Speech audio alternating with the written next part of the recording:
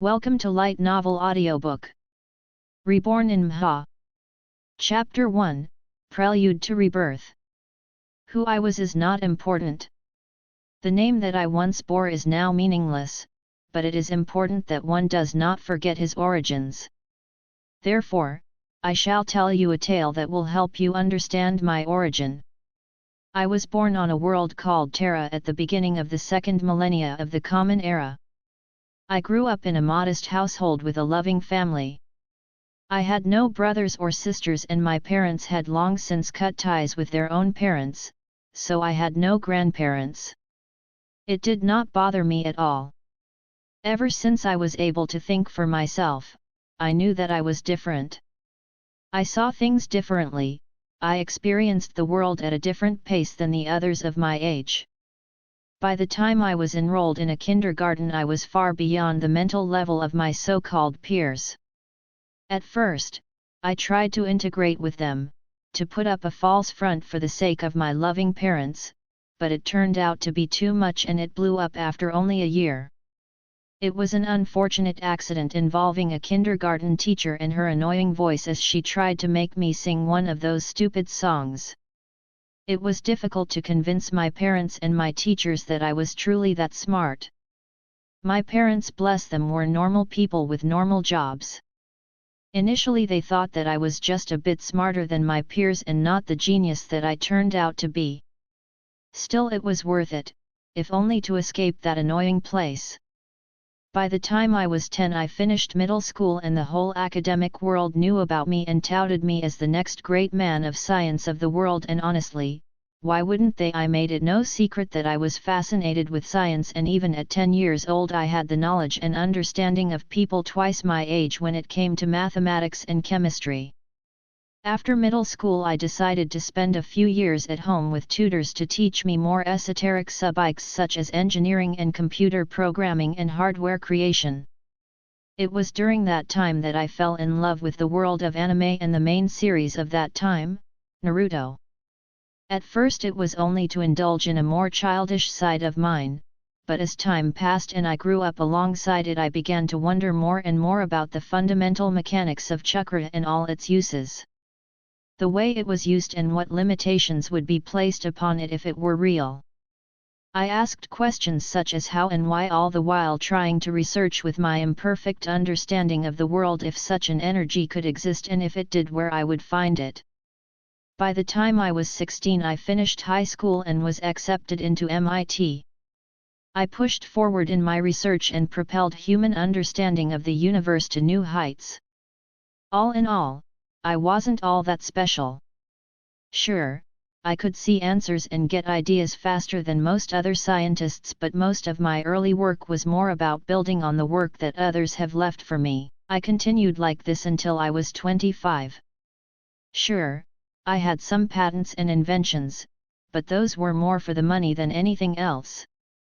Even with me building a lot of my own equipment by hand, my research still necessitated an exorbitant amount of money. Still, I had results and major success in my research. I could not see it then, but looking back now I can clearly see that I was laying the foundation for those that would come after me, filling in the gaps in human understanding, pushing forward bit by bit.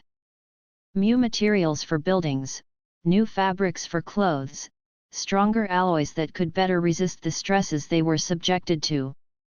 My two greatest creations were the keys that unlocked a new age for Earth. I managed to create a room temperature superconductor. Well, calling it room temperature would be a bit much. It could work fine in room temperature, but its recommended temperature was about 10 degrees Celsius.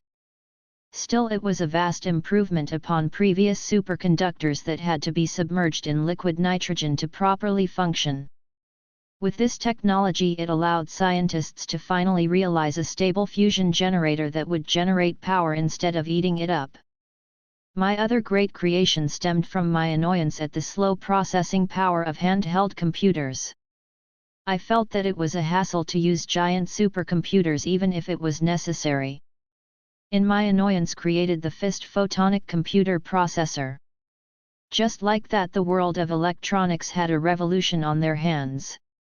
Still, among all my achievements, I never forgot the questions that 10-year-old me asked about this fictional power source called chakra. I learned to meditate, and theorized about it. It was never in the forefront of my mind, always hiding beneath the real world and the now that was progressing the world of science. Still, it appears that not everyone was happy with progress. The incident happened when I was 29 as I was walking home from the lab. It is rather embarrassing, to be honest. As I was passing through an alleyway, I was grabbed by several thugs. This was a mugging, that much was obvious, but I didn't have my wallet on me. It was at home and I was hungry. One of the reasons that took the shortcut through that alleyway was so that I could get home faster, so I could get my wallet and go out with my lab mates to eat dinner. When the thugs realized that I had no money, they shot me twice in the chest and left me to die. As I felt my life fading away, all I could think of was that question of chakra that had bugged me for almost 20 years. Is chakra real? I wish I had chakra. When I woke up, it was 2 years later, in a new body and a new world. Chapter 2: Rebirth. Being reborn was strange. It took me 6 months to fully adjust to this new world and life. It was the most excruciating time in my existence, to be honest. Not even dying could top that. Anyways, back to my family. I had a loving mother and what appeared to be an absentee father, though by far the biggest change was my brother, Izuku Midoriya. Oh, I should probably mention my name in this world. I am Madara Midoriya, and no, that is not a joke, and as far as I can remember, I don't have any deep-seated trauma involving my younger brother and my best friend's younger brother killing each other, or a stupidly convoluted plan to bring about world peace. I honestly think that I cried laugh for an hour after my mother called me by that name. Still, name aside, these past 6 months have been surprisingly fun. I never had that much of a bond with my parents in my previous life because honestly, they were just ordinary people and perfect parents for an ordinary boy. I was not an ordinary boy, not by a long shot. I could not stand mediocrity, one of the main reasons that I was antisocial in my last life. Then there is this aura around my younger brother. I have always had good intuition when it came to this type of things, and after spending more time with him, I found out that he was smart, very smart. Not quite my level, and he seemed to have this weird obsession with heroes, but he would still rank at the high end of the intelligence scale. That's another thing about this world that I have yet to mention. There are superpowers here. Honest to God, superpowers. It's like a dream come true. 80% of the world has one of these superpowers that they call quirks. Lame name, maybe, but who am I to judge? This euphoria lasted only a few minutes as the implications of these powers' existence entered my mind. Back in my original life, the amount of power a person could have was determined by the amount of money they had and the political connections they possessed.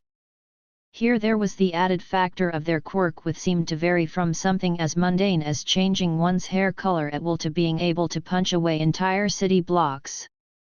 Obviously there had to be a counter for those who abused their powers, and so the pro-heroes arose to counter the threat of the evil villains. By the time I turned 3, I had had more than enough of heroes and villains from my brother's rants. Honestly, was there nothing else interesting that child could focus on? Thank God I got through to my helicopter mom to stay out of kindergarten, because I think that I would have gone insane if I had to go through that again.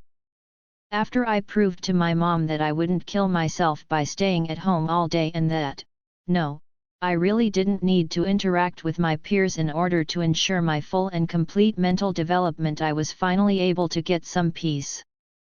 Which was summarily shattered by this ball of brashness named Katsuki Bakugo barging into my life with my brother on his heels, squealing about how cool he was and trailing behind him like some lovesick puppy. Looked at the two partially in disinterest and partially in exasperation as they barged into my room just as I was in the middle of a study session on the history of the Quirked Society. "Who's that, Izuku?" I asked, looking up from the books I had on the floor. "This is Kakan." "He's my friend and he's the coolest of all the kids at the kindergarten," said Izuku with a cheer before turning to his friend who looked embarrassed. "Kaken, this is my older brother Madara," finished Izuku, puffing up his chest as he said that with all the pride his 3-year-old self could muster. "Looked at the blonde kid," Kaken asked with a mildly surprised expression. "He flushed. Name's Katsuki Bakugo," he said, trying to be gruff and failing. I narrowed my eyes at him and glared. Bakugo stepped back a bit, but Izuku was unaffected yet. "I could glare, even if this body made it sort of cute, but I don't have the name of the great badass Madara Uchiha for nothing. A shame that those glares didn't work on that motor mouth brother of mine." Not taking my eyes off Bakugo, I said. "Izuku, go get me something to drink from the fridge." "But Ka-san said," replied Izuku, fidgeting. "Izuku," I said, and he snapped straight. "Right away Madara and I said Izuku, then bolted from the room. At least he listened to me.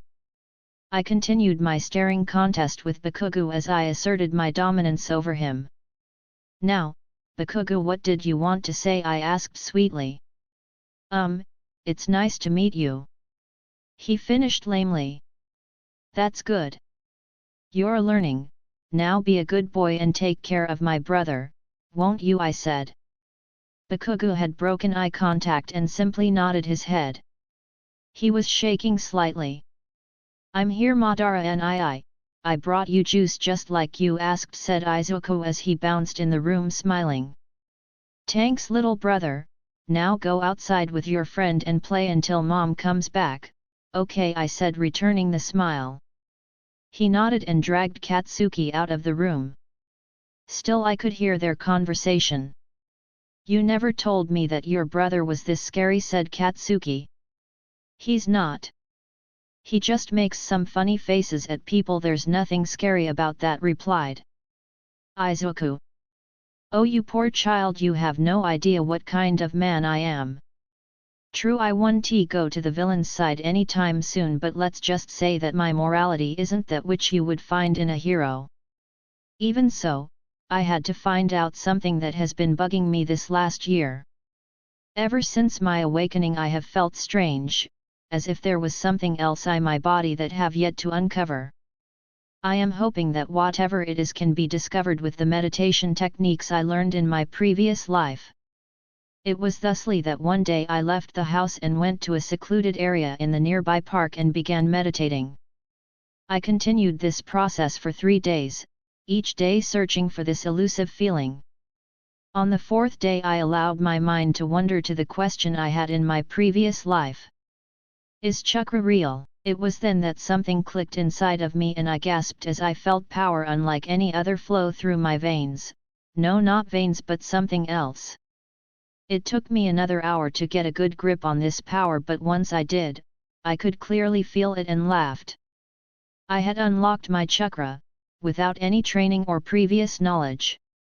Even among this quirked society, chakra was a most impressive power, even if I never get to the level of monsters such as the cage or my own namesake.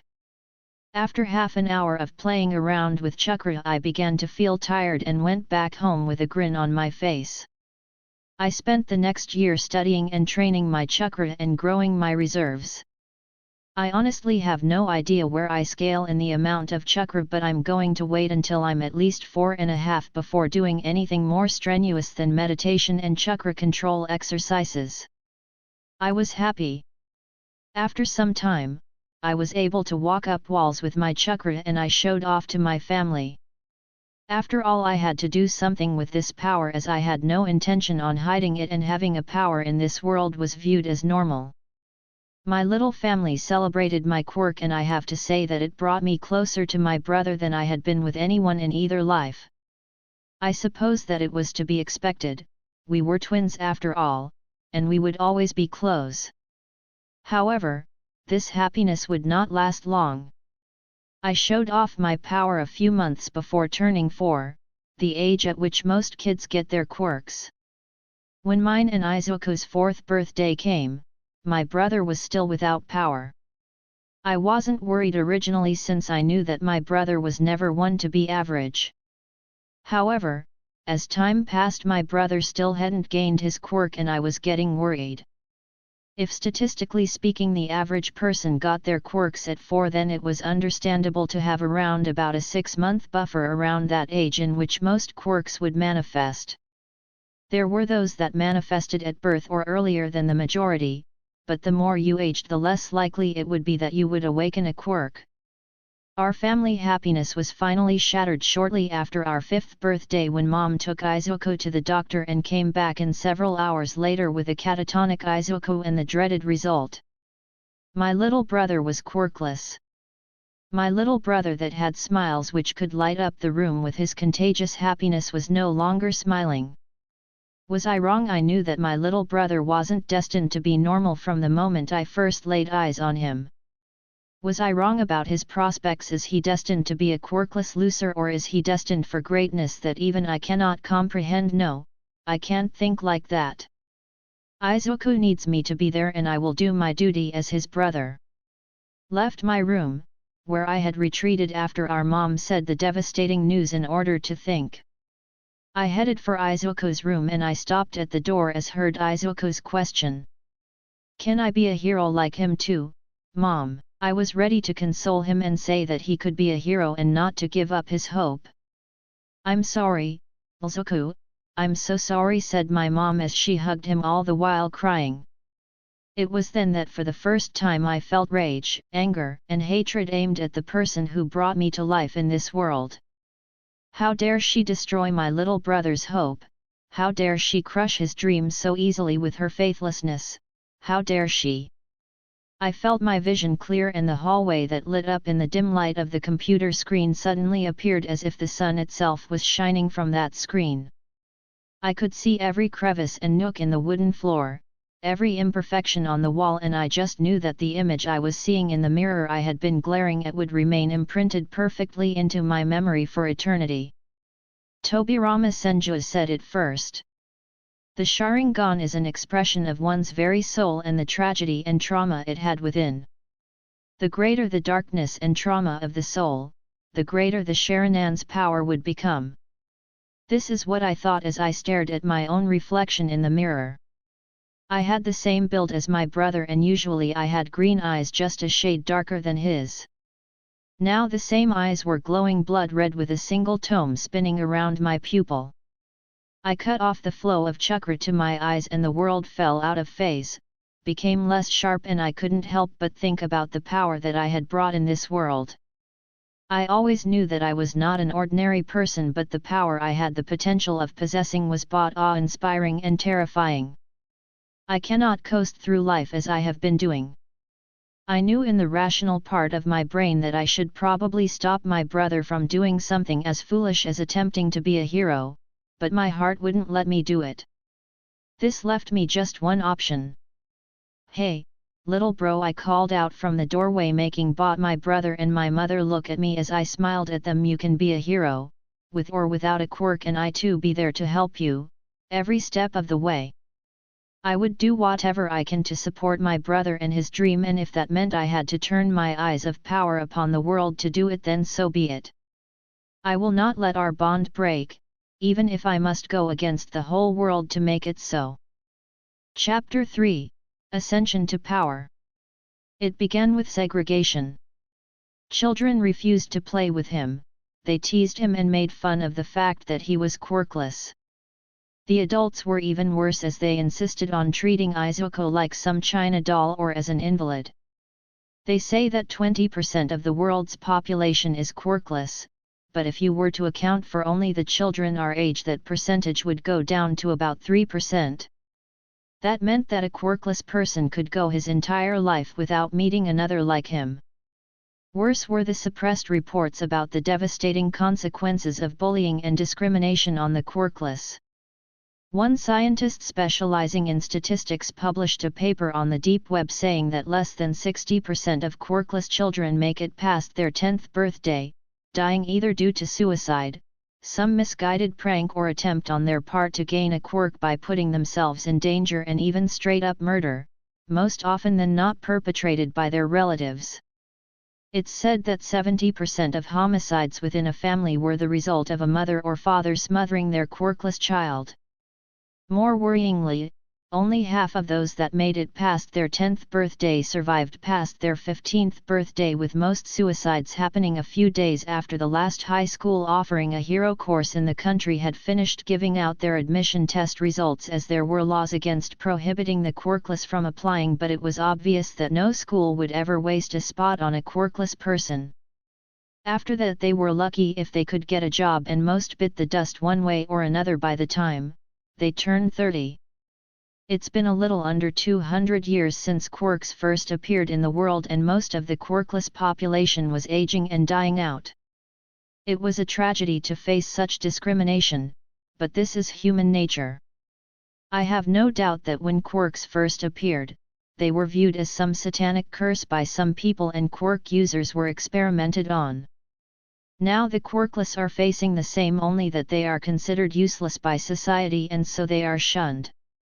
Darwinism at its finest. It would be ironic if one of the people most dear to me wasn't stuck as a stepping stone for humanity's advancement.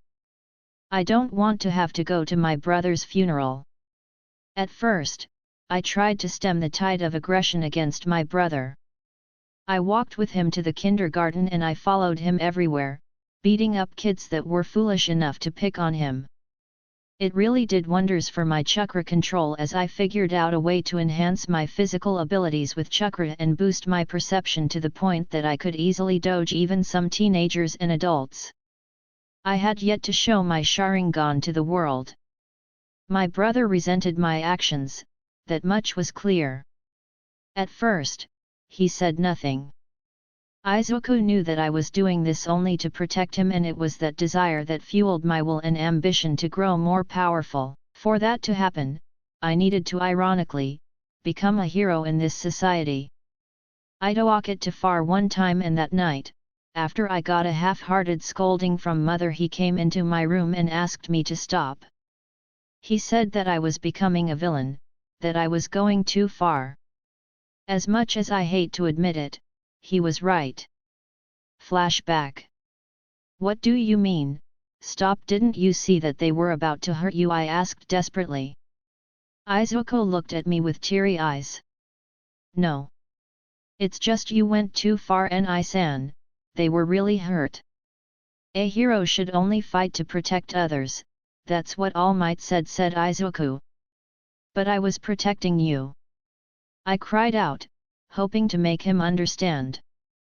But I was protecting you. I cried out, hoping to make him understand. I know, but I don't want to be protected if it turns you into a villain, said Izuku.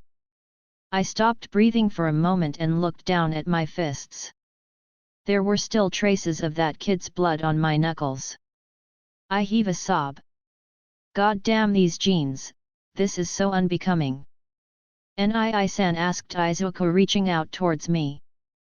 I pulled him into a hug, to which my little brother replied instantly.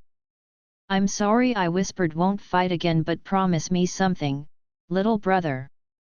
I felt Izuku nod. Don't ever lose hope in your dream.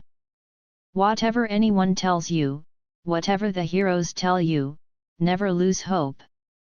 Can you promise me that? I whispered, not truly trusting my voice. I promise, Ni-san, came the choked reply. That night, as I held my crying little brother in my arms, I awoke the second tomo of my Sharingan, 1 year after I originally activated it. Flashback end. My greatest problem was in fact Bakugo. He gained a strong quirk called Explosion, which allowed him to secrete a nitroglycerin-like substance from his hands and blow it up. True, he couldn't do anything more impressive than a few sparks, but that kid had the will and ambition to make it a powerful weapon. When he found out Izuku was quirkless, he was somewhat subdued from his original brash nature, but he quickly cut ties with my brother, or at least tried to. Izuku was still clinging to him like a limpet, and it was evidently annoying the hell out of Bakugo. At least, Bakugo had enough sense not to mess with Izuku beside one small scuffle and some mean words. After that scuffle I, of course, replied in full with a full expenses paid trip to the hospital. He never touched Izuku again, even if he still spat out insults left and right. I could tell that he knew I was watching and that he knew I was dangerous. By the time turned 7 I had already tested out of elementary school and was well on my way to test out of middle school. My target was UA. I needed the prestige that came with graduating that school, even if for selfish reasons. They wouldn't accept a 10-year-old in their hero course, but it wasn't unheard of for a 14-year-old to be accepted, which would put me in the class 1 year higher than when I would normally have been admitted. I finally managed to pester my mom into giving me martial arts training. Chakra, unlike most strengthening and super strength quirks, couldn't compensate for a lack of knowledge in fighting. Its augmentation of a body's strength was subtle and required specialized techniques to use at full capacity. I also began to train my body's endurance. After all, chakra was formed from yin and yang, energy of the mind and body melding together into one. Also began to use chakra more extensively.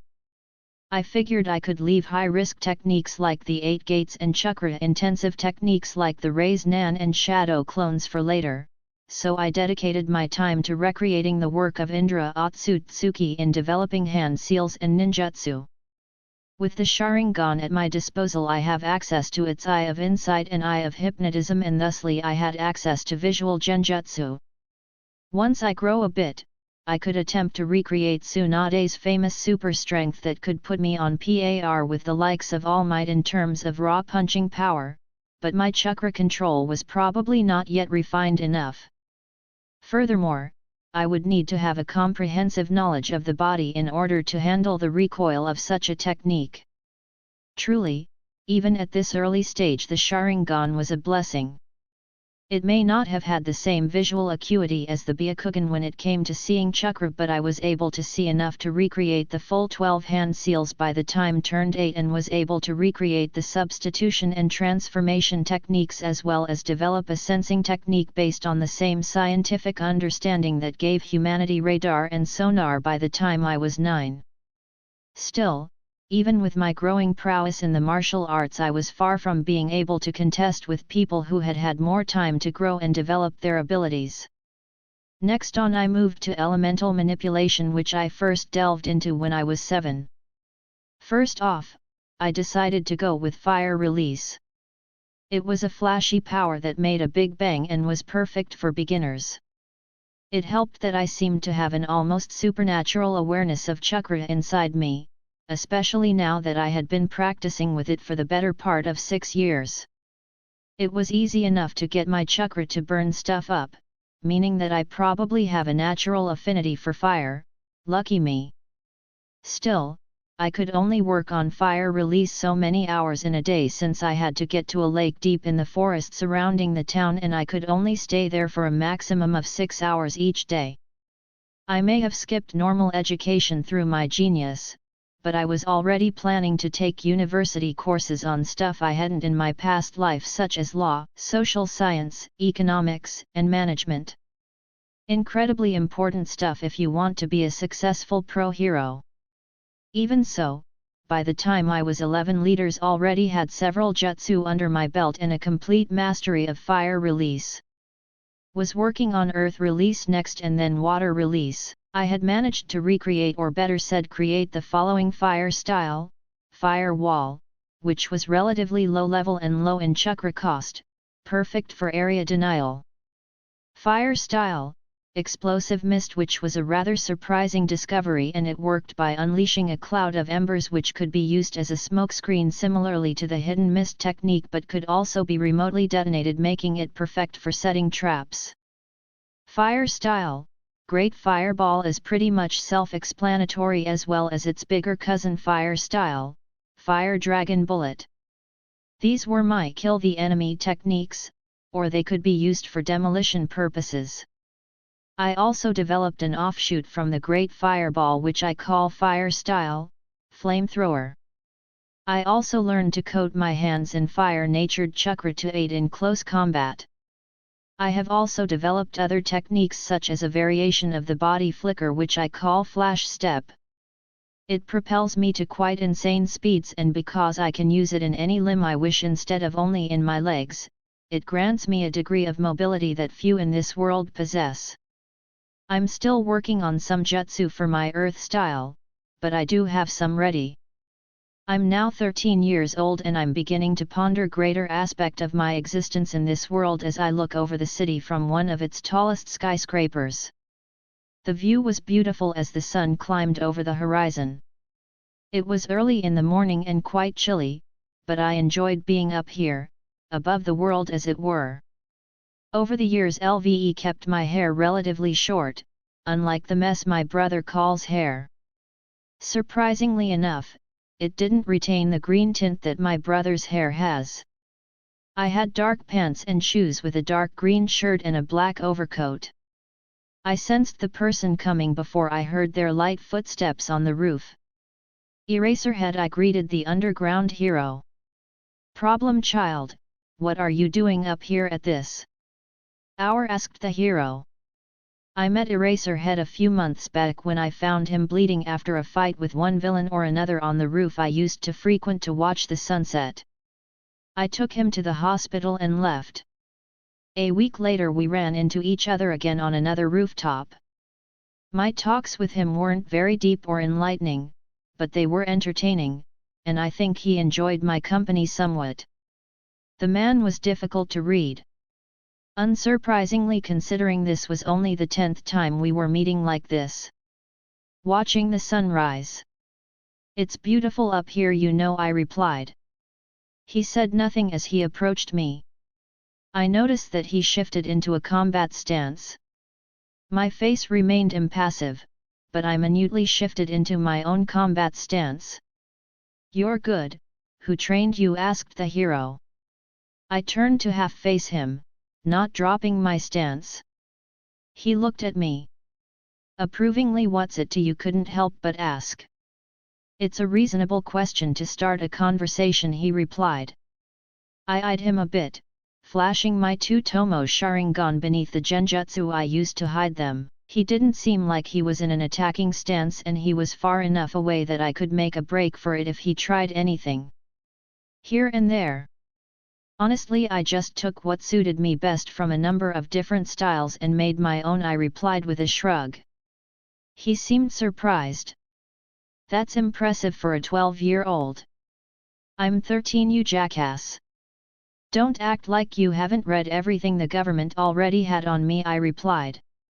Again, he seemed somewhat surprised. How did you know? He asked. Snorted. At least he didn't underestimate my intelligence.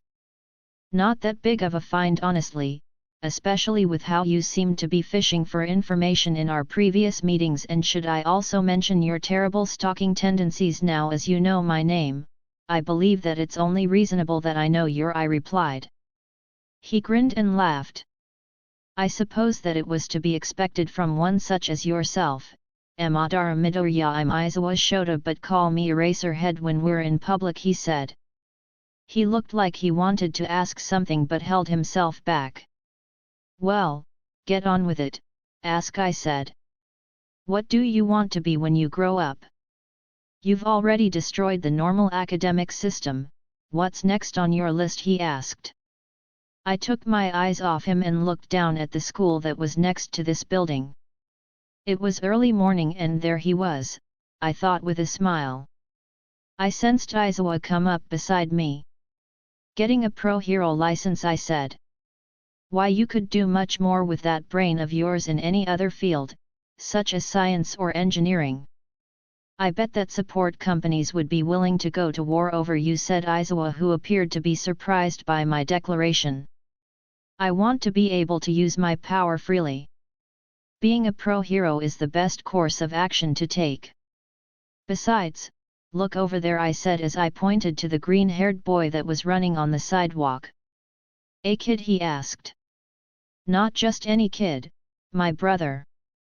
Twin to be precise, I said, and he said nothing. Ever since he was little, he wanted to be a hero, but he was deemed quirkless at 5. From then on everyone started telling him that his dream was impossible. I was the only one to tell him to have hope. That's kind of reckless, don't you think hero work is dangerous? Without a quirk he could be killed, lectured Aizawa. Sighed.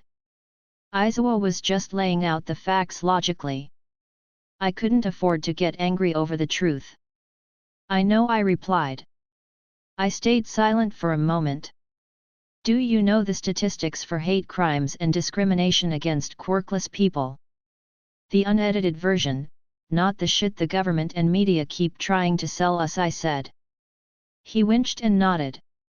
I refuse to bury my brother before he even becomes an adult just because society thinks he is useless and keeps trying to break him, I said darkly. That's kind of dark, kid, he replied. I shrugged. We stayed some time in silence. So, any thoughts as to where you're headed for a hero school? Asked Aizawa. The UA entrance exam is in 3 months, isn't it? My birthday is 3 weeks from now, I reply. Hey, good luck, kid. I hope I see you at UA, said Aizawa as he left me on that rooftop. Once I couldn't sense him anymore, I body flickered away.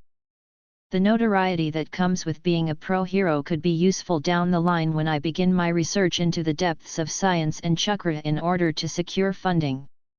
And maybe, once I'm sure that won't lose my brother because he finally cracked and did something stupid, I can settle down and continue my previous life's work or go see the wonders the world has to offer. Who knows, it was time to learn the most iconic jutsu of all, the Raise Nan. Abilities so far: fire manipulation, fire style, flame wall, a wall of flame between the user and the target, explosive mist, ash-like mist that obstructs the vision and can be remotely detonated, great fireball, user spits out a big ball of flame, flamethrower, user spits out a continuous jet of flames, fire dragon bullet, a highly compressed flame in the shape of a dragon's head, has increased speed, penetrating power, and range compared to the great fireball. Replacements technique. Transformation technique. Body flicker, flash step, upgraded battle usable version of the body flicker a la Shisui style. Earth manipulation, earth style, earth wall, a wall of earth to protect the user. Mobile corral, user is able to move massive amounts of earth either downwards or upwards. Bedrock shunt, user is able to move massive amounts of earth horizontally. Earth destroyer destroys or pulverize the land beneath the enemy in a specific direction from the user. Seismic quake simulates an earthquake, making the opponent lose his footing. Swamp of the underworld liquefies the soil in an area and then traps the enemies that fall in the resulting mud. Earth spikes forces the earth into spikes in an area. Chapter 4, UA Entrance Exam. Learning the Raise Nan was probably one of the hardest things I've done in my entire life so far. Even with a vivid description of the steps necessary and foreknowledge of how it should look and function, it took me all 3 months until the exam to get a usable product out of it. Honestly, it looks kind of pathetic, being only the size of a tennis ball and somewhat see-through, and it's so chakra intensive that I can only do 50 a day before I completely exhaust myself. If I want to truly compete with the powerhouses of this world, then I need to up my chakra capacity to at least cage levels of chakra from the likely low jonin level that they were at now. And wasn't that a surprise? I honestly didn't think that I would have such a high level of chakra so early in my life. True, there were monsters like Kakashi and Ataka who had similar levels of power in their early days, but they were child soldiers. They had to grow up in a dangerous time, in one of the most dangerous, cruel, and unforgiving worlds in fiction. Kakashi was a war veteran since he was 5, and Ataka was head of a Black Ops squad by the time he was 13. I, on the other hand, was a civilian who lives in a peaceful time in a mostly peaceful world.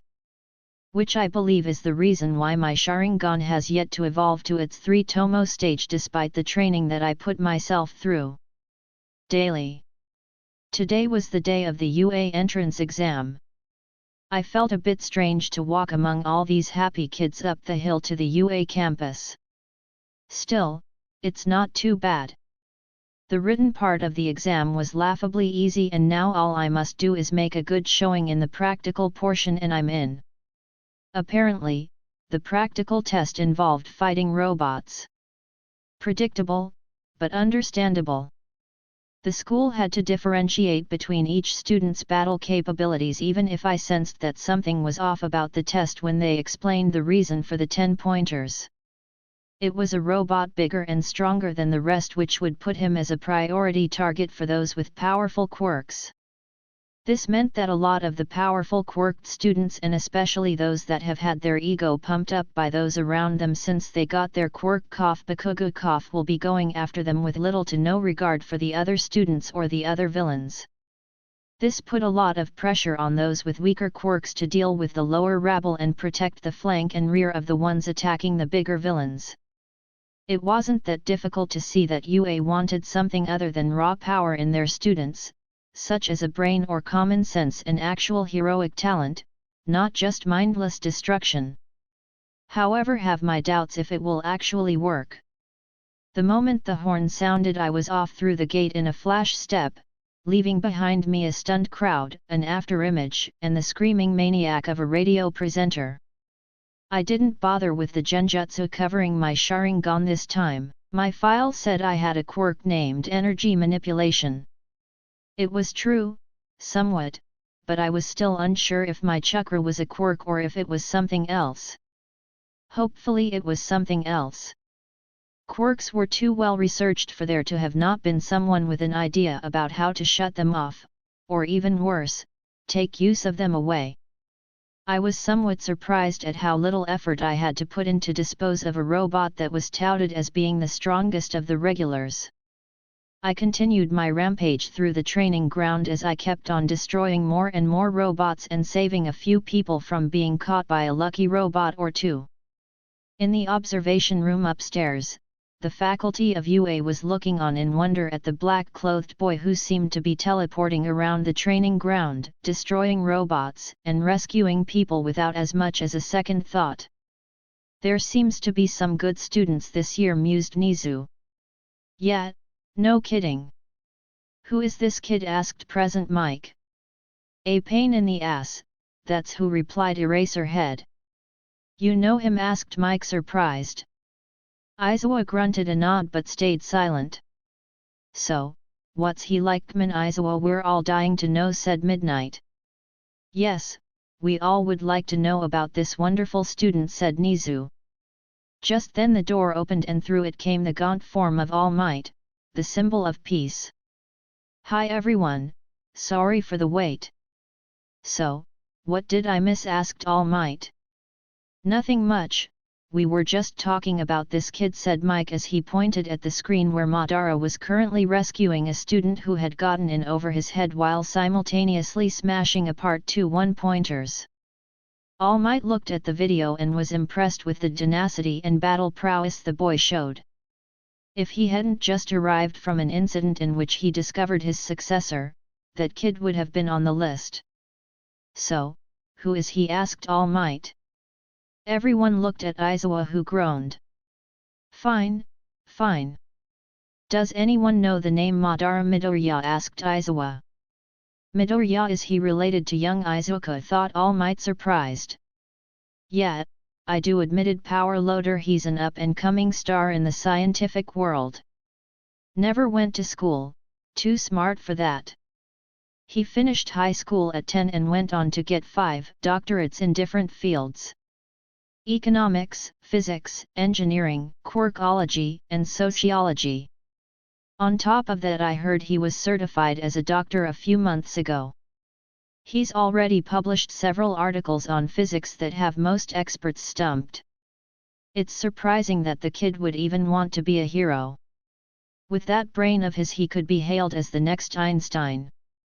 The teachers were impressed at the extensive resume the young one had. That's not all he's good at, said Aizawa. What do you mean? Asked All Might. Look at how he moves and fights. He has the skill set of a professional martial artist and a mentality to back it up. See how he never hesitates in a fight, and with that brain of his he can make snap decisions and alterations to his plan. That level of tactical ability is unheard of in most pro heroes, let alone a kid his age, said Aizawa. All Might took some time to watch the video carefully. He could see what Aizawa said was true. The kid didn't fight like an amateur, but like a pro with a couple of years of experience. In a few years he could easily be one of the best hands-to-hand combatants in the world of heroes. Did you ever ask him why he wants to be a hero? Asked All Might without thinking. Aizawa looked at him for a bit. Yeah. He said it was to get a hero license so he could use his quirk freely. He also said that his brother's dream was to be a hero and he wanted to get a head start on the hero program to help him out, said Aizawa. What do you mean, a head start? Asked Midnight. The kid's 14, same as his twin brother, said Aizawa. This stunned the teachers. Well, that's some dedication. If he's this powerful at 14, imagine what he'll do in a couple of years, said Mike. Aizawa, did you ever ask what his brother's name was? Asked All Might. No, but his records show he had a younger twin by the name Izuku Midoriya, said Aizawa as he returned his gaze to the monitors in preparation. The 10 pointers were to be unleashed. All Might closed his eyes and sighed. His successor, of just a few hours, was Izuku Midoriya, a quirkless boy with a dream to be a hero. There was a possibility that the name was just a coincidence, but that was a long shot. When he had spoken to young Midoriya after he rescued him for the second time, the boy had said he was the second person outside his brother to believe in his dream of being a hero. In a way, All Might was relieved that the bond between brothers was so strong and so deep. He hoped that it would stay that way and that this pair of brothers did not share the same fate as All for One and One for All. Meanwhile, I was firing on all cylinders as I tried to rally the other students against the proverbial horde of 10-pointers that were coming at us. I failed. Seriously, where did you get the funds to build 50 robots the size of a house, damn it? Hey, you, with the vibration quirk, can you soften the ground a bit? I asked the boy beside me as we were both panting. The other students had long since fled the front lines, leaving us to deal with this shit. No, I don't think so. Sorry, my quirk has a nasty aftershock effect and I've already used it too much, said the boy.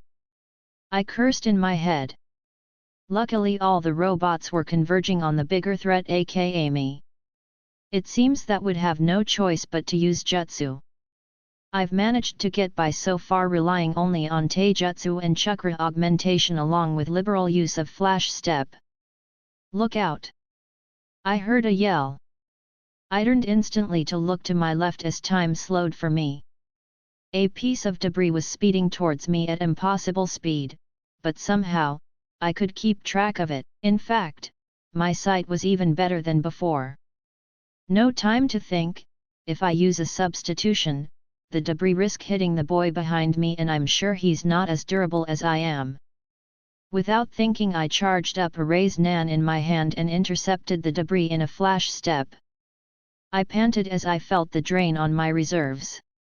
The vibration boy was looking at me with wide eyes at the sight of what I just did. No time to think, there was a 10-pointer standing in front of me as it prepared to shoot missiles at me. Blurring through hand seals, I unleashed the technique. Fire style, Great Fireball. I spat out a fireball half the size of the 10-pointer aimed straight at his head, which exploded in a brilliant show of fireworks, taking out the robot. I turned and glared at the rest of the horde of 10-pointers, my now 3-tomo Sharingan spinning wildly. Earth style, Mobile Core. I roared as I blurred through the hand seals and slammed my hands into the ground. With a great rumbling sound, the ground in front of me split apart in a parodic reenactment of an elevator as the 30 or so remaining 10-pointers went down deeper into the earth. I stopped the technique as I felt they reached a sufficient depth.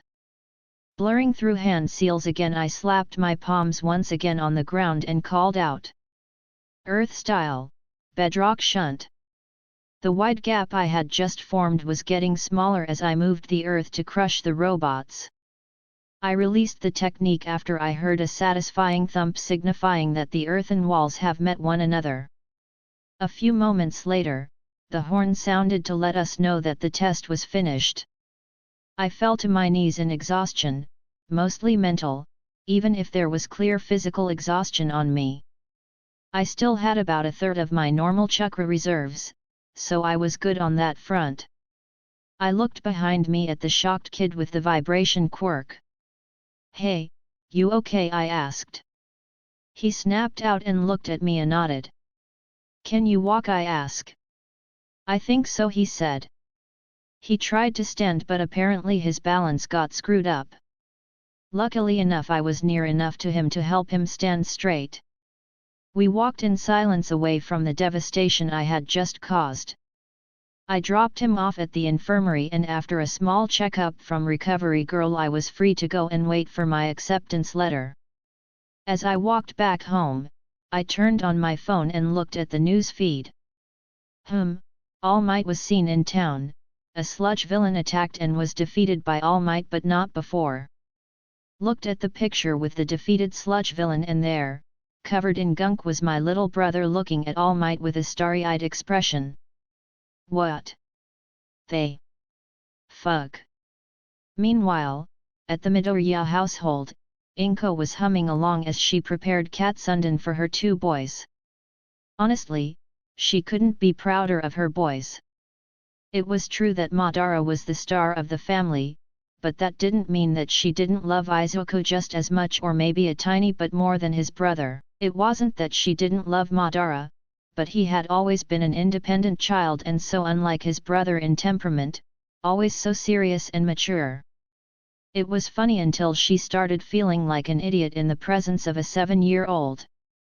Inko smiled as her youngest, Luku, walked into the kitchen, hair still damp from the shower he had after that dreadful villain attack. Inko was happy to see that he wasn't the same scrawny boy he had been a year ago, even if it was mostly due to his brother dragging him along on his evening jogs around the block and making Izuku do a fitness regimen and diet to get him into shape.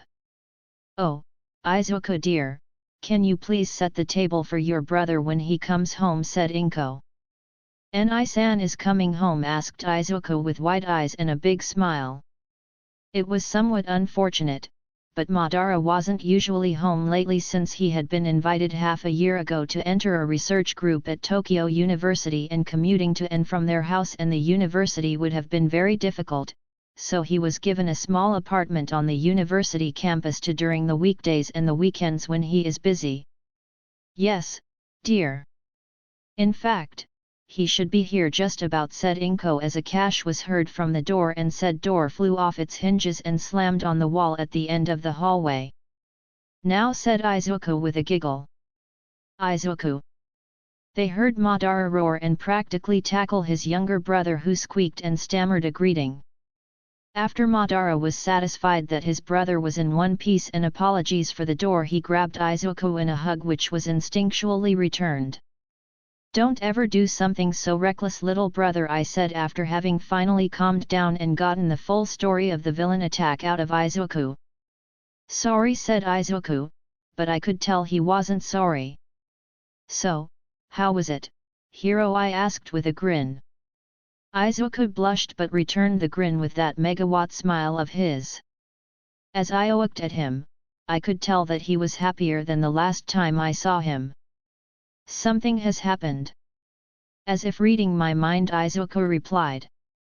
"I met All Might, Ni-san. He told me that he wanted me to be his successor.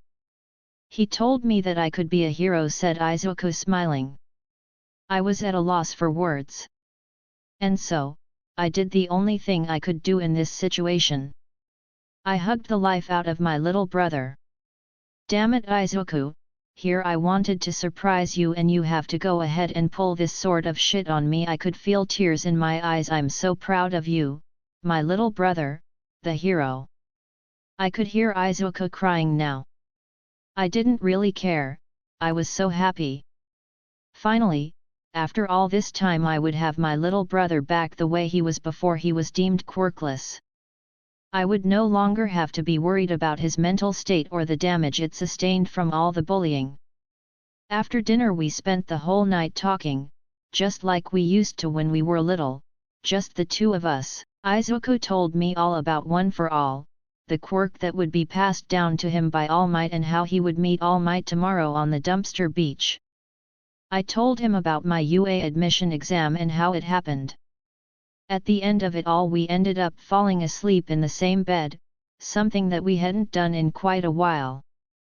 Izuku used to have nightmares when he was little, and I used to crawl up next to him at night to help him sleep. There was no secret between us. I told him about my Sharingan and chakra when we were 9. I thought that he might be able to access chakra as well, but for some reason, even though he has the 8 gates, like any other human being for that matter, he still can't use chakra or even sense its presence. I think that I am the only one capable of manipulating chakra in this world. Tomorrow is a new day and soon I'll get to meet All Might. And thank him in person for giving my brother back his smile. In this story, Izuku meets All Might 2 months before he did in canon. It's the same story with the sludge villain, but this time Izuku's getting One for All a few weeks before the entrance exam. I'm not sure if I'll be giving anyone else chakra in this world, even if Izuku with chakra and One for All would be cool. That is a tad bit too OP even for me. Chapter 5, All Might and Dealing with Idiots. It was early morning. I was walking alongside my brother to meet with All Might. As I was walking, I wasn't saying anything, just enjoying my brother's company. Neither of us had many friends, but we made do with one another's company. I honestly enjoyed listening to my brother's mutter speech and rants when he got too excited and began thinking about heroes or any subject, to be honest. It's an acquired skill since in the beginning it used to be quite annoying. As we walked on the beach I came to face with the real form of All Might. Truthfully, my brother's words didn't quite manage to describe him good enough. If someone can do this much damage to the symbol of peace, then it's a grave problem, one I have the unfortunate feeling my brother would end up inheriting. All Might! Called out Izuku with a grin, waving his hand in a greeting. The hero returned his greeting, not taking his eyes off me for a second. Looked at him and I saw a flash of recognition and what appeared to be relief on his face. Strange. He must have watched a video of me from the entrance exam. Young Midoriya, I don't remember inviting anyone else today, said All Might. Izuku blushed and looked away. I'm sorry, All Might, said Izuku. No worries, now what's your name, young one, he asked. I raised an eyebrow at his frankly pathetic acting skills. If he wanted to pretend he didn't know me, or at least of me, then he should learn to mask his micro-expressions better.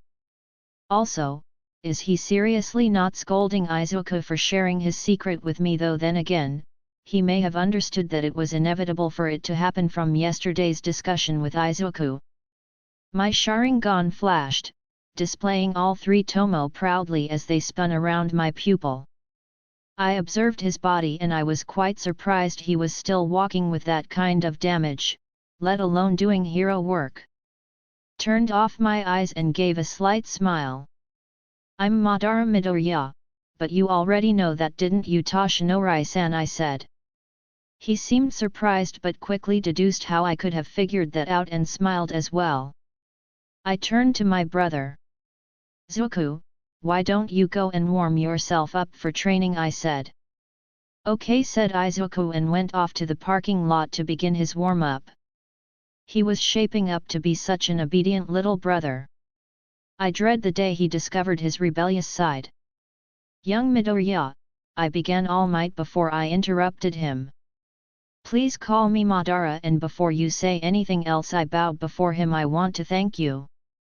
What for? Asked All Might, genuinely surprised. Looked at him. When I finished the UA exam and I heard what happened, all I could think of was how devastated Izuku must have been, being utterly helpless in that situation.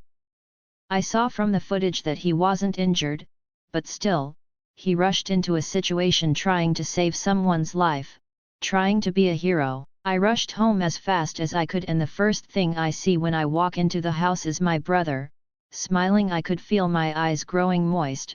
God damn these genes, what is with me? All Might was looking away from me. Thank you, for saving my brother's smile and giving him the hope that his dream can come true. For this I will be forever in your debt. Anything you ask, if it is within my power, I will see that it is done. Finished. All Might was still looking away with his fists clenched. I straightened up confused. I cannot accept your debt, said All Might lowly. I was surprised. What was he talking about? I doubt your brother has told you about this. But when we first met after I had saved him for the first time from that sludge villain, he ended up stuck to my pant leg. I was running out of time and he saw my true form.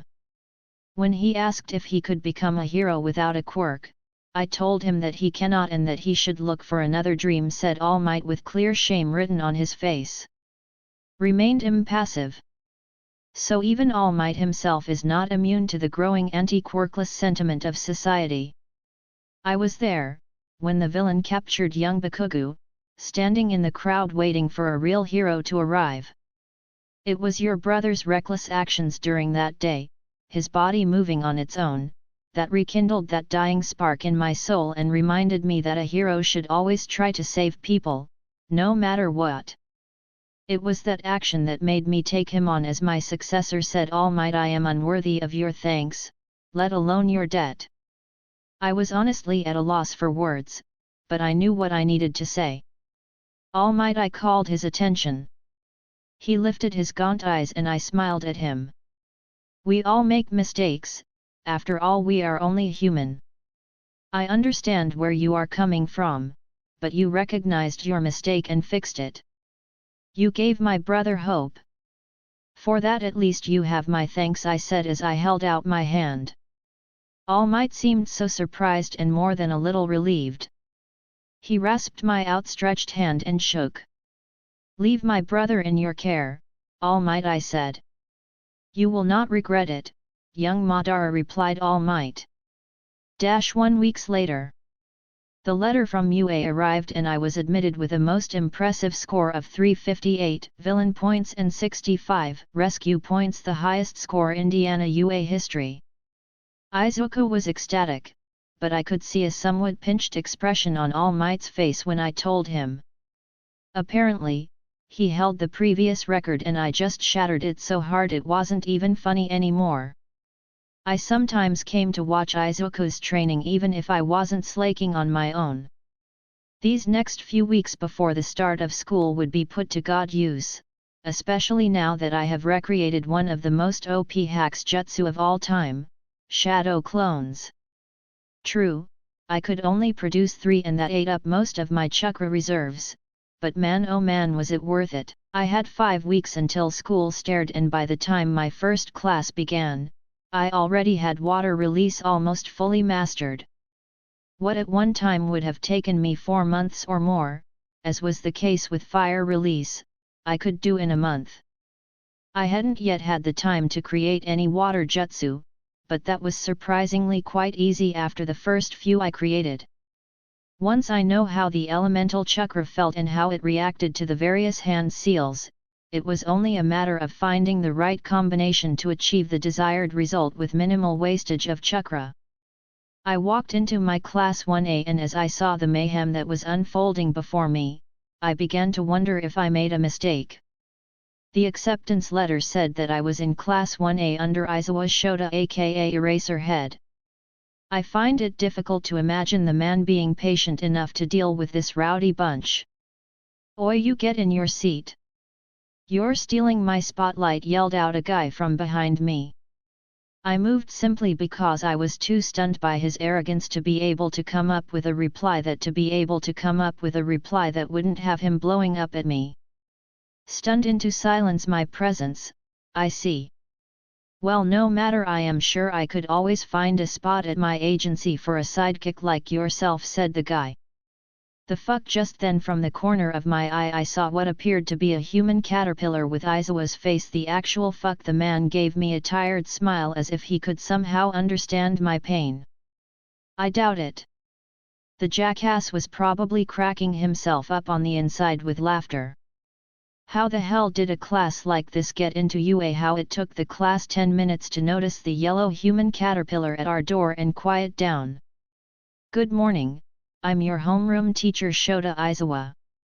Put on these uniforms and meet me outside, said Aizawa. Outside? But, sensei, staying in the sun without preparing my hair first could ruin it. Aren't we supposed to be having orientation today? Asked one of the girls. Are you kidding me? What is this, an acting school yet? Teach, what's the big deal, said another student, and oh look, stereotypical macho bully. How lovely. Okay then. You two are expelled, said Aizawa in a calm voice. What? Screamed the whole class minus me. You can't do that, said the girl. Yes, I can. UA is different from other schools. You have a problem, you take it up with the principal, said Aizawa in a bored tone. I will, said the girl as she took her purse and left through the door, followed by the guy that got expelled. Jesus effing Christ, is this a dream? How the fuck did guys like these ever get past the entrance exam? The rest of you meet me outside for your quirk apprehension test, said Aizawa. Before anyone could say a thing, I was out of my seat and vanished in a body flicker to the locker room. 1 minute later I flickered back into reality near Aizawa in the training ground. Was that really necessary? I asked. Aizawa gives me a bored look before schooling his face into something more serious. I need to know if they have potential to be a hero. It took them 10 minutes to notice me outside the door. You noticed me almost instantly. If I had been a villain, they would be dead, said Aizawa. I grunted and nodded. I got where Aizawa was coming from. Being a pro-hero was dangerous, and the least he could do was to deny the honestly incompetent a free suicide attempt and ruining the school's image with their deaths. After 10 minutes I was starting to get annoyed, and I wasn't the only one. If Aizawa had the mangekyou, there would be no more door to the locker rooms. I spread out my senses and I felt my entire class still in the locker room with no one waiting near the exit. Oh, come on, I said, not really realizing it. What, said Aizawa, turning his glare onto me. One of my abilities is that I can sense the location of people within a 1 kilometer radius if I really concentrate. Can also recognize people that I have met before and spent a bit of time in their presence, I explained. And said Aizawa, looking intrigued and a little annoyed. I sighed and facepalmed. My classmates, they're still in the locker room and some are even going to and from the locker room and the classroom. Aizawa's face tightened. Well, then let's begin the quirk test. The person who doesn't meet my expectations will be expelled, said Aizawa. Sensei, shouldn't we still wait for them? I asked, somewhat unsure. We waited enough, was the prompt reply. It took me 15 minutes to get through all the tests.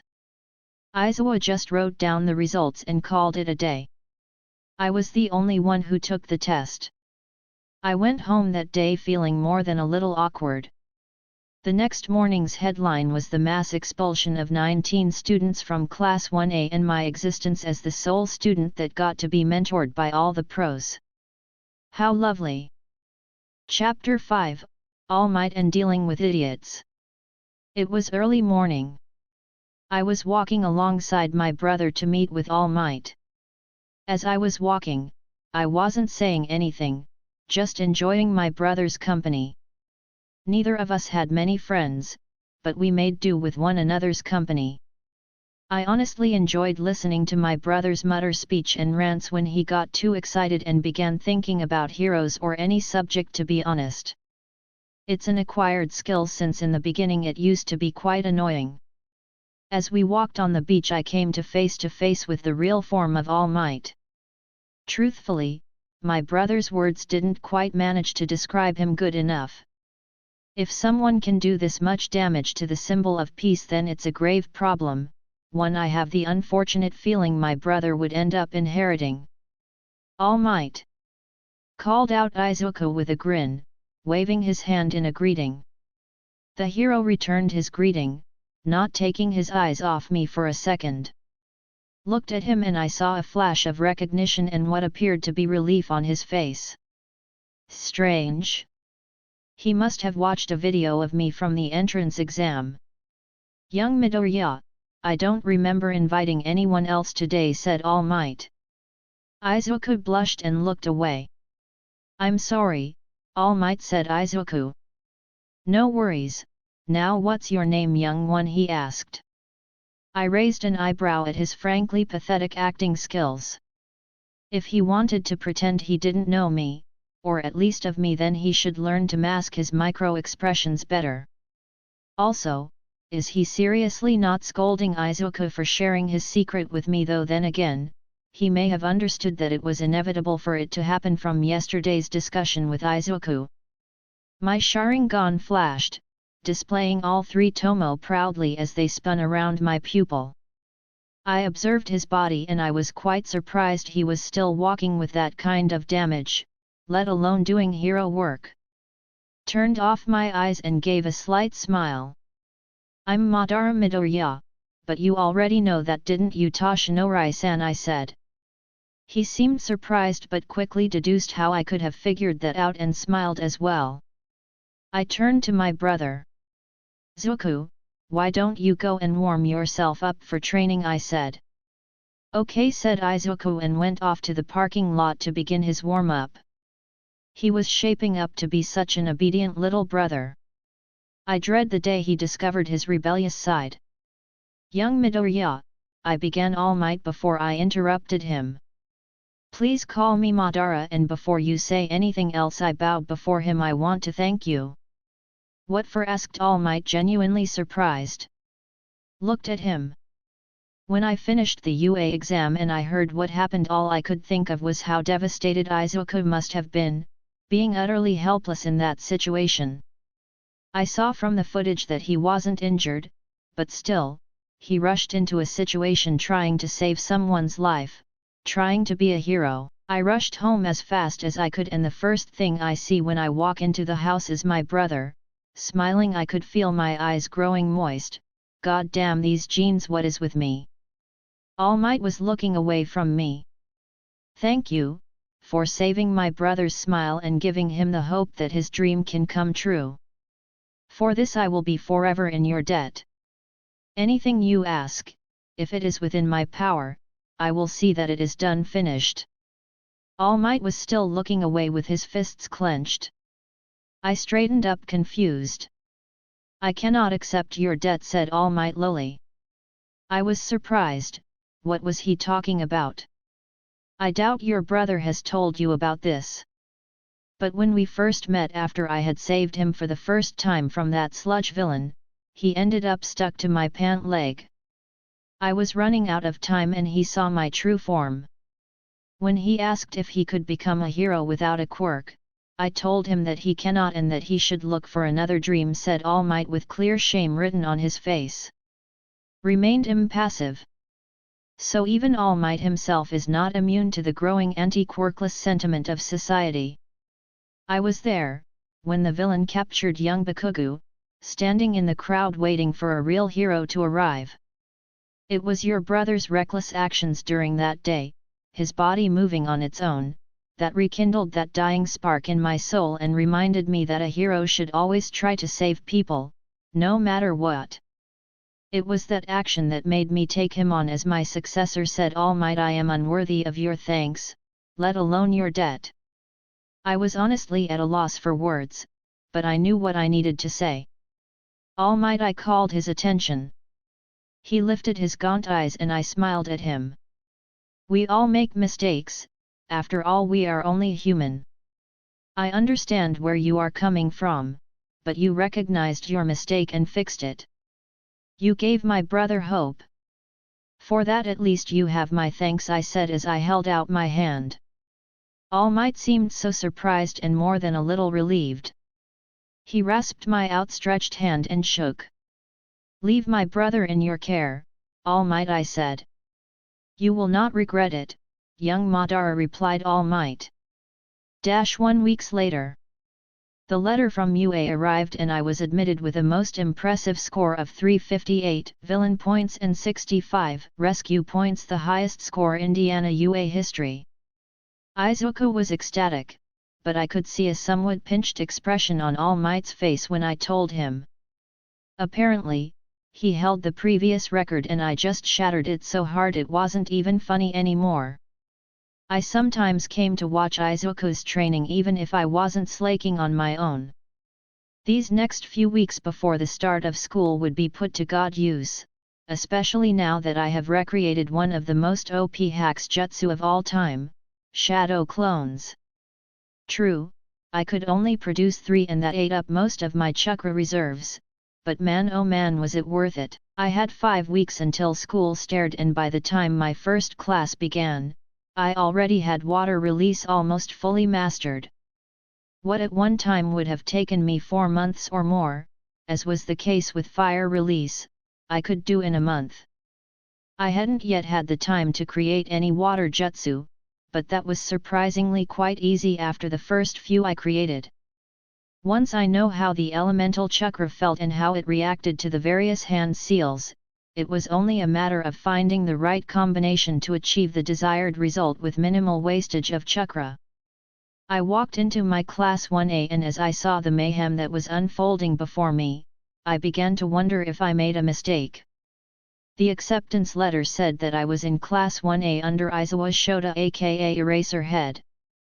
I find it difficult to imagine the man being patient enough to deal with this rowdy bunch. Oi, you get in your seat. You're stealing my spotlight, yelled out a guy from behind me. I moved simply because I was too stunned by his arrogance to be able to come up with a reply that wouldn't have him blowing up at me. Stunned into silence my presence, I see. Well, no matter, I am sure I could always find a spot at my agency for a sidekick like yourself, said the guy.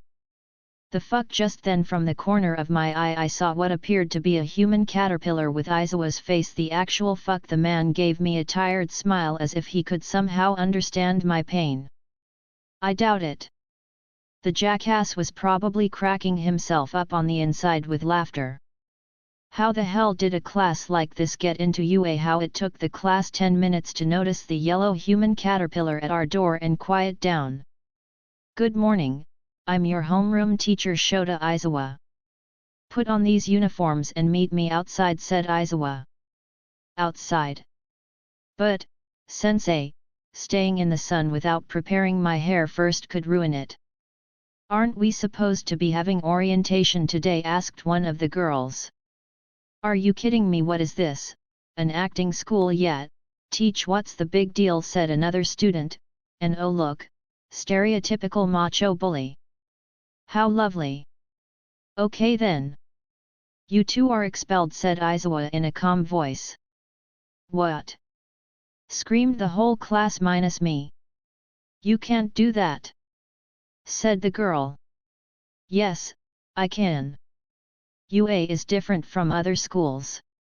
You have a problem, you take it up with the principal, said Aizawa in a bored tone.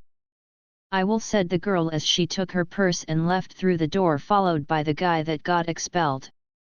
Jesus effing Christ, is this a dream? How the fuck did guys like these ever get past the entrance exam? The rest of you meet me outside for your quirk apprehension test, said Aizawa.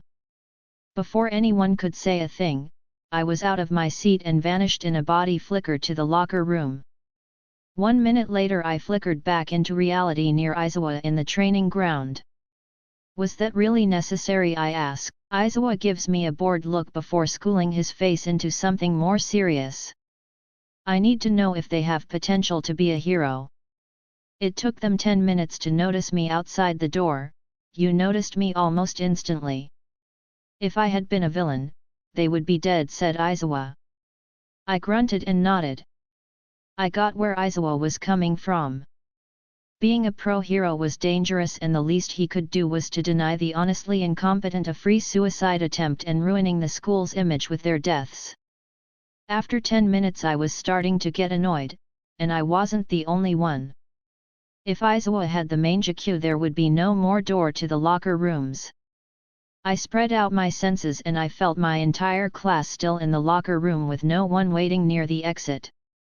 "Oh, come on," I said, not really realizing it. "What?" said Aizawa, turning his glare onto me.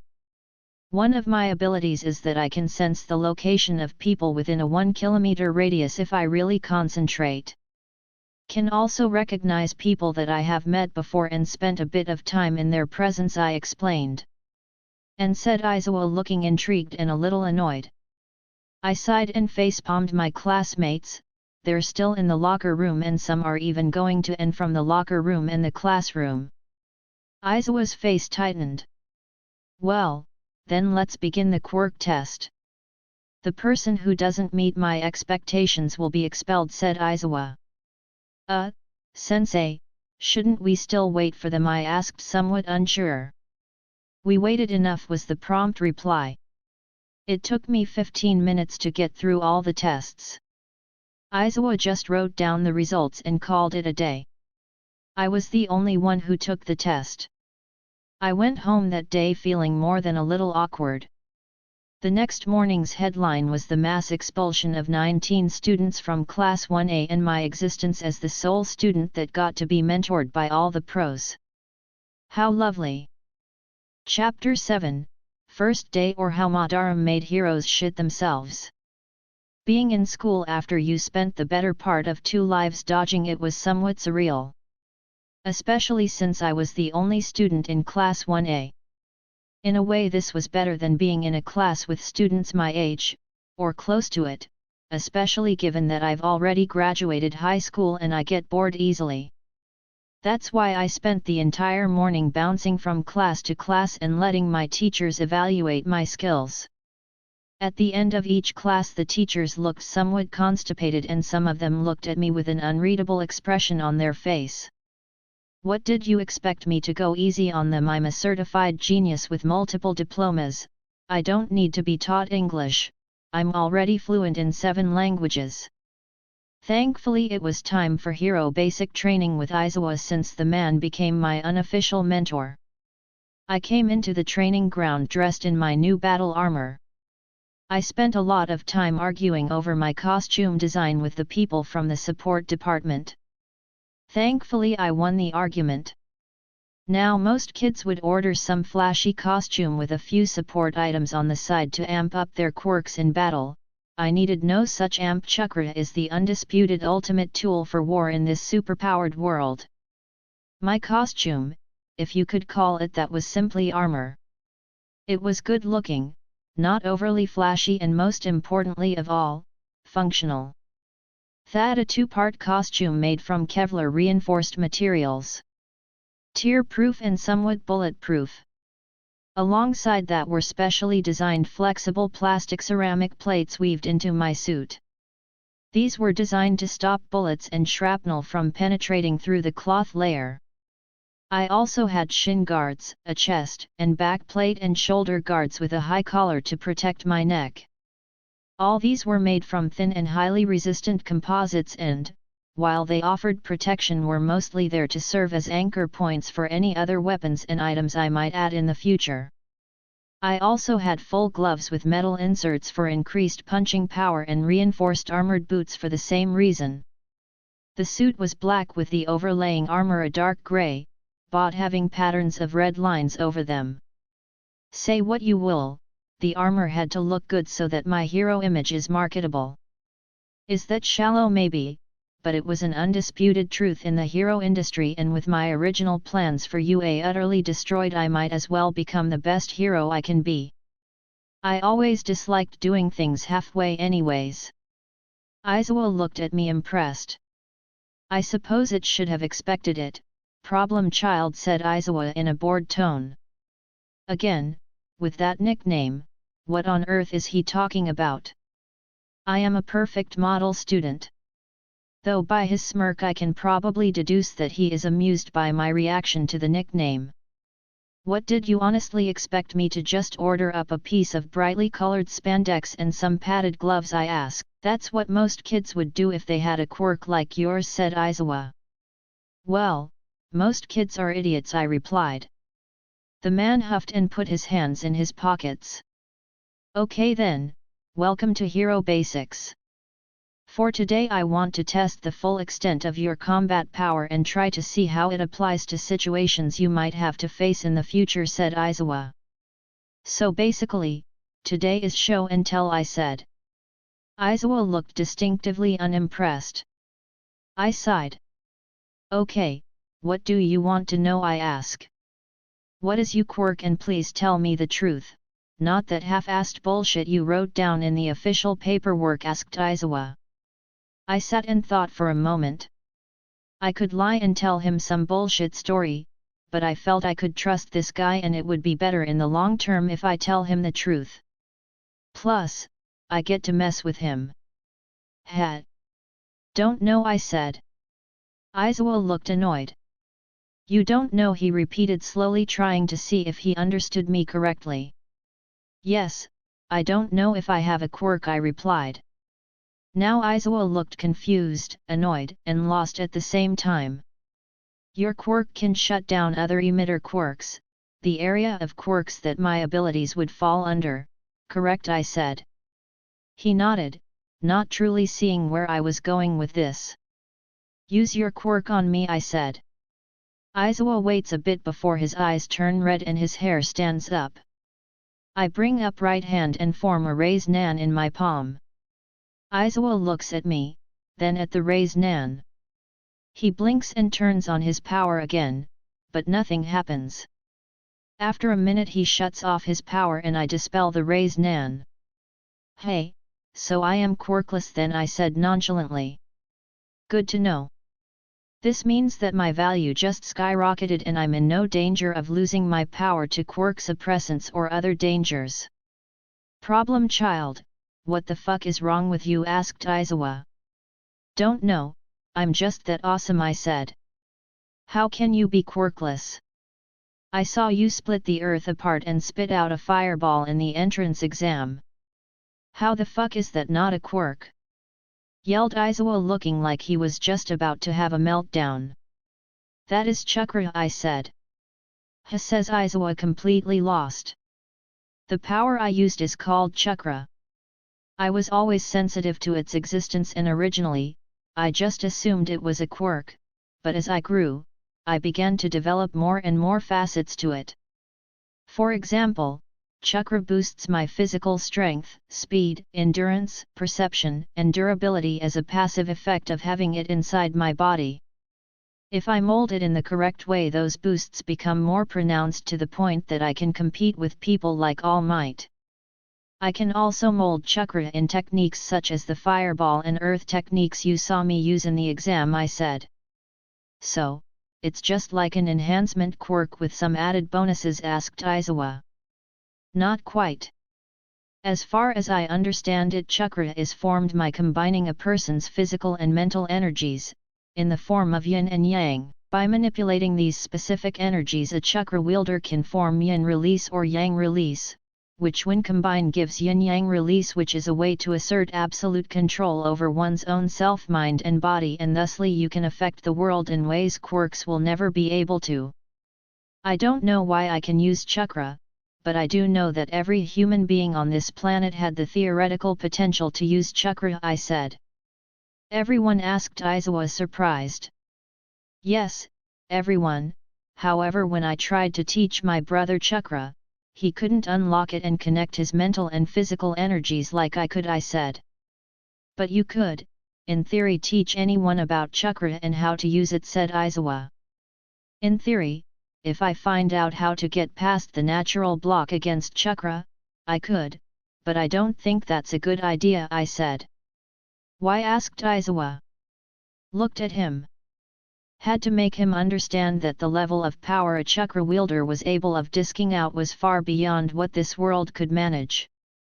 Chakra makes me a perfect combatant.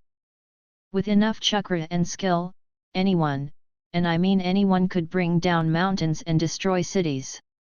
Quirks, for better or for worse, don't have that kind of power, I said. Do you? Asked Aizawa. Not quite yet, but it's not long before I do, I answered. Aizawa looked at me before nodding. Okay, that changes things. Go back and change into something normal. Meet me in the principal's office in half an hour, said Aizawa. I nodded and vanished in a body flicker. Half an hour later I was in the meeting room near the principal's office with the principal, Nizu, Aizawa, and the rest of the teachers looking at me with interest. Madara, you know why you're here, began Aizawa. Actually no, I don't, I replied. You committed a crime when you did not register your quirk properly with the Hero Association, said Vlad King sternly. I thought I just proved that I'm quirkless, I said. That doesn't matter. Before you found this out, you were content to leave your quirk description as energy manipulation. Still, you know of the potential this chakra power of yours had if what little you said to Eraserhead is true. Now I'm not blaming you for this, said Nizu. But sir, interjected Vlad King. All Might himself hasn't described his quirk fully to the Hero Association, and yet he is still the world's #1 hero. It's not truly a crime to be vague about one's power, and that is what our student did, said Nizu. The principal looked at me expectantly. I sighed and activated my Sharingan. I looked at the teachers with these eyes of mine, and I saw them grow somewhat uneasy by my stare. When I first discovered the true full potential of my powers, was ecstatic. My powers are of such a level that when fully mastered, I doubt that even All Might at his prime could stop me, or any truly powerful wielder of chakra for that matter, I said. This brought some worried looks on the teachers' faces. Only Aizawa's remained stone cold. That doesn't answer the question as to why you kept it a secret, said Nizu. We live in an era of quirks where almost any person can have any ability. Is it that far-fetched to believe that there is someone out there with the power to take and give quirks at will, I asked. There was an uneasy silence in the room before finally Aizawa broke it. When did you figure this out, he asked. When I was 7, after my eyes reached their second tomo and I discovered the elemental manipulation aspect of my chakra, I replied truthfully.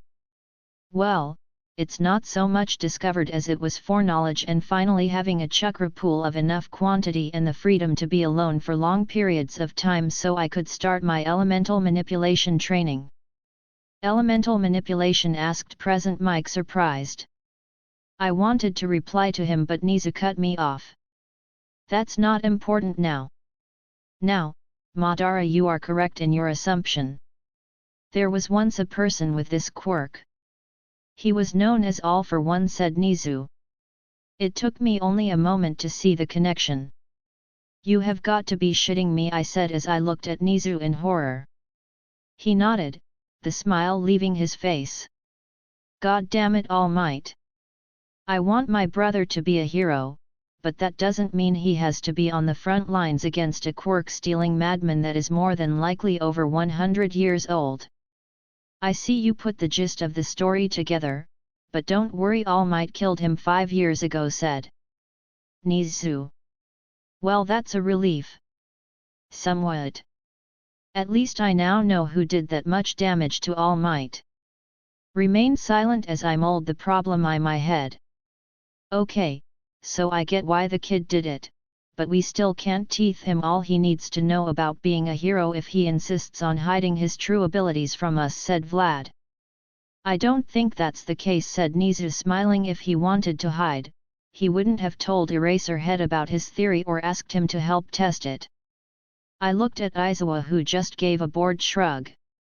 I just thought it would be easier to have you present it only once, said the bastard. I have no words, sensei. Truly, I said. Anyways, let's hear it. I'm dying to know about this, said Snipe. Firstly, I want your word that this will not spread outside of UA. This knowledge that I'm about to share is dangerous, I said. You have our word, said Nizu as the others nodded. Right. As I told Aizawa-sensei, chakra is formed from mental energies, yin, and physical energies, yang, I said. We know, Aizawa told us about your potential with yin-yang release as you call it, said Midnight.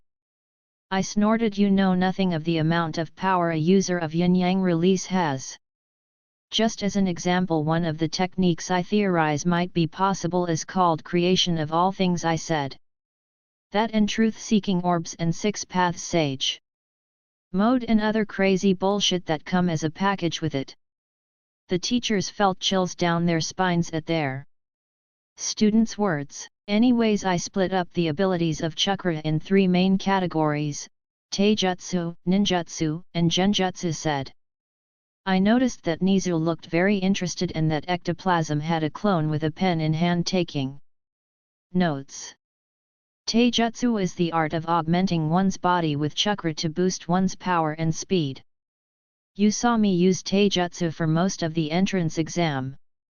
This is the form of chakra usage I have most experience in using, since performing taijutsu doesn't require actual chakra usage.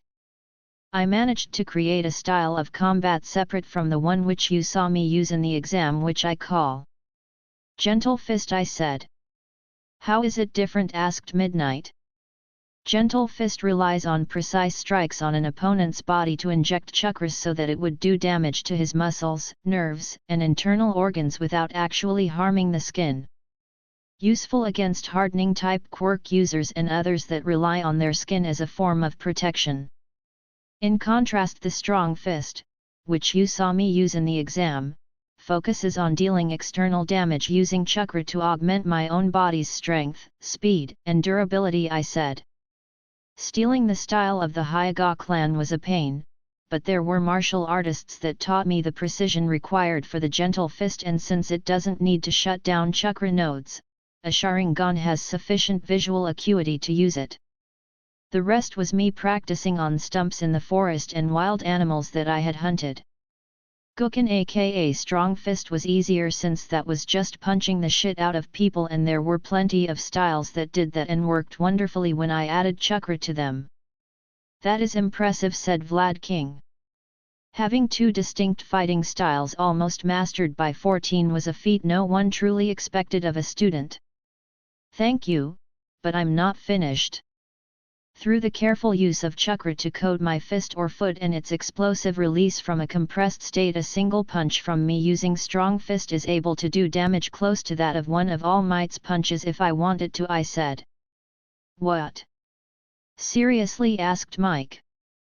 Nodded. By my calculations, if I increase the compression ratio of the chakra I use in my super strength technique, I should be able to pulverize a small mountain in a single punch. Tsunade super strength for the win. The teachers looked somewhat nervous at that. Well, that's certainly impressive, what about, said Cementos, but I cut him off. I'm not finished, I said. A hushed silence fell on the room.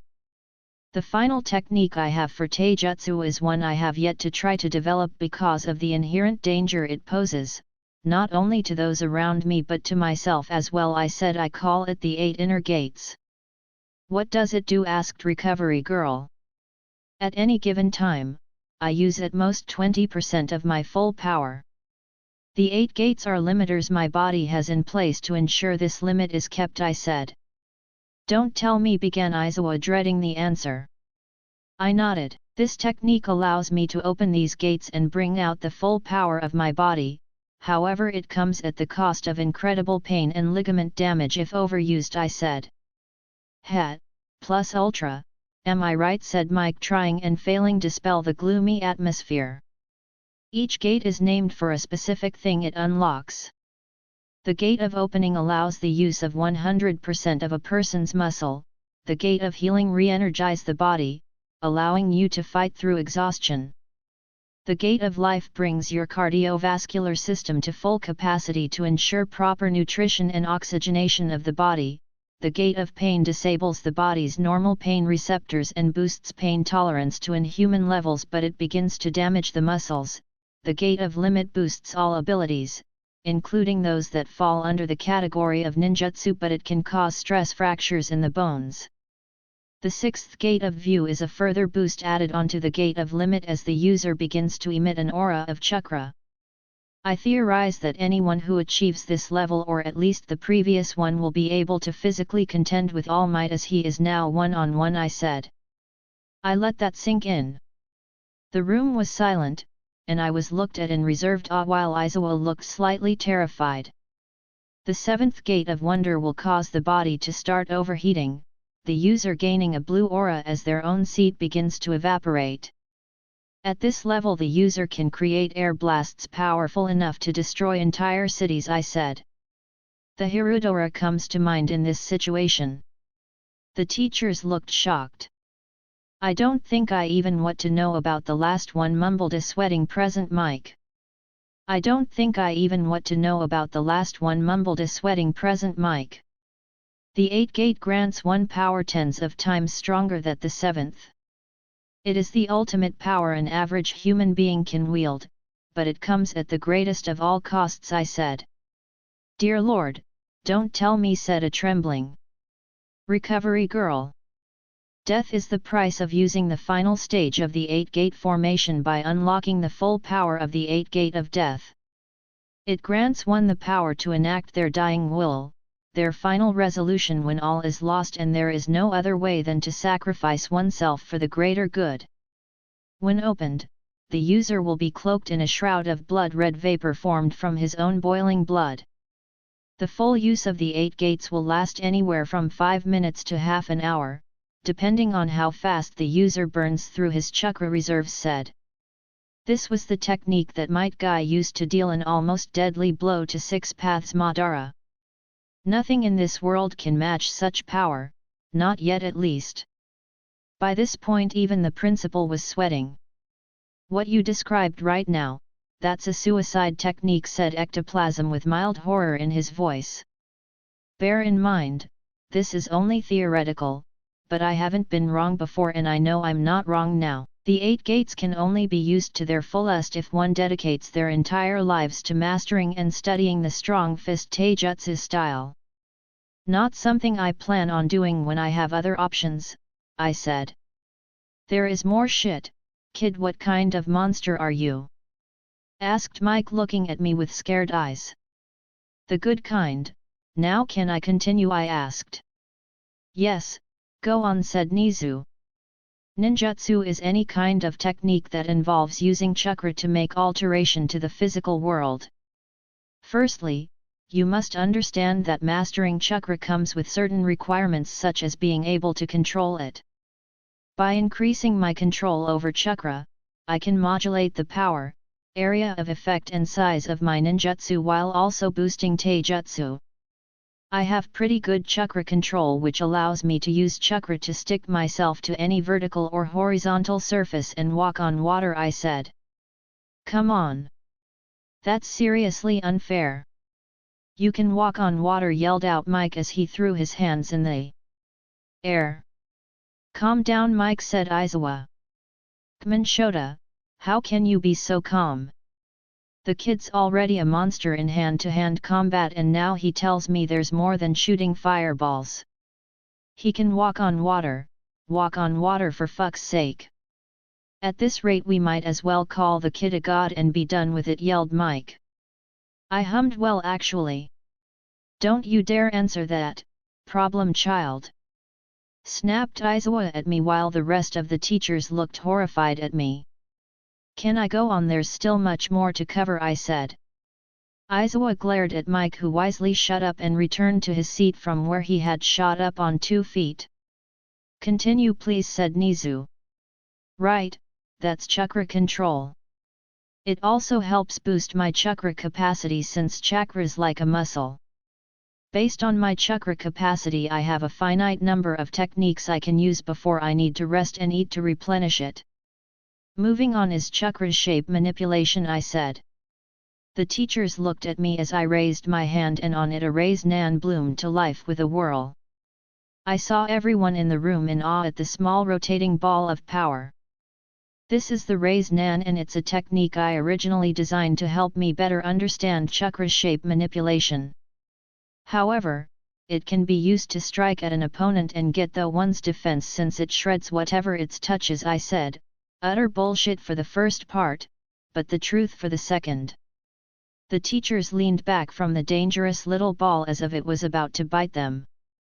Still, it's incomplete, I said. Incomplete? Asked Midnight. Yeah, the component necessary to complete it is nature transformation and elemental manipulation, I said. Aizawa and Mike smashed their head in the table with a groan and a silent prayer of kill me now. I continued nonplussed. There are 5 main nature types from what LVE found, with possible subtypes that LVE yet to discover. The main are fire, wind, lightning, earth, and water. So far, I have only mastered fire, earth, and water. Release, I said. I raised my hand and on it a flicker of flame appeared, a bit of earth was sitting, and water was flowing in a circle. Ectoplasm and Midnight joined Aizawa and Mike in banging their heads on the table while Nizu had a highly distinctive sheen of sweat on his fur. Next up there are the actual techniques I created through the use of hand seals, I said. Hand seals? Asked Nizu curiously. Yeah, I discovered that certain movements of my hands have a distinct impact on my chakra that helps mold it into what I want faster than doing it by pure willpower, and it's more precise in execution as well as wasting less chakra. So far, I have only a few elemental ninjutsu and some supplementary ones. None of them are water style though, since I just finished mastering it before the semester started, said. I think I'm going to die, whispered Mike. Oh, please, you have one class with problem child, I'm his homeroom teacher, spat out Aizawa. I winced. God, how pathetic can they be anyways? My elemental ninjutsu so far are only god for dealing damage or other tasks that require excessive force, so I have other jutsu to compensate, such as the body flicker and flash step, I said. What do they do? Asked Nizu curiously. They're mostly the same and mobility based. Basically, they allow me to move at high speeds. I only use flash step in combat though, since it's too impractical over long distance and I never meant for it to be used as anything other than fast relocation on the battlefield, I said. Oh, good, and the last one, you said it was genjutsu? Asked Nizu with a hopeful expression. No, I have more, I said. Nizu's expression froze as I continued. I have the replacement technique, which allows me to replace myself with objects of a similar mass almost instantly to get out of the way of an attack. Then there's the transformation technique, which is a type of illusion that I cast over my body to look like someone or something else, and there is the shadow clones, I said. Shadow clones? Asked Ectoplasm. Lout my hands in the iconic sign and beside me 2 clones burst into existence. Shadow clones are solid chakra constructs of the wielder, capable of independent intelligent action and being able to utilize the entire skill set of the caster. They suffer from a lack of durability though, since one good hit is enough to pop it, I said, and demonstrated by punching the clone on my right. They can also be used for scouting or to accelerate learning, since they transfer all they learn back to the user when they are dispelled along with any remaining chakra they might have. I can only do 4 at a time now since they're so taxing on my chakra. Nizu was openly crying and the other teachers were equally looking at me as if I committed some grave sin against the world. Is there more? Asked Nizu. Only genjutsu and sharingan, I said. Aizawa sobbed. Anyways, genjutsu is the art of casting illusions with chakra, and as far as I can tell there's no limit to what I can do with it, and it can only be undone by either extreme willpower, pain, or a small pulse of chakra, said. So perfect, unbreakable illusions on top of everything else? Asked Cementos. Yes, I answers. Asked. Cementos looked to the sky. This is God punishing us for our sins, he said. I sweat dropped. Can't these guys be more optimistic? Anyways, I still have to talk about my sharingan, I said. And what godly technique is that? Asked Aizawa sarcastically. It's not a technique, I said. This piqued their interest and I waited until they were all looking at me in the eyes. Everything I've said so far can be learned by everyone if they put their back into it enough. The Sharingan can't be learned, I said. So, what is the Sharingan? Asked Aizawa. These are, I said, pointing at my eyes. Everyone looked confused. They are a special ocular power unique to me and me alone, since as far as I know my brother can't awaken them, I said. Aizawa choked and went white along with the rest of the teachers. You have a brother, whispered Midnight as if she suddenly remembering something. A twin actually, I said. Vlad was crying. Don't worry, he can't use chakra, I said. I peeved me a little to see the entire room breathe a sigh of release. In fact, he's training right now with all might to strengthen his newfound quirk, I said with a sadistic grin. Oh, said Nizu as the teachers paled again. Serves them right, jackasses. Yeah, well anyways, these eyes of mine grant me access to two abilities, the Eye of Insight and the Eye of Hypnotism, I said. The entire room looked resigned. The Eye of Insight allows the bearer to see through the movements of an enemy and increases one's perception to such levels that even a decent chakra wielder can't stand up against a competent Sharingan bearer in a one-on-one taijutsu match. They can also see chakra and allow the bearer to recall instantly and perfectly everything they've seen with the Sharingan to the point that they can copy taijutsu moves. It also removes the usual weakness of tunnel vision that I would have had when using body flicker and flash step, I said, and pause. The teachers looked at me blankly. Right, the Eye of Hypnotism allows me to cast illusion through eye contact, and I suspect it allows me to hypnotize people into doing what I want, such as giving me information.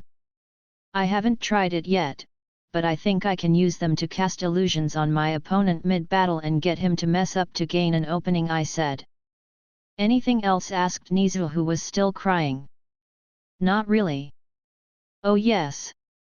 I can also use my chakra as a sonar to sense people, and I can recognize them based on their chakra signatures, and I still must tell you about those two forbidden techniques, I said.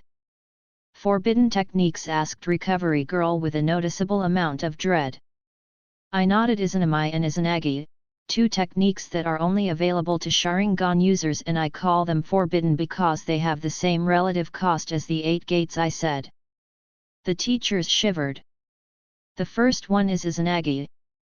With this technique the user can alter reality and turn it into an illusion and turn illusion into reality.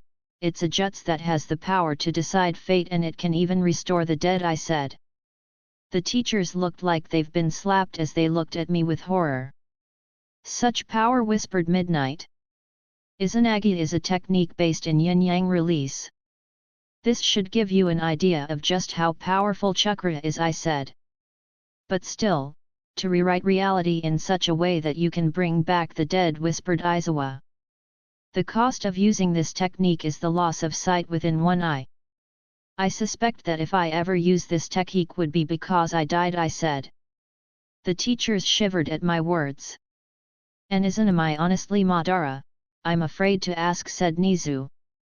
If Izanagi is the jutsu that alters fate, then Izanami is the one which decides fate. When cast, the target is stuck within an infinite loop until they take the correct course of action that the caster intended. Izanami also causes blindness within one eye, I said. I fell silent as I waited for a reply. It took some time before Aizawa spoke up. Overpowered problem child, you can go home for today.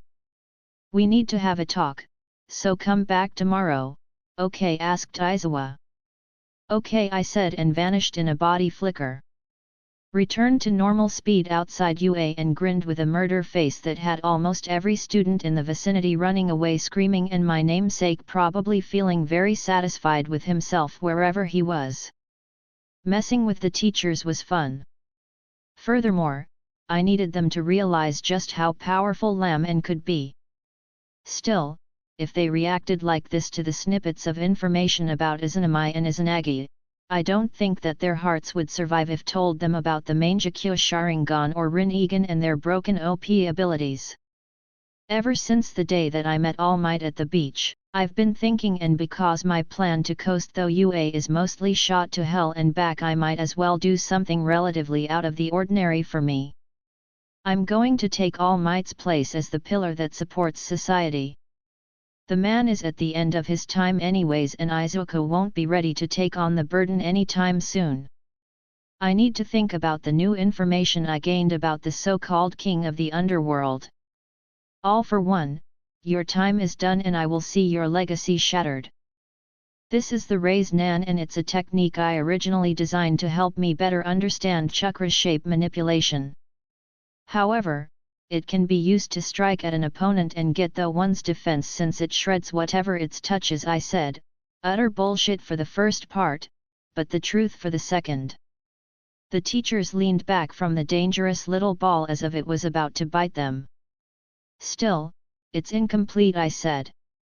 Incomplete? Asked Midnight. Yeah, the component necessary to complete it is nature transformation and elemental manipulation, I said. Aizawa and Mike smashed their head in the table with a groan and a silent prayer of kill me now. I continued nonplussed. There are 5 main nature types from what LVE found, with possible subtypes that LVE yet to discover. The main are fire, wind, lightning, earth, and water. So far, I have only mastered fire, earth, and water. Release, I said. I raised my hand and on it a flicker of flame appeared, a bit of earth was sitting, and water was flowing in a circle. Ectoplasm and Midnight joined Aizawa and Mike in banging their heads on the table, while Nizu had a highly distinctive sheen of sweat on his fur. Next up there are the actual techniques I created through the use of hand seals, I said. Hand seals? Asked Nizu curiously. Yeah, I discovered that certain movements of my hands have a distinct impact on my chakra that helps mold it into what I want faster than doing it by pure willpower, and it's more precise in execution as well as wasting less chakra. So far, I have only a few elemental ninjutsu and some supplementary ones. None of them are water style though, since I just finished mastering it before the semester started, said. I think I'm going to die, whispered Mike. Oh, please, you have one class with problem child, I'm his homeroom teacher, spat out Aizawa. I winced. God, how pathetic can they be anyways? My elemental ninjutsu so far are only god for dealing damage or other tasks that require excessive force, so I have other jutsu to compensate, such as the body flicker and flash step, I said. What do they do? Asked Nizu curiously. They're mostly the same and mobility based. Basically, they allow me to move at high speeds. I only use flash step in combat though, since it's too impractical over long distance, and I never meant for it to be used as anything other than fast relocation on the battlefield, I said.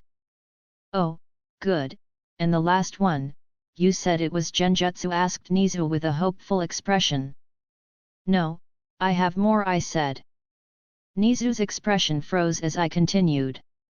I have the replacement technique, which allows me to replace myself with objects of a similar mass almost instantly to get out of the way of an attack. Then there's the transformation technique, which is a type of illusion that I cast over my body to look like someone or something else, and there is the shadow clones, I said. Shadow clones? Asked Ectoplasm. Lout my hands in the iconic sign, and beside me 2 clones burst into existence. Shadow clones are solid chakra constructs of the wielder, capable of independent intelligent action and being able to utilize the entire skill set of the caster. They suffer from a lack of durability though, since one good hit is enough to pop it, I said, and demonstrated by punching the clone on my right. They can also be used for scouting or to accelerate learning, since they transfer all they learn back to the user when they are dispelled, along with any remaining chakra they might have. I can only do 4 at a time now, since they're so taxing on my chakra. Nizu was openly crying, and the other teachers were equally looking at me as if I committed some grave sin against the world. Is there more? Asked Nizu. Only genjutsu and Sharingan, I said. Aizawa sobbed. Anyways, Genjutsu is the art of casting illusions with chakra, and as far as I can tell there's no limit to what I can do with it, and it can only be undone by either extreme willpower, pain, or a small pulse of chakra said. So perfect, unbreakable illusions on top of everything else, asked Cementos. Yes, I answers asked. Cementos looked to the sky. This is God punishing us for our sins, he said. I sweat dropped. Can't these guys be more optimistic anyways? I still have to talk about my Sharingan, I said. And what godly technique is that, asked Aizawa sarcastically. It's not a technique, I said. This piqued their interest and I waited until they were all looking at me in the eyes. Everything I've said so far can be learned by everyone if they put their back into it enough. The Sharingan can't be learned, I said. So, what is the Sharingan, asked Aizawa. These are, I said, pointing at my eyes. Everyone looked confused. They are a special ocular power unique to me and me alone, since as far as I know my brother can't awaken them, I said. Aizawa choked and went white along with the rest of the teachers. You have a brother, whispered Midnight as if she suddenly remembering something. A twin actually, I said. Vlad was crying. Don't worry, he can't use chakra, I said. I peeved me a little to see the entire room breathe a sigh of release. In fact, he's training right now with all might to strengthen his newfound quirk, I said with a sadistic grin. Oh, said Nizu as the teachers paled again. Serves them right, jackasses. Yeah, well anyways, these eyes of mine grant me access to two abilities, the Eye of Insight and the Eye of Hypnotism, I said. The entire room looked resigned. The Eye of Insight allows the bearer to see through the movements of an enemy and increases one's perception to such levels that even a decent chakra wielder can't stand up against a competent Sharingan bearer in a one-on-one taijutsu match. They can also see chakra and allow the bearer to recall instantly and perfectly everything they've seen with the Sharingan to the point that they can copy taijutsu moves. It also removes the usual weakness of tunnel vision that I would have had when using body flicker and flash step, I said, and pause. The teachers looked at me blankly. Right, the Eye of Hypnotism allows me to cast illusion though eye contact, and I suspect it allows me to hypnotize people into doing what I want, such as giving me information. I haven't tried it yet, but I think I can use them to cast illusions on my opponent mid-battle and get him to mess up to gain an opening, I said. Anything else, asked Nizu, who was still crying. Not really. Oh yes. I can also use my chakra as a sonar to sense people, and I can recognize them based on their chakra signatures, and I still must tell you about those two forbidden techniques, I said. Forbidden techniques, asked Recovery Girl with a noticeable amount of dread. I nodded. Izanami and Izanagi, two techniques that are only available to Sharingan users, and I call them forbidden because they have the same relative cost as the 8 gates, I said. The teachers shivered. The first one is Izanagi. With this technique the user can alter reality and turn it into an illusion and turn illusion into reality. It's a jutsu that has the power to decide fate, and it can even restore the dead, I said. The teachers looked like they've been slapped as they looked at me with horror. Such power, whispered Midnight. Izanagi is a technique based in yin-yang release. This should give you an idea of just how powerful chakra is, I said. But still, to rewrite reality in such a way that you can bring back the dead, whispered Aizawa. The cost of using this technique is the loss of sight within one eye. I suspect that if I ever use this technique would be because I died, I said. The teachers shivered at my words. And Izanami, honestly Madara, I'm afraid to ask, said Nizu. If Izanagi is the jutsu that alters fate, then Izanami is the one which decides fate. When cast, the target is stuck within an infinite loop until they take the correct course of action that the caster intended. Izanami also causes blindness within one eye, I said. I fell silent as I waited for a reply. It took some time before Aizawa spoke up. Overpowered problem child, you can go home for today. We need to have a talk, so come back tomorrow, "Okay," asked Aizawa. "Okay," I said and vanished in a body flicker. Returned to normal speed outside UA and grinned with a murder face that had almost every student in the vicinity running away screaming, and my namesake probably feeling very satisfied with himself wherever he was. Messing with the teachers was fun. Furthermore, I needed them to realize just how powerful Lam could be. Still, if they reacted like this to the snippets of information about Izanami and Izanagi, I don't think that their hearts would survive if told them about the Mangekyo Sharingan or Rinnegan and their broken OP abilities. Ever since the day that I met All Might at the beach, I've been thinking, and because my plan to coast though UA is mostly shot to hell and back, I might as well do something relatively out of the ordinary for me. I'm going to take All Might's place as the pillar that supports society. The man is at the end of his time anyways, and Izuku won't be ready to take on the burden anytime soon. I need to think about the new information I gained about the so-called king of the underworld. All for one, your time is done and I will see your legacy shattered. Chapter 9, Sports Festival. It was about a month later that Aizawa came into the room with a couple of folders in hand and told me to get ready for the UA Sports Festival. Honestly, I don't know what to think of it. In some ways I can understand why professional sports events like the Olympics banned the use of quirks in their events. Quirks were too varied, too wild and uncontrollable, but they were also a novelty, and if humanity loves one thing, it's a new shiny thing it can play with. Still, I have a few doubts as to why this event involves 15-year-old kids from the nation's top hero school. I mean, I get why the third years are in the sport festival, it helps with their brand and allows them to draw attention from the bigger hero agencies and other corporations that are willing to sponsor an aspiring hero. Heck, I can stretch it to second years as well, but first years not everyone is me or even Bakugo, since I know that the kid has battle instincts that would be praiseworthy in any martial arts club. But the rest of the students, they barely have a month of training to use their quirks offensively. Heck, they even lack basic combat training, something that is especially difficult to surpass if you're in the general course, since they don't get a heroics class and whatever PE that they do is standardized across all non-hero high schools. Let me put this into perspective.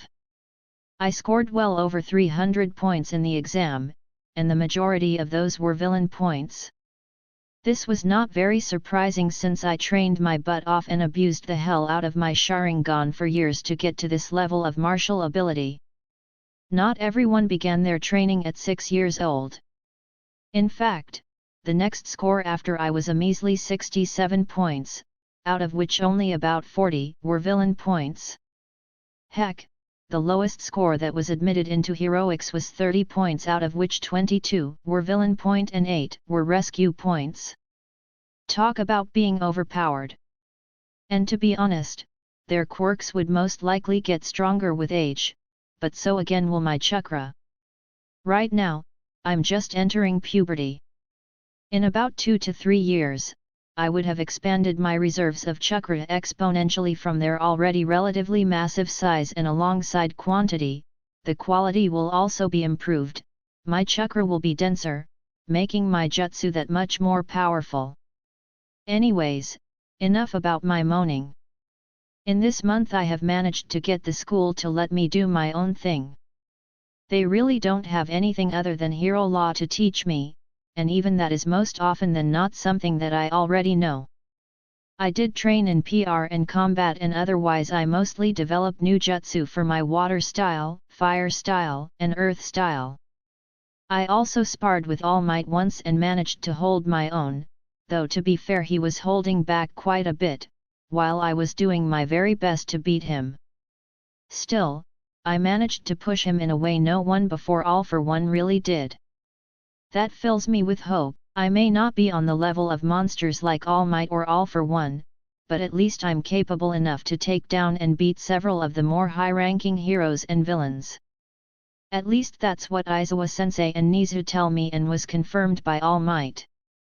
I swear, Izuku couldn't stop fanboying over me when I told him this, and judging by the smug looks he was sending Katsuki for the next few days, and Katsuki's brooding, I figured that he was just happy to know that I'll be one of the great heroes of Japan. The things I do for the sake of stability in this world. First though, I must deal with this sports festival. Ugh. I was currently waiting for the festival to begin in Class 1A's lockers. It was kind of lonely, being the only one in my class. Didn't realize it before, but was relying quite a lot on Izuku to keep me company. Don't get me wrong, I enjoy solitude more than I normally should, but I'm beginning to miss the arguments I used to have with my brother over even the most insignificant detail. There wasn't really any heat in those arguments, just two brilliant minds bouncing ideas off one another. Did I mention that Izuku was brilliant? Sure, he's not on my level, but he's still far above the rest of the commoners he calls classmates, even Katsuki. I suspect that's the reason he's so prickly with Izuku, and I'm sure that were it not for my intervention and threat to kill him and his family should anything happen to Izuku, he would have bullied all of Izuku's self-confidence out of him. Hey, kid, you ready? Asked Izuku from the doorway. Yeah, let's get this over with, I said with mild disinterest. Walked down the tunnel to the arena while putting on my gloved forearm guards. A neat little thing to keep me from hurting myself too much in Taizhu and to keep my arms intact. Developing two-handed hand seals was enough of a pain in the ass, one I have no desire in repeating with its more difficult sibling in the form of one-handed seals. As I entered the stadium, I was assaulted with the roar of the crowd in the stands. And here we have, ladies and gentlemen, the only student to pass Eraserhead's tests. The current holder to the record of highest entrance exam score in UA history, a record that previously belonged to All Might. Here to deliver the athlete's oath is the genius child that makes even the best and brightest look like idiots, Madara Midoriya. Yelled out present Mike through the speakers. Thank you, free publicity. The crowd cheered and I placed a smile on my face as I waved at them, making the cheer even louder. I sensed some animosity from Class B, but I could see the support and management departments looking at me with hunger in their eyes. All Might was a nigh godly figure in this world. Comparing anyone to him is bound to draw attention. Something I was planning to take full advantage of today. I walked up the podium steps where Midnight was waiting for me with the mic. I took my place and waited for the crowd to subside. Everyone you see before you today has earned their place in this school through their own hard work. I pledge this today. We will not stop until the work of our predecessors is done. We are the ones that carry forth their will when they themselves are no longer able. I cannot speak for everyone in every hero school, but I will not stop until every man, woman and child on this world can stand at ease and without fear of what lurks in the dark corners of our society. I will give my all to this cause. I will become the pillar of strength that holds up our society. And when that's not enough, I will dig deeper and go beyond, plus ultra. The crowd roared the words of UA along with me. This is my resolution, one that I will carry out with my dying will if needed. This is what is necessary to safeguard peace in this society. What a rousing speech from the only student in Class 1A. Said Mike. Now, it's time for the first event of the day, which is a Game of Thrones. As the word appeared on the giant screen, I couldn't help but wonder if this Game of Thrones involves murder and sex as well. Now, as for the rules. Your job is to retrieve the crown of one of the kings from each of the 4 thrones occupied by one of the teachers. You can do this alone or in teams of 5. Other than that, nothing is forbidden, said Midnight. I nodded and looked over the displayed map of the 4 thrones. On each one there was a teacher. There was Cementos, on a tall, cement mountain cliff with an almost vertical wall and a narrow path to reach the top. Next was Ectoplasm standing in what appeared to be a small labyrinth with the throne at the center. Following this was Midnight, which was standing in a small valley, and lastly was Snipe, who was in the middle of a western town and on a mechanical horse as his throne. Once the horn sounded, I dashed to Cementos's location. With my Sharingan, I could see the stress lines in the rock as I began waving hand seals. Fire style, plasma bullet, I called out. I spat 3 orbs of yellow-white plasma which zoomed through the air and struck Cementos' tower, causing it to crack and being to shatter as Cementos tried to regain some semblance of control after my devastating attack. And Madara starts off the event with a devastating attack. "Man, this kid sure isn't playing around today," said Present Mike. I could see that while my initial attack was successful, it only destabilized the structure, and with Cementos there, it wouldn't collapse as it should. I could use a fire dragon bullet, but I have no idea what is next in store for me, so I'll refrain from wasting chakra. I jumped on the cliff and began to run up the side of it. That's right, folks, your eyes are not deceiving you. He really is walking on walls. After all, he's the current number 1 of his year's heroics department in everything from training to academics, though, I'm not sure who's teaching who in those classes, said Mike. The crowd laughed at his joke. After all, I was reasonably well known as a prodigy genius, so it wasn't that surprising that I didn't have a problem in academics. Technically, I've already graduated high school. I came to the top of the cliff that Cementos was using, and I was instantly faced with a few walls of concrete. I broke through the first few, but I could see this was a losing battle, so I began forming hand seals. "Earth style, Earth Destroyer," I called out as I slammed my palms on the ground. The cliff shook as it began to collapse. Cementos was trying to stop it, but it was useless. With a simple flash step, I was behind my teacher and swiftly knocked him out with a gentle fist strike while he was distracted and took his crown. A simple body flicker later and we were in the middle of the arena while the cliff crumbled behind us. And here we have it, the first to complete the first round of the sports festival, and in such a flashy style, Madara Midoriya! Yelled out Mike. "Wait, what's this? Is he going after the other crown too? Is that even allowed? Who cares, if he wants to go for more, I say we let him, don't you?" asked Mike. The crowd roared in approval as I approached the valley where Midnight was positioned. I couldn't go in there since I had no way of dealing with her quirk, but I had a better idea. I sensed that there was only Midnight in the valley proper and that most teams were trying to circle around the ridge. "Well, screw that. Water style, waterfall," I yelled out. I spat out a gargantuan amount of water alongside that which I had taken from the atmosphere to the point where I had filled the valley. Midnight was left powerless in the face of all this water and was knocked out when the wave hit her location. Thankfully I was on time to save her from drowning, because that would have been embarrassing. I take her crown and deposit her with Cementos. Unbelievable, did you see that? This kid's on a roll. Already 2 crowns down and 2 teachers knocked out, and no other team even managed to get close to their objectives, said Mike, and the crowd cheered yet again.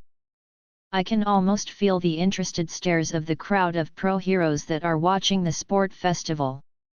Next on my list was Ectoplasm. He would be tricky, but his clones are somewhat fragile. Not as fragile as my shadow clones, but not that far off either. I can see the other students from the heroic and general courses giving me the stink eye. I honestly don't very much care. They're weak, very weak. If in the 5 minutes I've been running around taking down not 1, but 2 objectives, they haven't done anything. I began my hand seals and slapped my palm down on the ground. "Earth style, mobile core!" I shouted. Pushed a lot more of my chakra in this technique than I normally do because I needed to sink the entire labyrinth. The ground lowered itself with a great tremor until I could see the top of the labyrinth clearly. From there it was a relatively simple mission of jumping across the labyrinth until I reached the crown. Unfortunately, ectoplasm sent out some of his clones to stop me. Not that it worked. I am on par with some of the best in martial arts, and while ectoplasm is very good, his clones are inherently weak against damage, especially damage from my take of the gentle fist.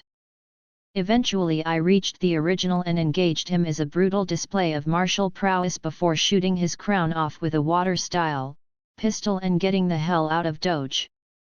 I'm not yet good enough to go up against someone as experienced as ectoplasm in simple hand-to-hand without using gentle fist or strong fist to their full offensive potential, and I don't want to hurt him. There he goes again, folks. This is 3 for 3, can he make it 4 for 4? Said Mike. Turned my attention to the shooting gallery that was Snipe's corner of the arena and vanished in a body flicker, only to reappear on the roof of one of the houses directly behind Snipe. I once again sped through hand seals. Fire style, explosive mist, I called out. I took a deep breath and spewed out an ash cloud that enveloped the square where he was fighting.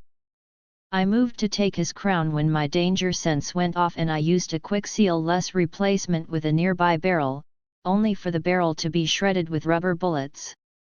Don't get cocky, kid. I can see you even through this ash cloud, called out Snipe. I raised an eyebrow and held half a hand seal. Explode, I say, and the cloud lights up in a reasonable explosion. Holy crap, did you see that? He just blew Snipe right up. Man, am I glad I only have to teach him English, said Mike. A slight push of my chakra and the dust cleared to show a mildly smoking Snipe who was still twitching on the ground. I calmly walked forward and took his crown and placed it on my belt alongside the other crowns. And there you have it, folks, the undisputed winner of the first event, Madara Midoriya. Yelled Mike. We will now take a small break to prepare the arena for the next event. I walked out the arena and into the 1A waiting room. There I saw Aizawa-sensei waiting for me. So, did I do good, I asked. He huffed. I knew that you would pull something like this, you overpowered problem child, but do you think you could let the others take the spotlight for a bit? No, not really, I replied with a slight smirk. He sighed. Why am I not surprised? Honestly, if it were anyone but you, the fact that 3 of the 4 teachers we had participate in this event are knocked out would have had serious repercussions against our school, said Aizawa. My face turned grim. I have not thought about that. Is there a problem? Should I hold back in the next events? I asked. Aizawa shook his head. The Hero Commission already know that you're a prodigy unlike any since Hawks himself. They don't know about your quirk if that's what you're worried about. Nizu made it quite clear that you only came to UA because you want a hero license and hinted at the fact that you'll rival All Might when you grow up. They won't risk using such a talent, and it's not like it's not without precedent. All Might withholds information about his quirk too. I nod. Madara called out Aizawa. Huh, I ask, somewhat surprised that he used my name. This festival is a way to show your strength to the world. Don't worry about the others, focus only on winning. After all, this year's crop is lacking compared to you, and once you go pro, you'll gather enough popularity that petty school squabbles won't matter. Especially given the speech you gave at the start, said Aizawa. Okay, I'll do my best, I said. With that he left me to prep for the next event. The next event of the sports festival is Team Battle. Yelled Mike. In this event, the team with the crowns will face against the other teams without crowns.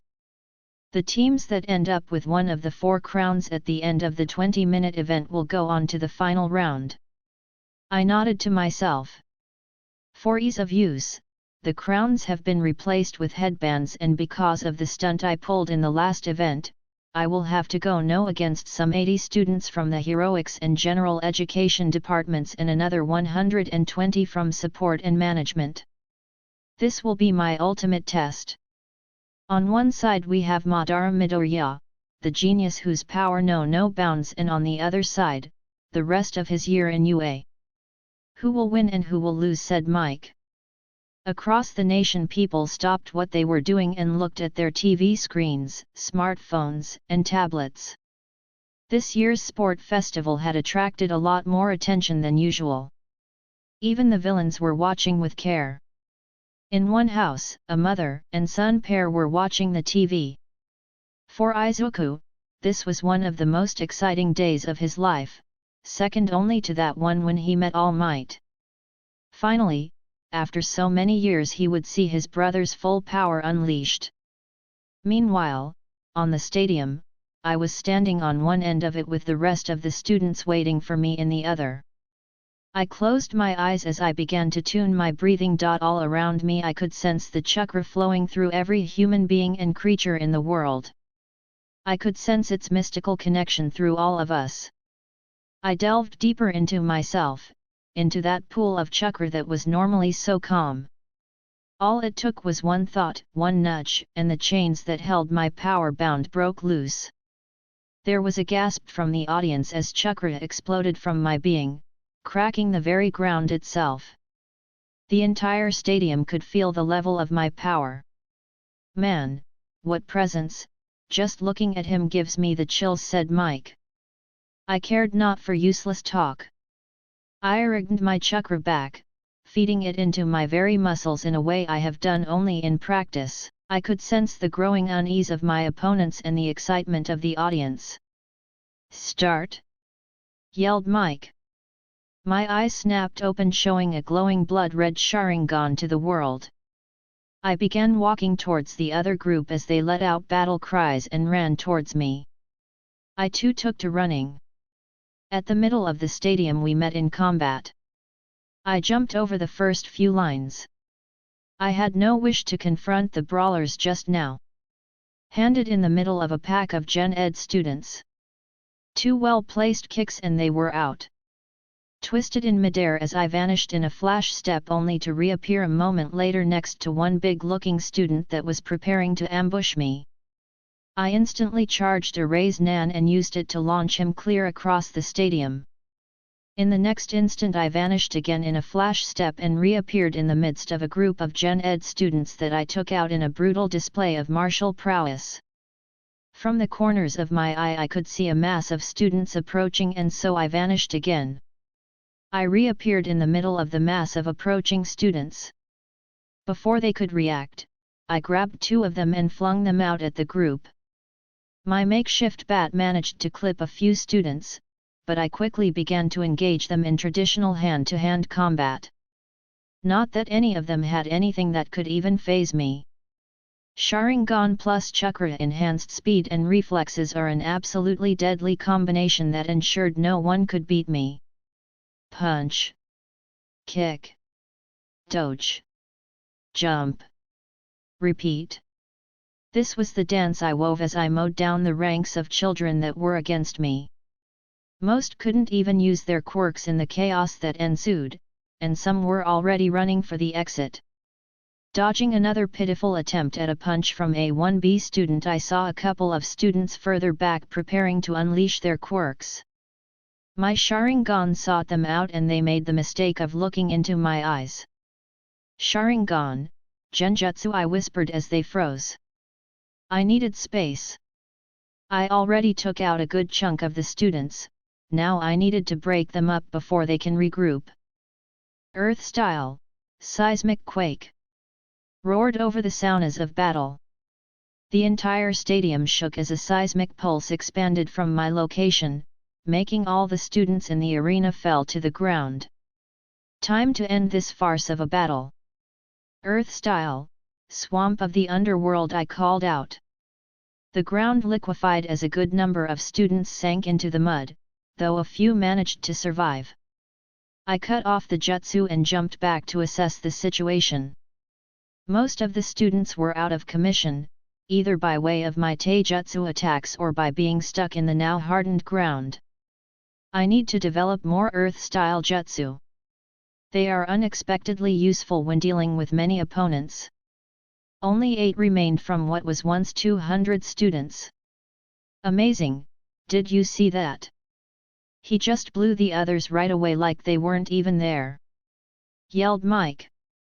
This sentiment was shared all over the country as they watched one child take down a veritable army of what was supposed to be the elite of the next generation. I watched as the 6 students of Class B and the other 2 from Gen Ed pulled themselves to their feet, obviously shaken from what they witnessed. "Do you still wish to dance with me?" I asked loudly. "Consider this my homage to my namesake." The stadium grew quiet. The 8 boys gritted their teeth, and while I couldn't hear them, I saw the curses they muttered under their breaths. Is this truly what the world can expect from the next generation? Was I wrong? I asked in a mildly condescending tone. "I see one," snap. "Ah, there you go. You bastard, what kind of monster are you?" asked one of the Gen Ed students. "I am a hero. A pillar of strength against the evil that nests in the darkness. I am what you must strive to beat if you wish to protect all. As a hero, should I say," in a loud voice that carried all over the stadium. I see them falter. "Is this all you have? Do you think you can run away every time you have to face against someone so far above you that you have no hope of defeating? You are now all that stands between your classmates and me, whom you so eloquently called a monster," I say strongly, crossing my arms against my chest, peering down at them with the Sharingan. They did not respond. But I saw most of them nervously looking at each other, except for a buff student at the back of the group who was not looking at them. I saw him move and push to the front of the group. I raised an eyebrow. "So, will you stand and fight or will you run?" I asked at last. "Don't care about your power. I won't let you get away with this. I'll get one of those crowns if it's the last thing I do," he yelled and activated his quirk. Crystals began sprouting from his hands and every exposed surface as he hardened his skin, likely in preparation for combat with me. "I see, you still wish to dance with me, but you lack the strength to do so," I said. "He won't be alone," yelled another boy as he too activated his quirk, making some marbles appear near him. Soon after, all 8 had their quirks powered and aimed at me, even if only 3 of them had the necessary long-range combat capability. Understandable, since my previous actions was meant to dispose of those exact same people. With a battle cry, they launched themselves at me, the long-range quirk users, firing away. I dodged, their projectiles were too slow. In a flash step I closed the distance. I punched the crystal user in the gut, breaking his armor and making him vomit. With a leap I pressed another into the ground while I kicked out with my legs, hitting the 2 that rushed to aid him in the face and dazing them. Following this I parried what seemed to be bone blades from another while I restrained him and then used him as a bat to take out the other 3 that were approaching. With another flash step, I was at a far enough distance from them to allow them to regroup. The stadium was quiet. Many not being able to believe their eyes about what happened today. I saw the kids stand up, leaning on one another for support. "Do you still wish to fight?" I asked. They did not reply. And when they were close enough, the crystal guy broke into a sloppy run as he cocked his fist back. "Plus ultraaa," he yelled. He tried to punch me in the face, but I caught his punch with one hand, centimeters from hitting my face. "I think it's time you slept." Sharingan, Genjutsu spoke. My eyes contacted his and he crumbled to the ground, asleep. Looked at his other comrades. "Do you wish to continue?" I asked. They shook their heads and sank to the ground. "The winner of the second round is Madara." "Midoriya!" yelled Present Mike. The crowd went wild as they rose to their feet, kicking and screaming at my victory. "Madara! Madara! Madara!" they chanted. I raised my fist in victory and they roared back in response. Even the heroes were fired up from what they witnessed. Honestly, I felt like some kind of gladiator that managed to slay the lion that was supposed to eat him. Still, it doesn't matter. Because there was almost no one left in a good enough condition to fight, and the ones that were didn't even want to be in the same room as me, it was decided to forego the third round, and I was given the medal for first place, with the crystal guy coming in second. I had some preparations to make for when I will be assaulted tonight by my brother and mother with questions. Katsuki had always known that Madara was one of the most powerful people he would ever meet. It wasn't conscious knowledge, it was a form of intuition he's always had. The same intuition that made him yell at Deku because Katsuki knew that if he didn't do something, the Deku will surpass him. It was already difficult enough to bear his habit of looking down on him, always asking if he needed help and always helping the other extras like Hero. Deku wasn't a hero, he was quirkless. He would have put Deku in his place physically, but he knew that Madara would kill him if he did that, one way or another. The guy wasn't a villain, but he wasn't a hero either. Heck, he's probably going through the hero course only to get a hero license to use his quirk. Speaking of quirks, what the hell was his? Katsuki knew that there were strength enhancers, speed enhancers, elemental quirks, but the amount of power Madara showed was fucking unbelievable. He was able to manipulate earth, water, and some strange combination of fire and explosion, and that was on top of being able to stick to a vertical surface and enhanced physical prowess. What the fuck, that was like 5 quirks worth of power at the very least.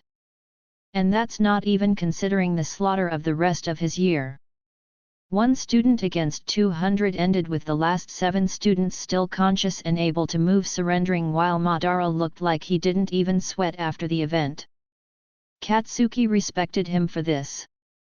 He had always had a great deal of respect for Madara's strength, but looking at him now, Katsuki couldn't help but compare himself to him and found himself lacking.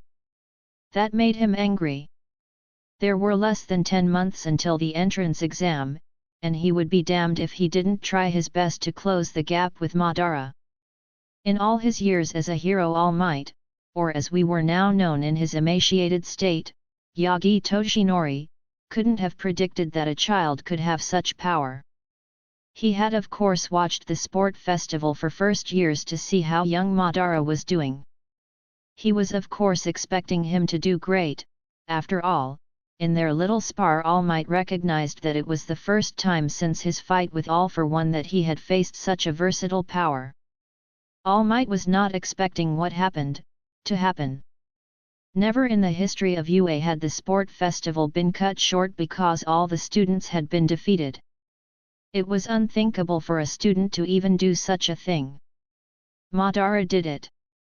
Madara, with a self-discovered power that he still didn't fully understand, took on 200 students and won. And on national TV no less. All Might was seriously beginning to rethink his initial opinion of chakra. He had always thought that somehow One For All could surpass it. And while it was true that young Madara did have combat training and had rigorously trained since he was very young, but to reach this level and so soon, the kid wasn't even 15 yet, and he was already shaping up to be the kind powerhouse that wouldn't be out of place in the same power bracket as All Might himself. Chakra had already proven itself versatile enough that even with full knowledge of what it can do, All Might was going at more than 80% of his current power, and he only won because young Madara surrendered because he was suffering from what he called chakra exhaustion, which was similar to quirk exhaustion, after flinging almost his entire arsenal of juts at All Might. No, that spar shouldn't be used as a benchmark. It was only a way for young Madara to have a chance to use his full destructive abilities against someone who could take it, and even then, All Might knew he held back lest he somehow kill him. Something that was looking like it was not out of the realm of possibility anymore. Back on topic, though. What was less concerning was young Madara's speech at the beginning of the tournament. The pillar of strength, asked All Might seemingly to himself. Damn it, the kid was reminding him too much of how he was back in his youth, before he got One For All.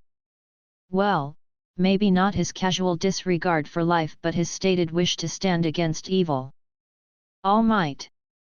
"We're here!" yelled out young Izuku with a grin on his face as he jogged towards him. Next to him his brother was walking along with a content and amused smile on his face as he watched his brother take off running. All Might would be lying if he said that the kids hadn't grown on him in this last month. "Young Izuku, young Madara, thank you for coming," said All Might. "It's no problem, All Might." "So why did you call us?" asked young Madara, though by the knowing glint in his eyes All Might suspected he knew why he called them here. "I wanted to talk about the sport festival," said All Might. "What about it?" All Might asked Izuku. "Is it true, what you said in the beginning?" young Madara. "About being a pillar of strength?" asked All Might. Izuku turned to look at his brother. Madara had closed his eyes and was leaning a bit backwards. "It's true," said Madara. "So, you wish to be the one to replace me?" asked All Might. It was a valid question. After all, he had young Izuku as a successor of One for All. It was still unclear if the boy could take his place as the symbol of peace. If he even wanted it. "What do you mean, All Might? How will he replace you?" asked Izuku, looking hurt. Before All Might could answer, Madara spoke. "It's not like that, little brother. He's asking if I want to replace him as the symbol of peace," said Madara. Something akin to relief washed across young Izuku's face and All Might felt awful. Did he really think he was offering his brother One for All because of a simple speech after he had already selected him to be the 9th bearer of the quirk? "Oh, I see," said Izuku. Madara sighed and closed his eyes again, falling silent. "So, will you?" asked All Might. "No," replied Madara simply. This answer stunned both Izuku and All Might. "I'm sorry, All Might, but I can't be the symbol of peace. There is too much darkness in my heart for that," said Madara. All Might was bewildered. Sure, young Madara was a bit antisocial, but then again so was he. He had very few close friends and the rest was just a mask he put on to entertain the media and assure the people that everything was all right. This being said, in all the time All Might had spent with him, Madara had never struck him as an evil person. He might be more morally questionable than him, but then again Endeavor was number 2 in the hero rankings and there were rumors. "Oh, come on, you can't really believe in that curse of hatred crap, right?" said Izuku, though it sounded more like a pleaded question. "What is this curse of hatred?" asked All Might. Young Madara looked at him with those blood-red eyes that never failed to make All Might shiver. "The curse of hatred is the price of the Sharingan's power. These eyes of mine see all and record all. Nothing is ever truly hidden from them, and in the process, it takes away one's ability to deny the darkness in society and the darkness in one's own soul.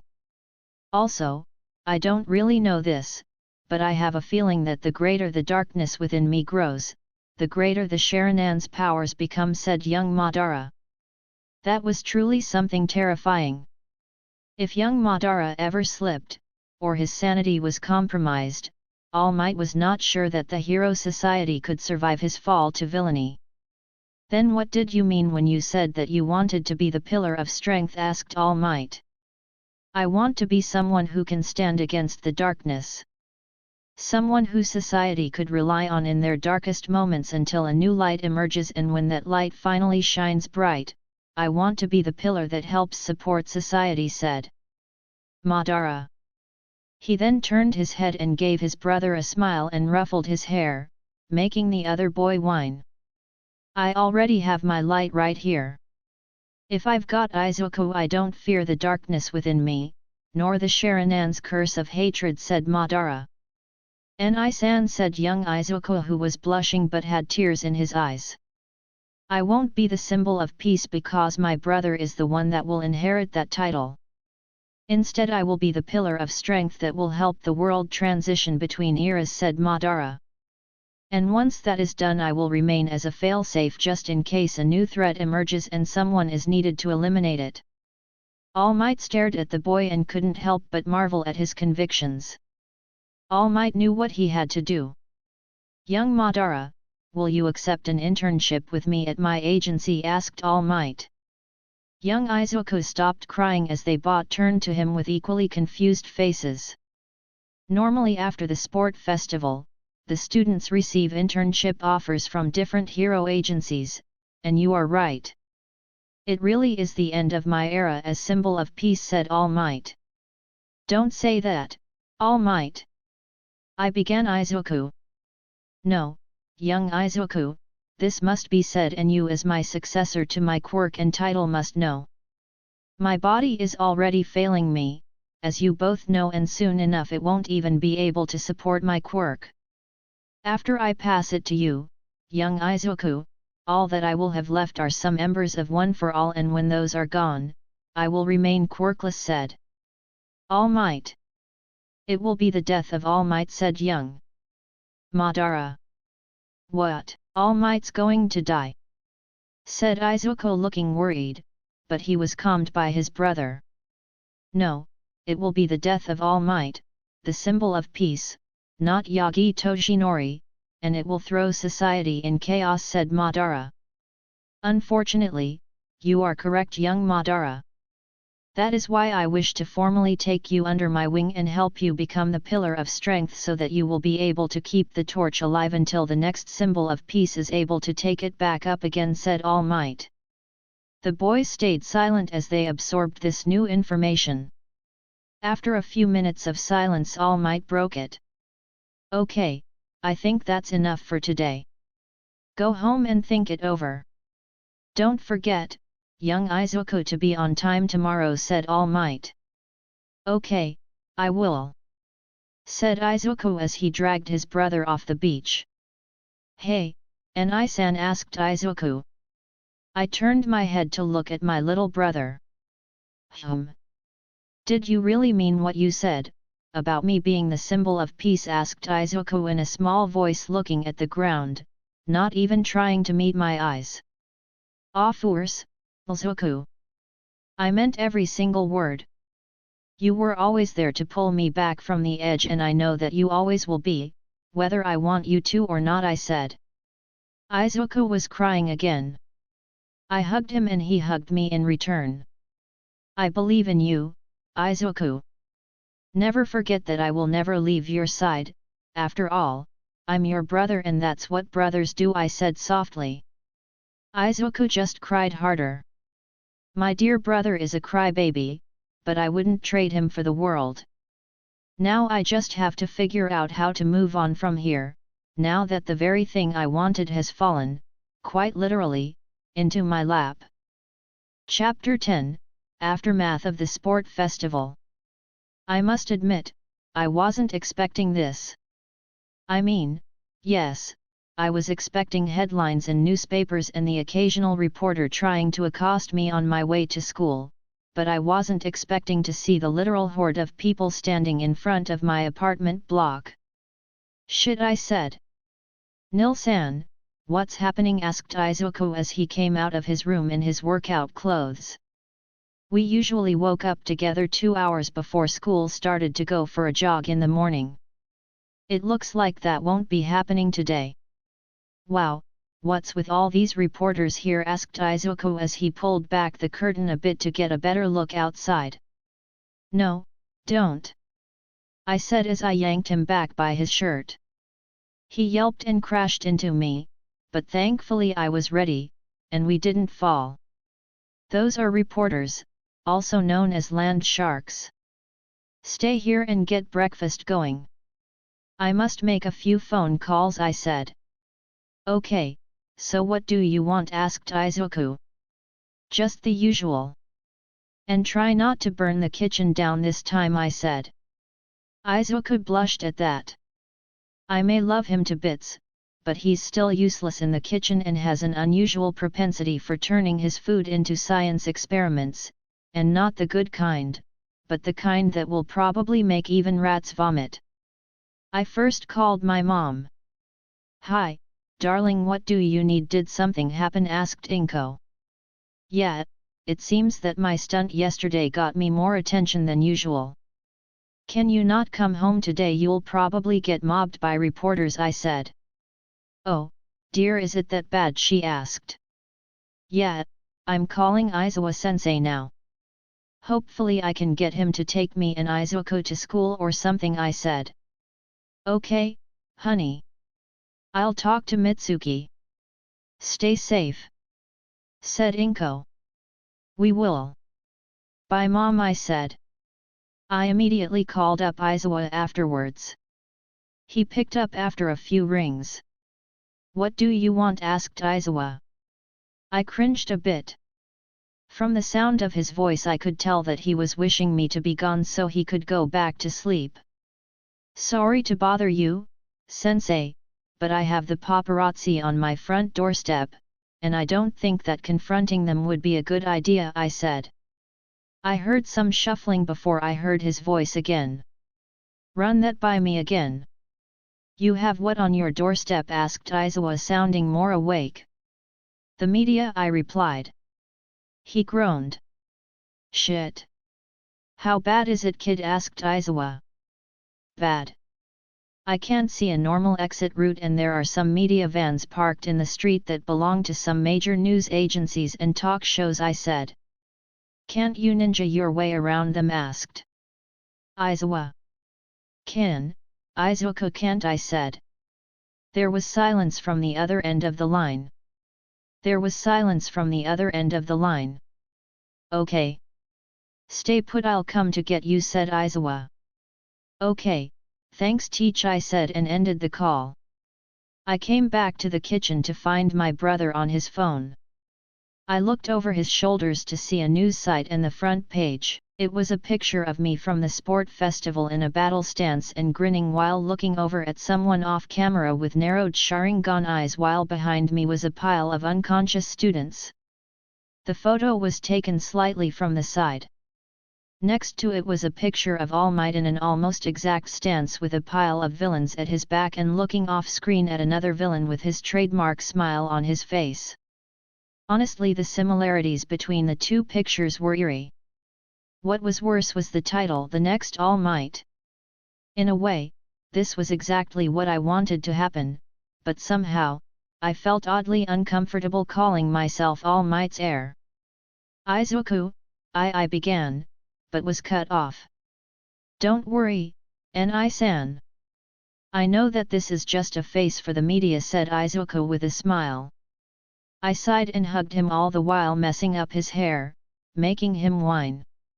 What did I do to get such an understanding little brother? In a way I still feel like I'm robbing you of your rightful place, I said. Don't say that, Ni-san. I always knew that I will be compared to you if we went into heroics. I must make my own path. I don't care if they compare us, in fact I'll be proud to measure up to you, said Izuku. Zuku, no one should be comparing you to me. You are your own person with your own ideals, strength, and will. You don't need to measure up to me, because I'm not the goal you should set for yourself, I said. What do you mean? Ni-san asked Izuku, confused. I sighed and moved to sit down at my own chair, looking over the breakfast laid before me. You, Izuku, are one of a kind. You have such strong convictions and morals while I am all too willing to bend mine to get what I want, I said. That's not true, Nil-san, said Izuku. Yes, it is. Have you ever wondered why it is that Katsuki doesn't physically bully you? I asked. Izuku was silent. He knew his maybe friend's attitude against the weak, and when he was younger, he was weak. But Katsuki only beat him up once. Not really. Why? asked Izuku. After he beat you up, I cornered him after school and did enough damage to him to put him in the hospital for a month, I said bluntly. Izuku blinked and was surprised. He knew that I had beaten a bully bad enough to send him to the hospital. It was after that fight that he told me to stop. I didn't know, said Izuku. And I threatened him that I would do worse if he ever touched you again, I confessed. Izuku looked down at his phone and the picture on it and said a soft "Oh." That's what I mean, Izuku. I can't be All Might's true heir. It would be a perversion of everything he stands for, I said. Don't worry about it, Nii-san, said Izuku. I looked at him, not understanding what he was going on about. I know what you mean, but I trust you to know when too far is too far. And besides, All Might needs a successor fast and I can't give him that. But maybe I could be yours, said Izuku with a shy smile. Looked at him and smiled. Okay, we ate our breakfast while chatting about what the media was saying about me. So far, their opinions were divided. Some said that I was the next great hero, like All Might, and some said that I was too violent. Still, the overall feedback from the people was that of happiness to have another symbol. Still, there were conspiracy websites that said that All Might was retiring, and I was his son or some other relation. It made me worried for Izuku's safety. Izuku, do you think you could take an early exam and test out of middle school? I asked. Sure, I already know all they teach there. Why do you need me to? Asked Izuku, confused. We were in the living room and I watched while he did strength exercises for his arms. I have to say that Izuku bulked up quite a bit in these past 2 months since meeting All Might, but then again, he had the base I helped him build for a whole year before they met. Don't think it's safe for you right now. If the media found our house, I'm willing to bet that they found your school and the villains won't be far behind, I said. But what about Mom? Asked Izuku. She won't be that much of a target except for reporters, and I think Aunt Mitsuki wouldn't mind having Mom over for a few days until the media forgets about our home, which I bet will happen as soon as I announce my internship with All Might, I said. Okay, I get it, but why am I in danger? I'm quirkless, said Izuku. True, but you're my twin and studies have shown that there is a tiny chance that you might develop a quirk later on in life. After all, the toe joint test isn't as foolproof as we'd want it to be, and you never had your genome tested. The possibility is there that the doctor could have simply misread your X-ray. Okay, but I still don't get why you're so worried, said Izuku. You're my brother, Izuku, and you technically have a quirk named hyperpower. You have also shown a desire and will to get into heroics. To the villains that matter, the smart ones, know that I'm out of their reach. You on the other hand aren't, Izuku, and I bet that they don't want another powerhouse to rival me and All Might out there. They may think that it's best to get rid of you now, while you're still vulnerable. Sometime later we will have to give a public statement of how you activated your powerful quirk after the sludge incident if we want to keep the secret of One for All safe, I said. I understand, Nil-san, said Izuku. I'll speak with All Might today and come pick you up from school. I don't think anyone will make a move on you today, I said. Okay, said Izuku. He looked at the clock and went to get dressed. After we dressed for school, I got a text from Izuku to be on the lookout for his car. A few minutes later, his car along with a couple of police cars arrived and the police made a corridor to the entrance. I walked out, head held high as I was assaulted with flashes. I smiled and waved. Looking back, I saw my brother frozen with a deer in the headlights expression on his face. I put an arm around his shoulders and guided him to the car, all the while Izuku was doing his best to hide himself in his uniform's collar. We met Izuku-sensei at his car as the man was leaning on it. Hi, Izuku-sensei, sorry for the trouble, I said. Problem child, get in. Who's the clone? Asked Izuku in a bored tone. I knew he knew, but was asking for politeness' sake. This is my brother, Izuku. Izuku, this is Eraserhead aka Izuku Shota, I said. Hi, Mr. Eraserhead, sir, said Izuku shyly. Enough talk, get in, said Izuku curtly. Man, is he still grumpy about being waken up? We got in and Aizawa got in the driver's seat and drove off in the direction of Izuku's school. After a while of silence, Izuku began asking questions about Aizawa's work as Eraserhead with that fanboy expression on his face. I could see him begging me in the rearview mirror to make Izuku shut up. I decided to take pity on him and snaked a hand behind Izuku's head and covered his mouth, making his speech muffled. Now, little brother, I think that Aizawa-sensei had enough questions, don't you? I asked. Izuku looked at me and then at Aizawa's relieved expression and blushed something fierce. And on that note, we've arrived. Shit, said Aizawa. Looked out the window and saw a smaller horde of reporters at the entrance of Izuku's school along with a good deal of the students of the school. Ni-san, what's going to happen? asked Izuku, looking somewhat worried.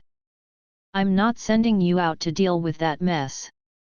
Aizawa-sensei, can Izuku come with me to UA until this mess gets sorted out? I asked, though it came out more like a demand. I suppose. I'll call the principal to let him know, said Aizawa with a tired sigh. And just like that we were off again. Honestly, I expected a greater deal of resistance from Aizawa, but I think that even he had enough of a heart as to not send middle school children to face the media. I turned to Izuku and saw him with the biggest grin I've ever seen on his face and his fist stuffed inside his mouth to keep himself from screaming. I honestly haven't seen him this excited since I told him about Chakra. Sometime later we arrived at UA and were let inside. Izuku got a visitator card and I took him to Class 1A and let him in. A few moments later Aizawa followed carrying the mother of all paper stacks. Sensei, you need any help with that? I asked. Normally it was Izuku who was jumping in to help people, but I think I broke him today. Looked behind me and, yep, totally broken and drooling. Must fix that before it becomes gross. No need, said Aizawa as he plopped them on my desk. So, what are those? I asked warily, like it was about to attack me. These are your internship offers. We usually don't have this many internship offers for first years, but you're a special case, as always, he said. I kind of figured, but why are there so many? I asked. Honestly, I was not expecting this. Aizawa looked at me like I was stupid, which I admit hurt a bit. There is an internship offer from almost every hero with a teaching license in Japan, including All Might, said Aizawa. I took a small glacé behind me. Izuku was still in La La Land and non-responsive, so his reaction won't give anything away. I too take All Might's offer, I said with a grin.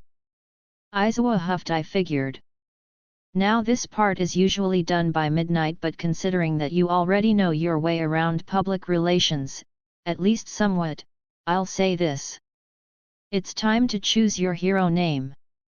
I blinked. I was seriously not expecting this to happen so soon. I mean, what would I choose as my hero name anyways? My own name is somewhat of a rip-off from a supposedly fictional character in my old life, and I always thought that monikers and hero names had to be earned. Still, he had a point. I couldn't parade around the streets without a hero name, especially if I was going to be interning with All Might of all people. Still, my name had to be something of great significance to tie into the image of the pillar of strength. Rikudo, I said in a whisper. Ni-san, asked Izuku. Looked back at him and saw him looking at me strangely.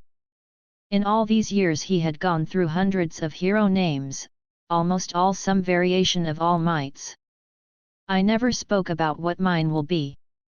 The new titan, Rikudo. The hero that holds the word from falling, I said, determined as I looked into Aizawa's eyes. He kept my gaze for a few moments and smiled and nodded. Some time later, found myself in the support department. I wanted to get a weapon that could act like a shield if needed and be strong enough to channel my chakra, though it. In the end I chose to recreate the war fan that Obito and Madara used in the 4th Ninja War simply because of practical reasons. Okay, admit that some fanboying did happen when I designed it, and I may or may not have also designed an exact copy of Madara's red armor from Naruto, but I didn't send the specs for it to the support department. I like my own armor and I feel that it's something unique to me. I'm not changing that. Maybe tweak it a little. Afterwards I went to the principal's office to discuss my brother's situation. Thankfully Nizu was there with All Might in his skeleton form. When did you get here, All Might? I blurted out. The man gave me a slight smile. I live in this town now. It's the easiest way for me to train young Izuku, said All Might. I looked at the principal who was calmly sipping his tea. I take it you know about One for All, Mr. Principal, I said. Please, call me Nizu, and yes, I do know about All Might's power. It's such a fascinating quirk, don't you say, said Nizu. Indeed. I wanted to discuss something with you, and All Might, about the security of my family, I said bluntly. This caused All Might to straighten his pose and Nizu to set down his cup and look at me intensely. Did something happen, young Madara? Are you in danger? asked All Might. I shook my head. It's not me I'm worried about, but my brother and mother that I've inadvertently placed in the firing line of the villains, I said. Has a threat been issued to you? asked Nizu. I shook my head. It's something else. I'm already well known in the scientific community as a genius child, and that made me a target for villains to kidnap, but I was always careful about just how much information I dispensed, and I trusted the universities to keep my personal data secure. However, I still woke up to find a horde of reporters in front of my house in Izuku's school, and if reporters can find where I live, then I have no doubt that villains would too, I said. I can arrange for a police protection detail for them, said All Might. You can do that? I asked, surprised. Have a good friend in the police force, said All Might. It won't work that way, said Izuku. Where did he come from? Looked back and I saw him with his hand on his chin and eyebrows scrunched up in his usual thinking pose. Good, he's learning. I'm just thankful that he's not completely ignorant to the darker aspects of being a hero and how it affects those around them. Especially if one aims for the top. Oh, please go on, Midoriya, said Nizu, looking anxious to see what he did next. Well, I'm planning to go into heroics, and everyone who knows me even just a bit knows this. Also, Nitsan said that villains may want to target me and take me out now before I get All Might's quirk, so that I'm not that big of a threat later down the line. Also, they might use me and Mom to get to Nii-san, said Izuku. All Might looked stunned. I never considered that, but why do you think that they will consider you a threat? asked All Might. I pulled out my phone and opened the page with the headline I saw this morning. Why do you think? I asked. All Might's eyes widened, and he coughed some blood as he looked between me and the picture. Weren't expecting that, were you? I asked.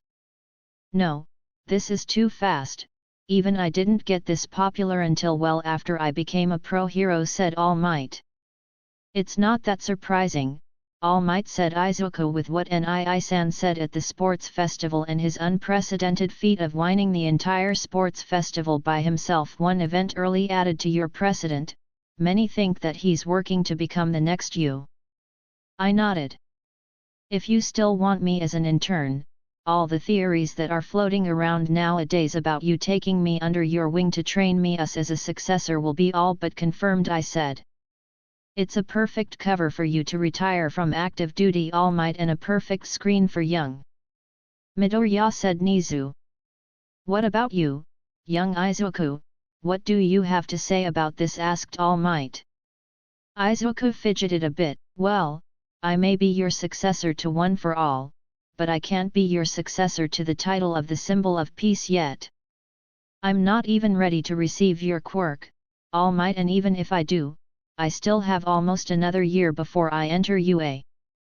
Also, I don't think I can do what Ni-san plans on doing and graduate in a single year, so I have at least another 4 years before I become a pro hero, and who knows how much time I will need to climb the ranks to number 1.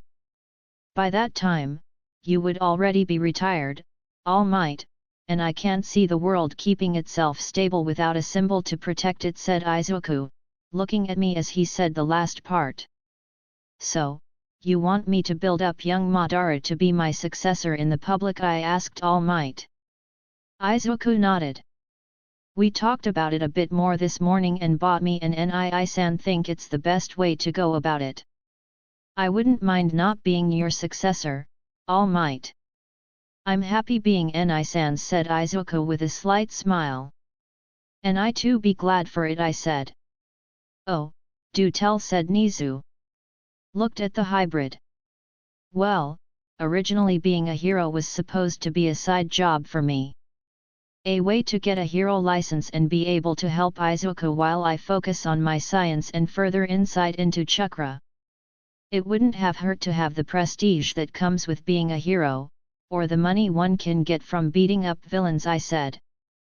What do you mean, Ni-san asked Izuku, looking confused. Well, I originally planned to be an underground hero, for the first part of my career, I said. All Might choked on his own blood in surprise. I smiled a bit. Yeah, I know.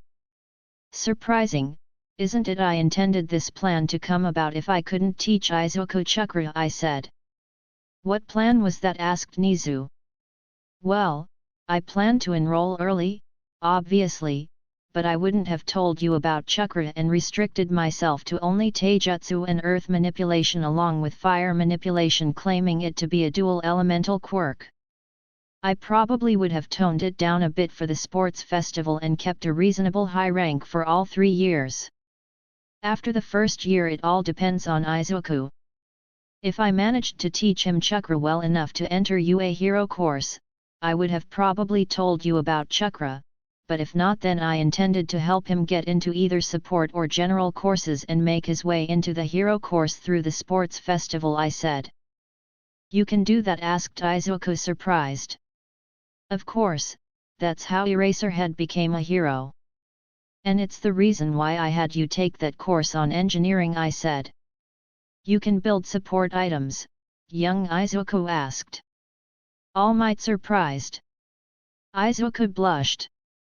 Well, I won't say that they're support items, but yeah, I can invent stuff. Though from where Ni-san gets the parts I never found out, said Izuku. They looked at me. I'm getting to that. Anyways, after I graduated, I plan to open my own hero agency.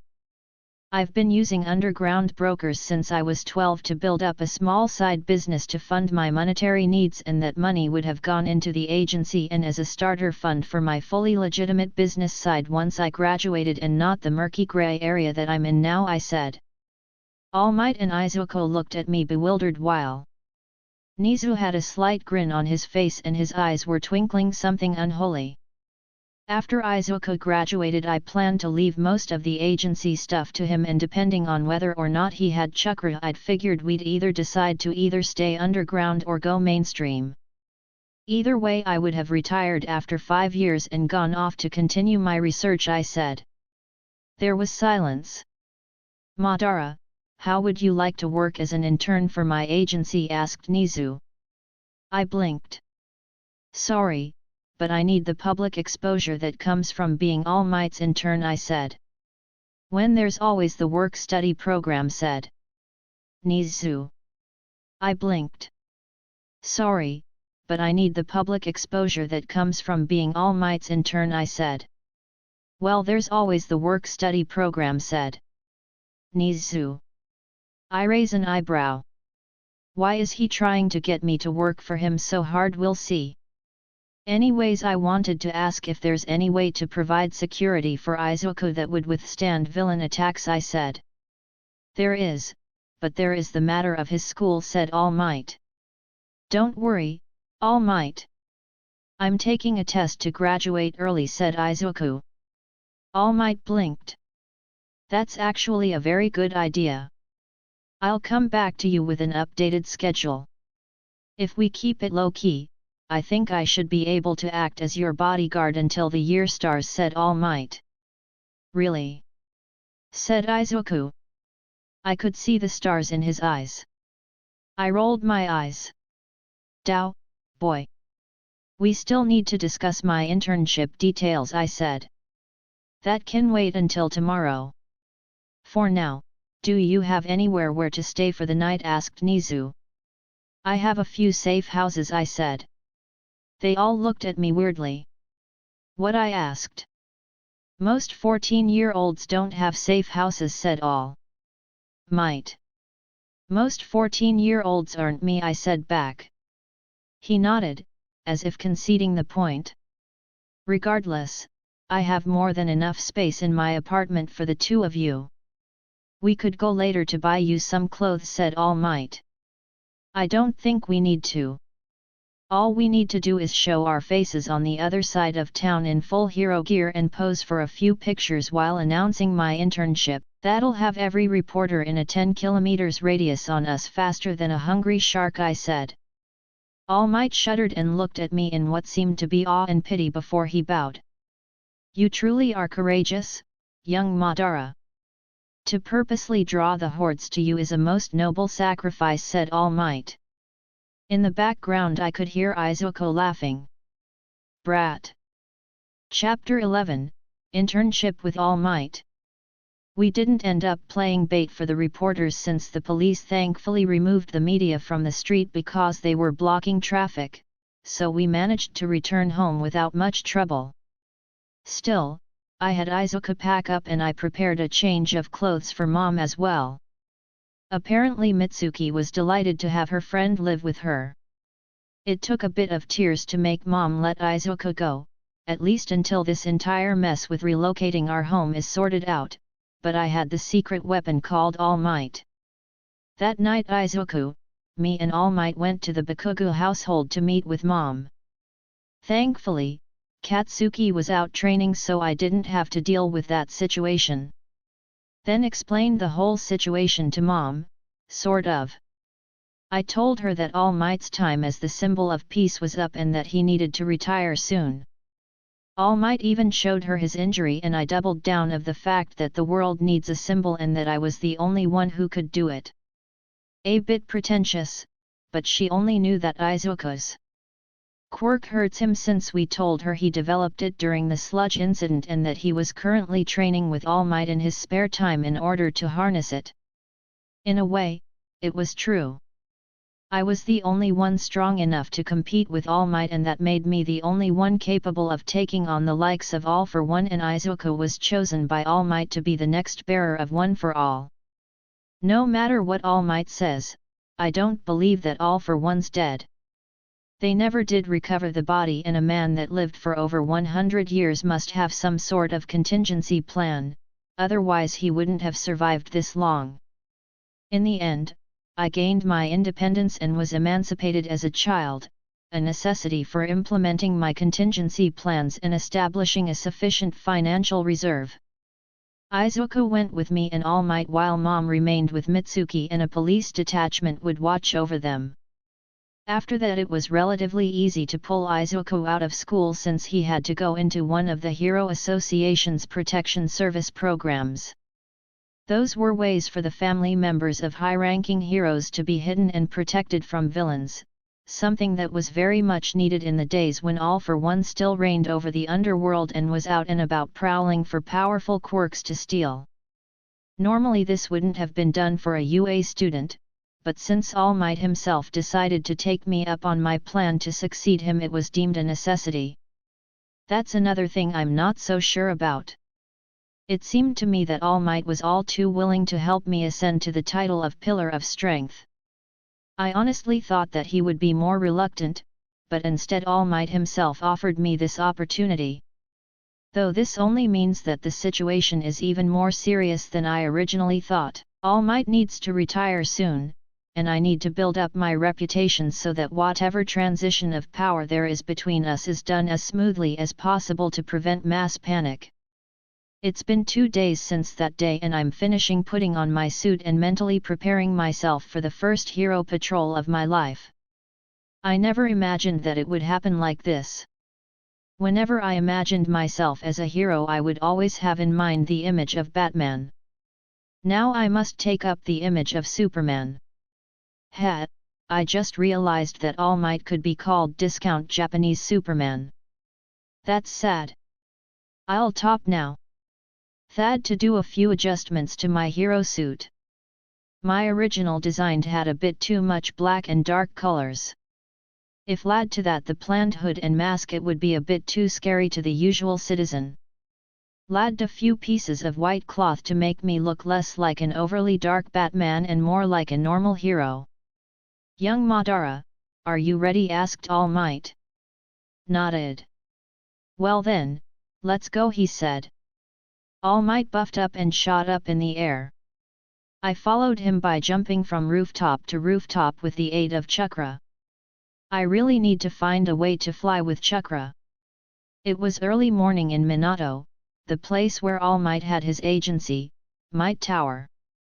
For the duration of this week I roped Aizawa-sensei into teaching Izuku hand-to-hand combat. Aizawa did put up some resistance at first, but I managed to convince him of the necessity of my request. I did teach Izuku some things, but I didn't push it that much. I thought that I had the time to take it easy and teach Izuku properly. I no longer have that luxury. Because of my actions and statements, I have placed my family in the path of villains, and while it's relatively easy for my mom to go into hiding and vanish, Izuku is a heck of a lot more stubborn. He would have stood out one way or another with that hero complex of his, and just like I didn't tell him that he couldn't be a hero before he got his chance with All Might, I most certainly couldn't do so now. It would be the height of hypocrisy to prevent Izuku from following his dream just because it's too dangerous. That's the sort of thinking that Mom would have. I knew from the beginning that I might one day come home to a dead brother if he went into heroics. But I couldn't fault him for that, especially since his death would have at least served some meager purpose. He would have died doing what he loved and not in a meaningless way. Not like I did. Young Madara. Are you paying attention? Asked All Might. I snapped out of my thoughts and nodded. We were on the roof of a building, and down below a few thugs were holding a bank hostage. The media and the police were already there.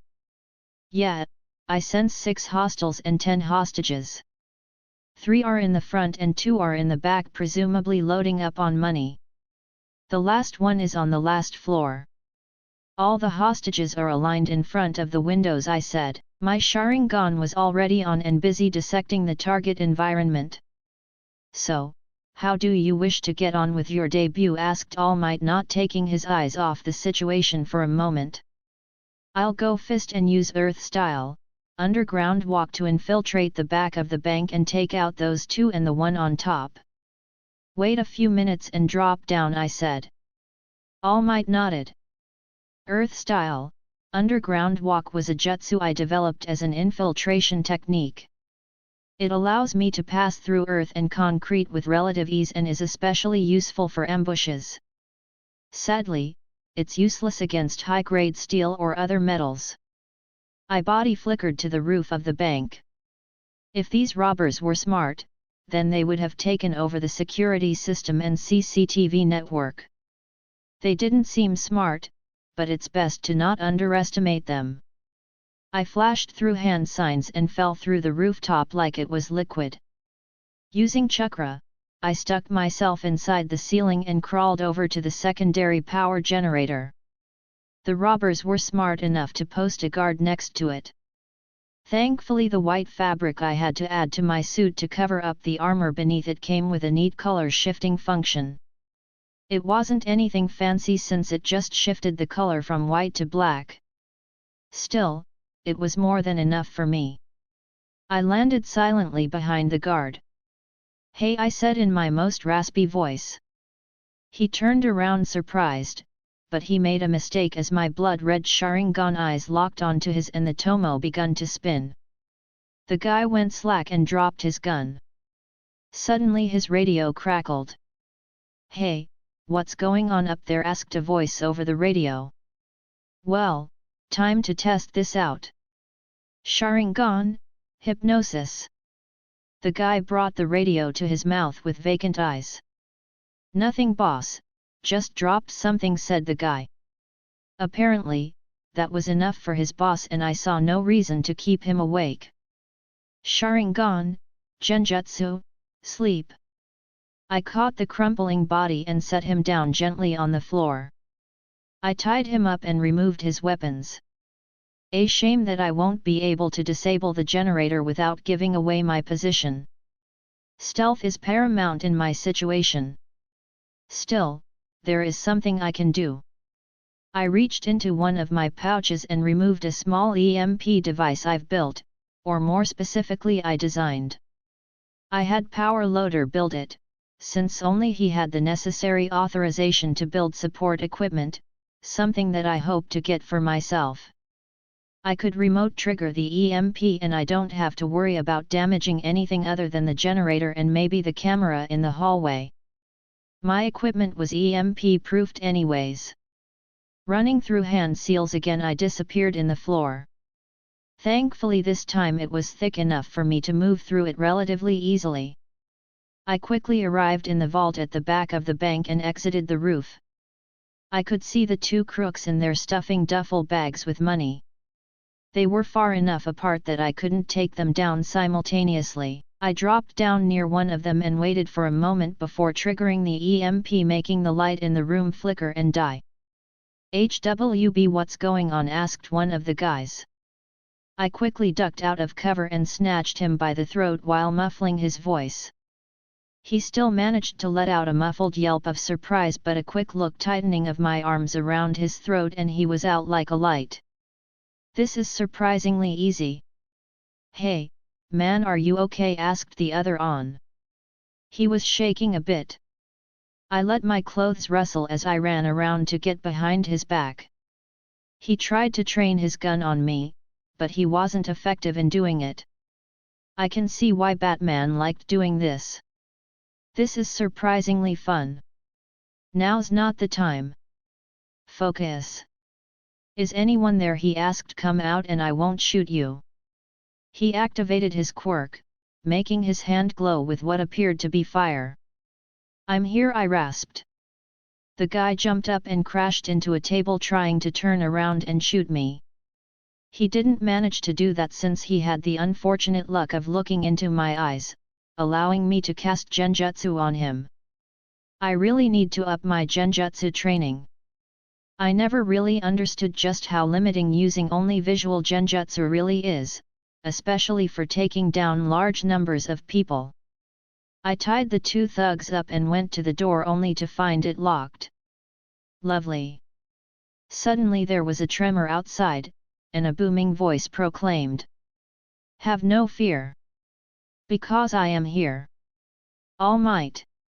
We're saved." Other such exclamations rose from the hostages. "Damn it, All Might. I really didn't want to bulldoze though this situation." Charging chakra through my leg, I kicked out the steel door, sending it flying and smacking into the three thugs that had clustered in front of the entrance with enough force to send them flying though one of the windows and into the street.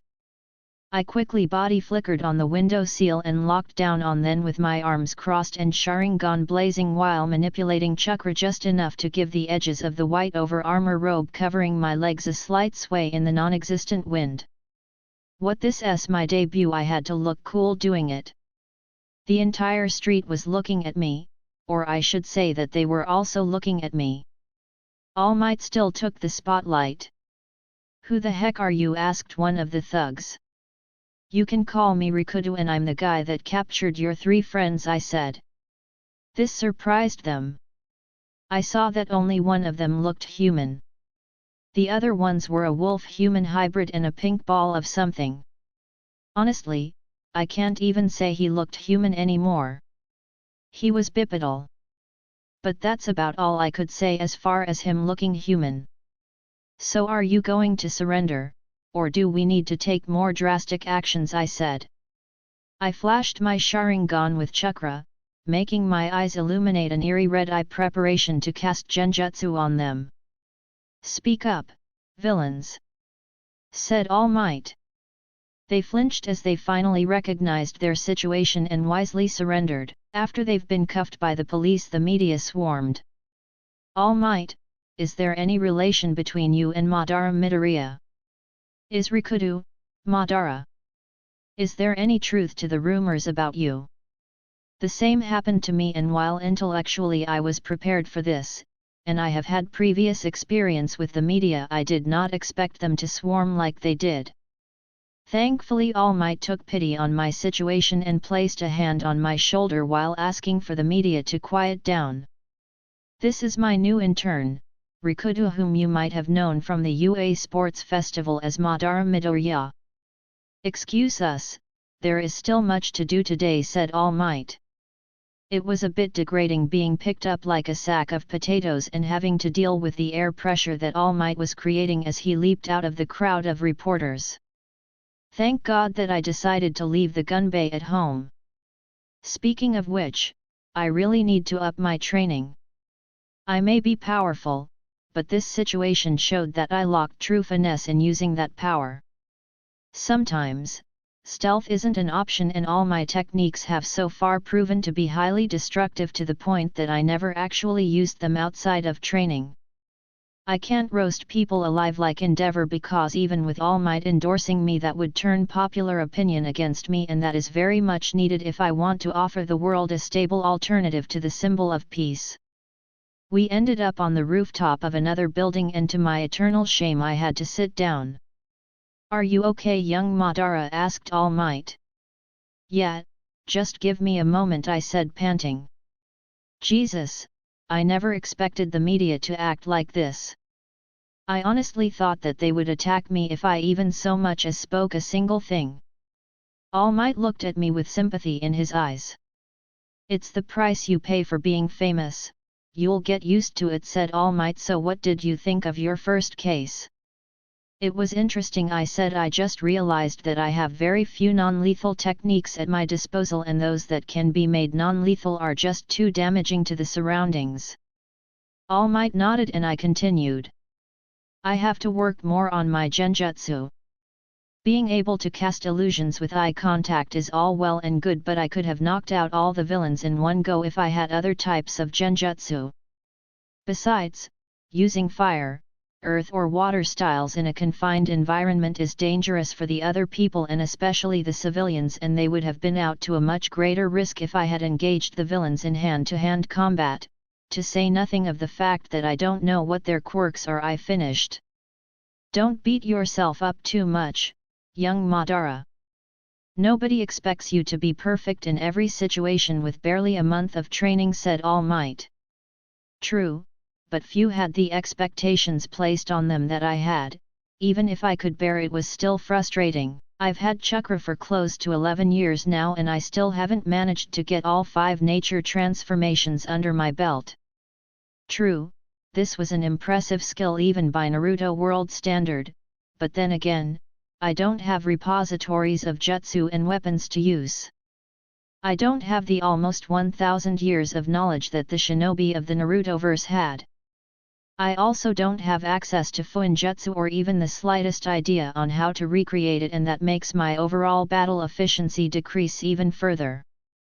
Especially given the delicate situations that I would more than likely find myself in, since I doubt there will be any big battles between heroes and villains anytime soon that can help me fine-tune my techniques. In the end, all I had was my wit, a somewhat second-hand knowledge of chakra, and stubbornness. But then again, there were people with less that have become great. Okay, let's continue with the patrol, I said. We patrolled the streets for another 2 hours. I solved some more cases, even if they were mostly purse snatchers, and the occasional robber. All Might did nothing most of the time and just sat there looking proud and cheering me on. The media ate it all up, and I tried to keep a happy-go-lucky front on the entire time and not brood like an edgelord. Suzuki cough. Being faced with all that media, using the Uchiha secret art of brooding was very tempting. After those 2 hours were up, All Might and I went back to his agency, which was by now swarmed with reporters. Had training to do, and All Might had paperwork and PR. I must get wind style down in a month or so and create some jutsu for it until the final exams this semester. If I'm lucky, I should be able to make some progress with lightning style by the time the provisional license exam rolls around. 1 more week of this. Hopefully nothing bad happens. I just jinxed myself, haven't I? Fuck. Chapter 12, Reactions. I really must think these things through, cause this shit ain't gonna cut it anymore. Let's recap, shall we? I woke up this morning at Might Tower bright-eyed and bushy-tailed to head out and patrol with All Might for a couple of hours and then come back and resume training. What I didn't expect to happen today was the fucking internet to literally explode. Absolutely every news outlet in this country is covering this story, and pictures of mine and All Might's face are everywhere. Pictures of me and All Might flying through the air, All Might cheering me on as I punch villains in the face and return purses to old ladies are making rounds through every social networking site, more so because I'm the first intern All Might has had, ever. Even worse, every conspiracy theorist in the world has popped out of the woodwork spouting theories, their spin on theories and debunking theories and other shenanigans. I mean, this is just unreal. Everyone has their own ideas of who and what I am, and that ranged from government experiment gone wrong, government experiment gone right, and the most twisted of it all, that I'm All Might's illegitimate son or some variation on that theory. Even Izuku isn't free of scrutiny. Thankfully we already submitted his quirk as hyperpower and said that it was a stockpile of the same energy I use that happened to not show up in childhood, and it was now bursting with so much energy that it hurts him to use it. This neatly explained away his previous quirkless status and his sudden gaining of one for all, as well as any injuries he may receive when using the power. I just realized something. When Izuku's going to have his sport festival, he's going to have to use his strength, and parallels will be drawn between his and All Might's power and with me in the picture that will be seen as confirmation of the Dad Might theory. God damn it, and fuck the media. Endeavor was quietly brooding in office while looking at the news. Fuck All Might and fuck him for not thinking about this possibility. It was obvious that the boy was All Might's son.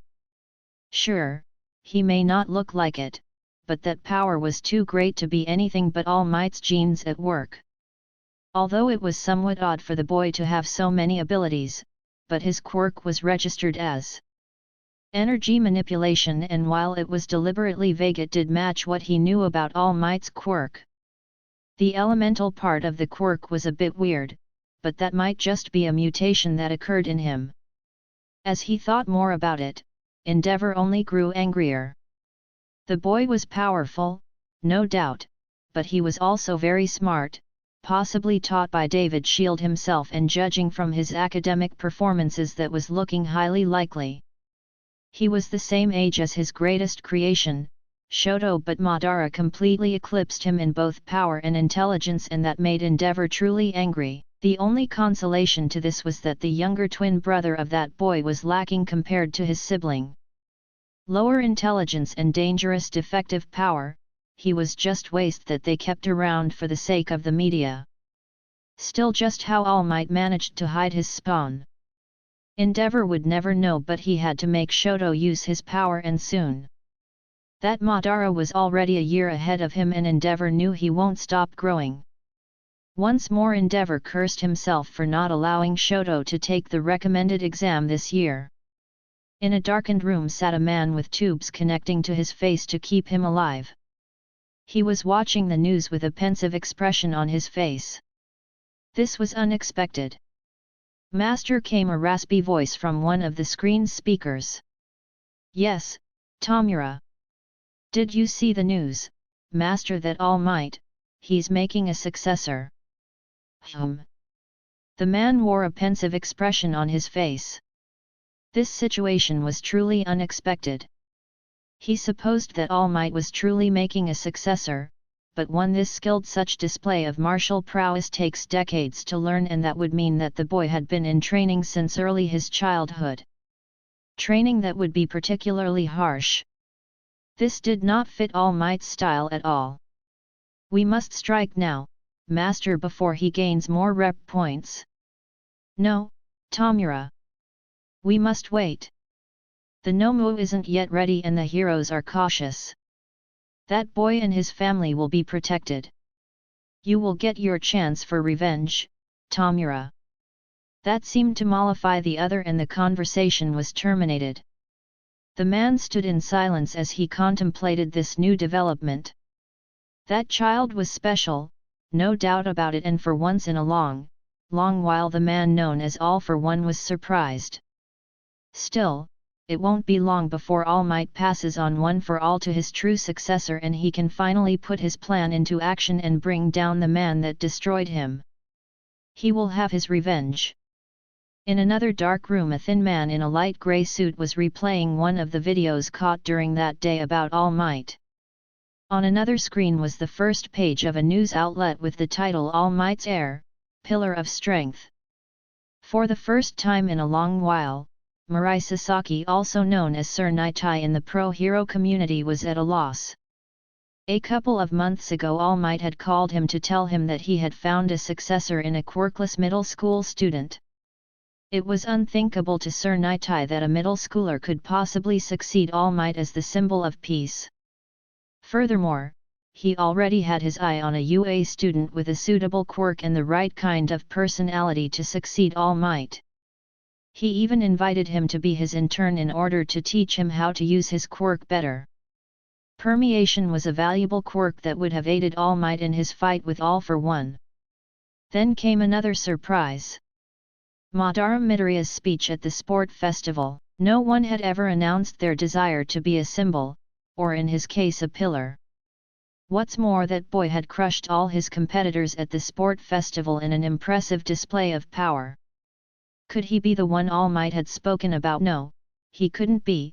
His powers were too diverse, and he had a quirk since childhood. Dread came over Nitai.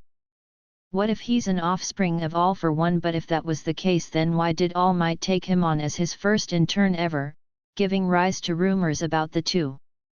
Even the way they acted made them seem to be close, and they weren't doing anything to quell or dispel the rumors. Nitai needed more information, and he needed advice. Hello, Gran Torino-san. Have you seen the news lately? I see. I'll pick you up later today. All Might was tired. He still had to do his paperwork. It was just the second day of young Madara's internship, and he was beginning to see just how exhausting it was to be a mentor for such an event. Previously he hadn't taken an intern because he was too busy, and then his injury got in the way, but Madara was a special case, even more so than his brother, young Izuku. His desire to be the pillar of strength came from a logical standpoint that was correct if a bit arrogant. Madara truly was the only one alive capable of competing with the bearers of One for All and All for One. No other human alive was that potentially powerful, and no other quirk had the sheer versatility that Chakra possessed. All Might had seen a snippet of Madara's power and prowess the day before, and more today. There were few situations where young Madara was useless, and those were quickly becoming scarce as he developed new techniques to deal with them in the future. Even a mere 2 days have drastically improved Madara's effectiveness in the field, and should such progress continue, All Might was sure that young Madara would be ready to take the final exam at the end of the year and graduate from UA, thusly becoming the youngest pro-hero in history at just 15. Were it any other child, All Might would have protested it, but he had the feeling that Madara was much older than his body made him to be. Even so, he looked to be older than 14. There were none of the boyish traits that were found in his brother. Still, it galled All Might that Madara was sorely needed. All Might was stubborn, but even he could see the writing on the wall. His power was decreasing rapidly, and it would be years before young Izuku was truly ready to take off as his own hero. As Madara himself had said it, he was the best shot the world had at a peaceful transition between eras. And now he had to deal with his mentor and former sidekick. Great! There was a knock on the door. "Come in," said All Might. Two people walked into his office. Sir Nightai, his former sidekick, and Gran Torino, the friend of his master and mentor. "Toshinori, you're even more decrepit than last time I saw you," greeted Gran Torino gruffly. All Might paid no mind to his insult. He was used to his mentor's sharp tongue. "All Might, we would like to discuss something about your intern," said Sir Nightai. "Please, sit." "What do you want to know?" said All Might. "Firstly, we would like access to his records." "His powers are too diverse to be the product of a single quirk," said Nightai. All Might narrowed his eyes. So, this is what they were thinking. He somewhat expected it, as he himself had once asked the same question. "He isn't that man's spawn, if you were asking." "No, because I checked." That seemed to surprise them. "Then are you sure that he didn't develop that quirk naturally? Maybe he has some connection with One for All?" asked Gran Torino. "It really isn't my place to tell. If you meet with him, I'm sure that he could decide if he wants to tell you himself," said All Might. "You're putting an awful lot of faith into that child," said Gran Torino. "Indeed, All Might, this is careless. He's just a boy. What secret would he have that would require him to not trust adults with it?" said Nightai. "The kind that doesn't concern you," Mirai Sasaki said, a voice from the ceiling. All Might along with the other two looked up at the intruder into their meeting. Madara was casually standing on the ceiling like it was normal. The bigger question in All Might's mind was how he avoided their senses. After all, they were still pro-heroes. "So you're the kid you don't look like much," said Gran Torino. "I could say the same for you, old man, but we both know that would be false," said Madara as his eyes bled red and his Sharingan activated. Gran Torino grinned at the kid as he held his Sharingan gaze. All Might, for all his power, could never truly resist looking straight into those eyes for long. Those were powerful eyes, and their wielder made careful use of them. "Madara Midoriya, we would like to ask you some questions," said Nightai as he fixed his glasses on his nose. "Oh," said Madara, cocking his head to the side. "What about then?" "About your connection with All for One and your quirk that allows you to use such varied abilities," said Nightai. Madara stayed silent for a moment before he started to fall from the ceiling and flipped around to land on his feet. "I have no connection with All for One. In fact, I only learned his name a month ago. And as for my quirk, well, I don't trust you enough to tell you," said Madara. Nightai looked like he swallowed a particularly. Said Madara. "Why would you say that, kid? All Might trusted us enough to tell us about One for All," said Gran Torino, being genuinely curious.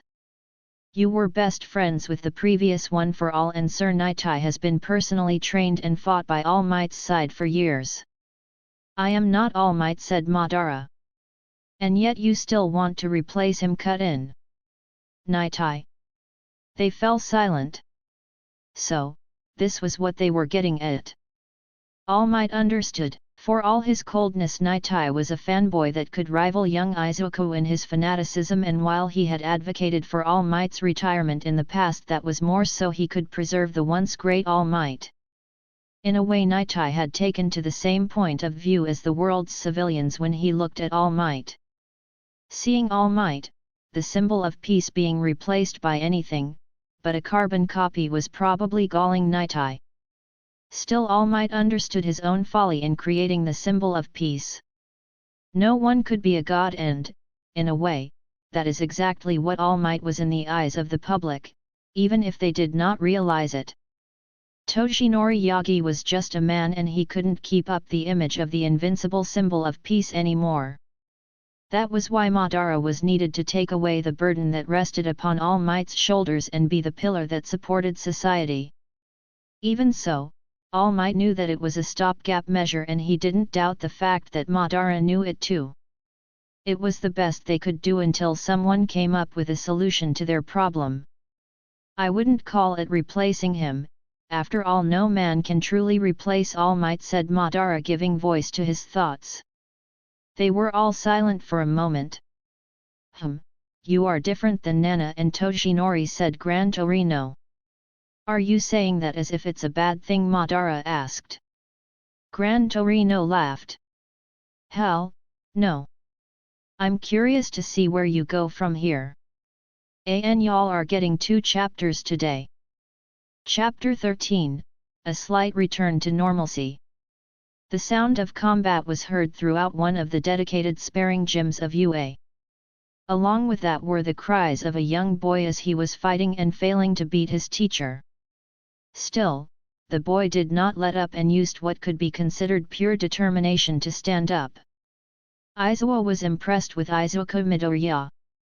True, he may not have the natural talent and power of his older brother, but he did share in his determination and his single-minded pursuit of self-improvement.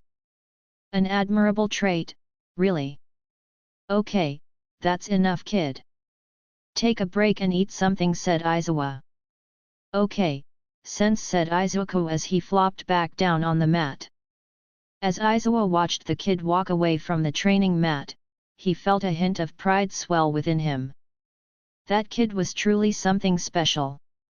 He still remembered the day that All Might and Madara came to him with the proposal to train Izuku. At first, he was reluctant to agree. Izuku Midoriya was, in his mind at least, still a young child not yet ready for such intense training. He was just entering puberty, and while he had a good athletic base, hand-to-hand combat abilities and no truly bad habits making it easy to mold him into an excellent hand-to-hand combatant, he was still too young. Then Madara dropped the bomb onto him. He explained the reason why he was helping his brother to go through this hell training and why Madara pushed himself so hard to gain more power. All Might was on his last legs. Due to an injury he had sustained, he was left with a perilous time limit on his power of only 3 hours a day, and that would not last for long. Still, that only explained why Madara was pushing himself so hard. He was for all intents and purposes All Might's heir, and the man had it in him to survive for maybe another year when he would be taking his UA teaching position. After a silent argument between the two, Aizawa was told a secret that many would kill to know. It was not Madara that was to inherit All Might place, but Izuku. The boy that was chosen by All Might himself as the successor to his quirk. And wasn't that a surprise? One for All was a fitting name. The power passed down from generation to generation through 8 users to fight against the ultimate evil All for One. Izuku Midoriya was selected to be the 9th holder of this power that would grow even stronger with him than it had with All Might. He accepted, of course. That boy needed as much training as he could get, that much was painfully obvious. Izuku was smart, of that Aizawa had no doubt. One does not simply remain stupid when they share most of their genetic makeup with a genius, and even if they weren't twins, it was doubtful that Izuku would have ever remained stupid. Madara would not have allowed it. Still, Izuku had somewhat neglected to train his body, only beginning any sort of real training at age 12 and under the constant cajoling of his brother.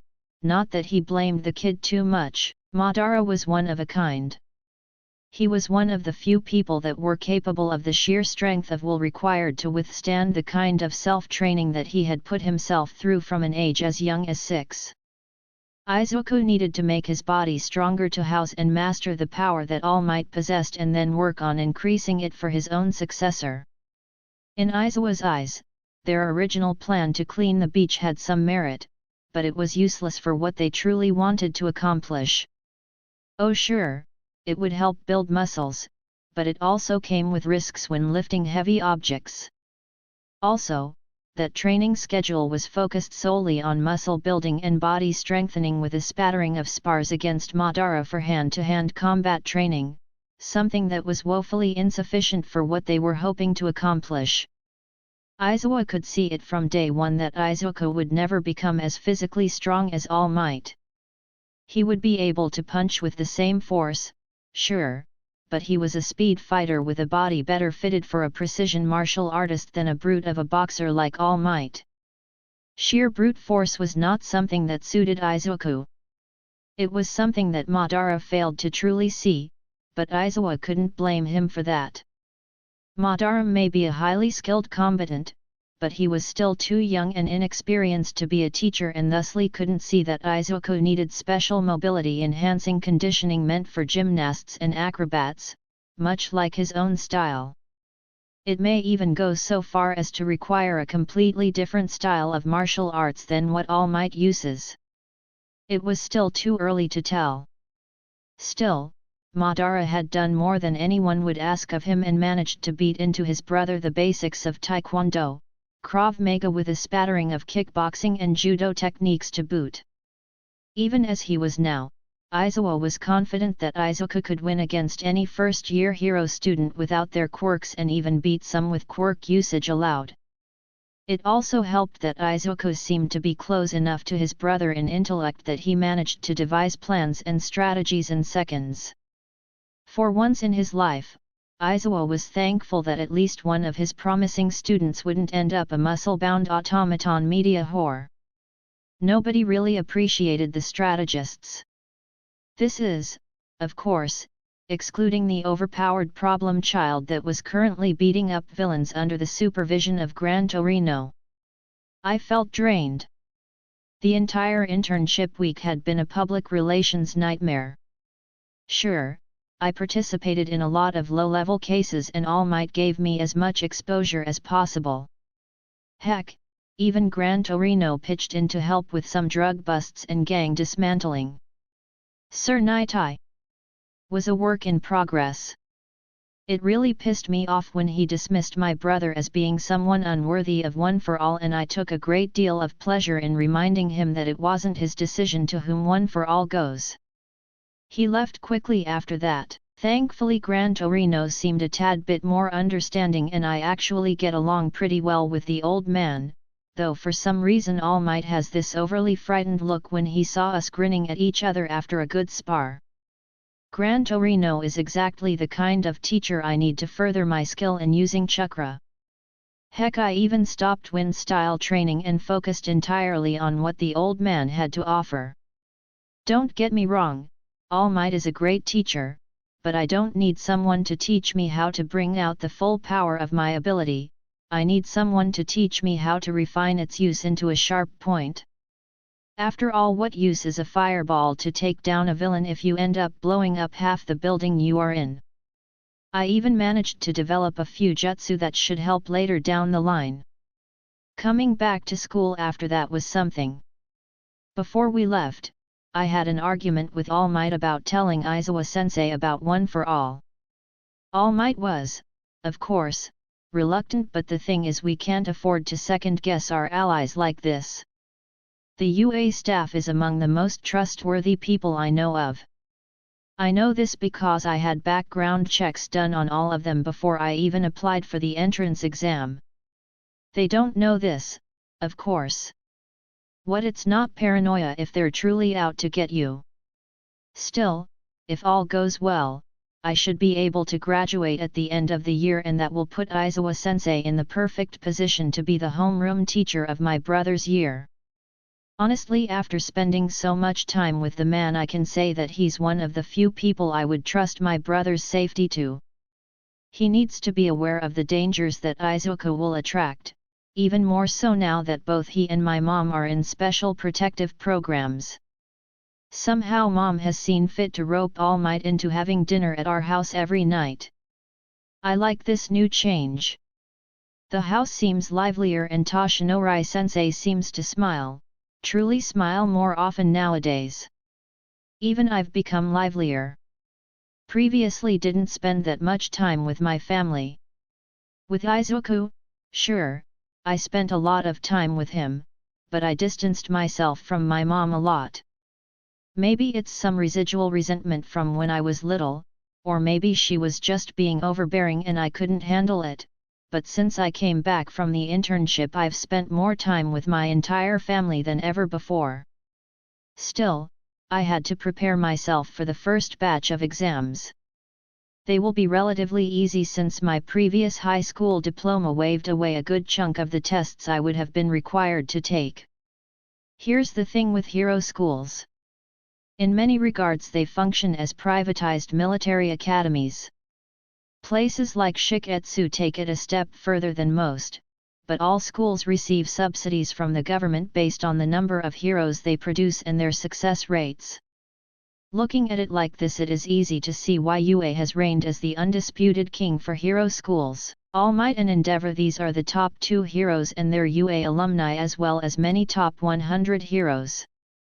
After all, the Hero Commission itself originally started life as a military organization. My situation in this entire system is special. The Hero Commission is painfully aware that All Might isn't as invincible as the media portrays him to be, and when they heard about me, my close relationship with All Might and my level of power, they were somewhat relieved and instantly jumped on the conspiracy bandwagon to help solidify my claim as successor to the symbol of peace. They were helped in this by us not denying the rumors about me being All Might's successor. They somehow managed to hype me up as an alternative for All Might, so when he moves out of the public eye and I step up to the plate, the citizens will understand that All Might wants to retire and I would be there to act as their support once he does. His teaching career at UA would serve as a transition period and a way for All Might to have a hand in personally training Izuku during his schooling years. Still, it's tiring.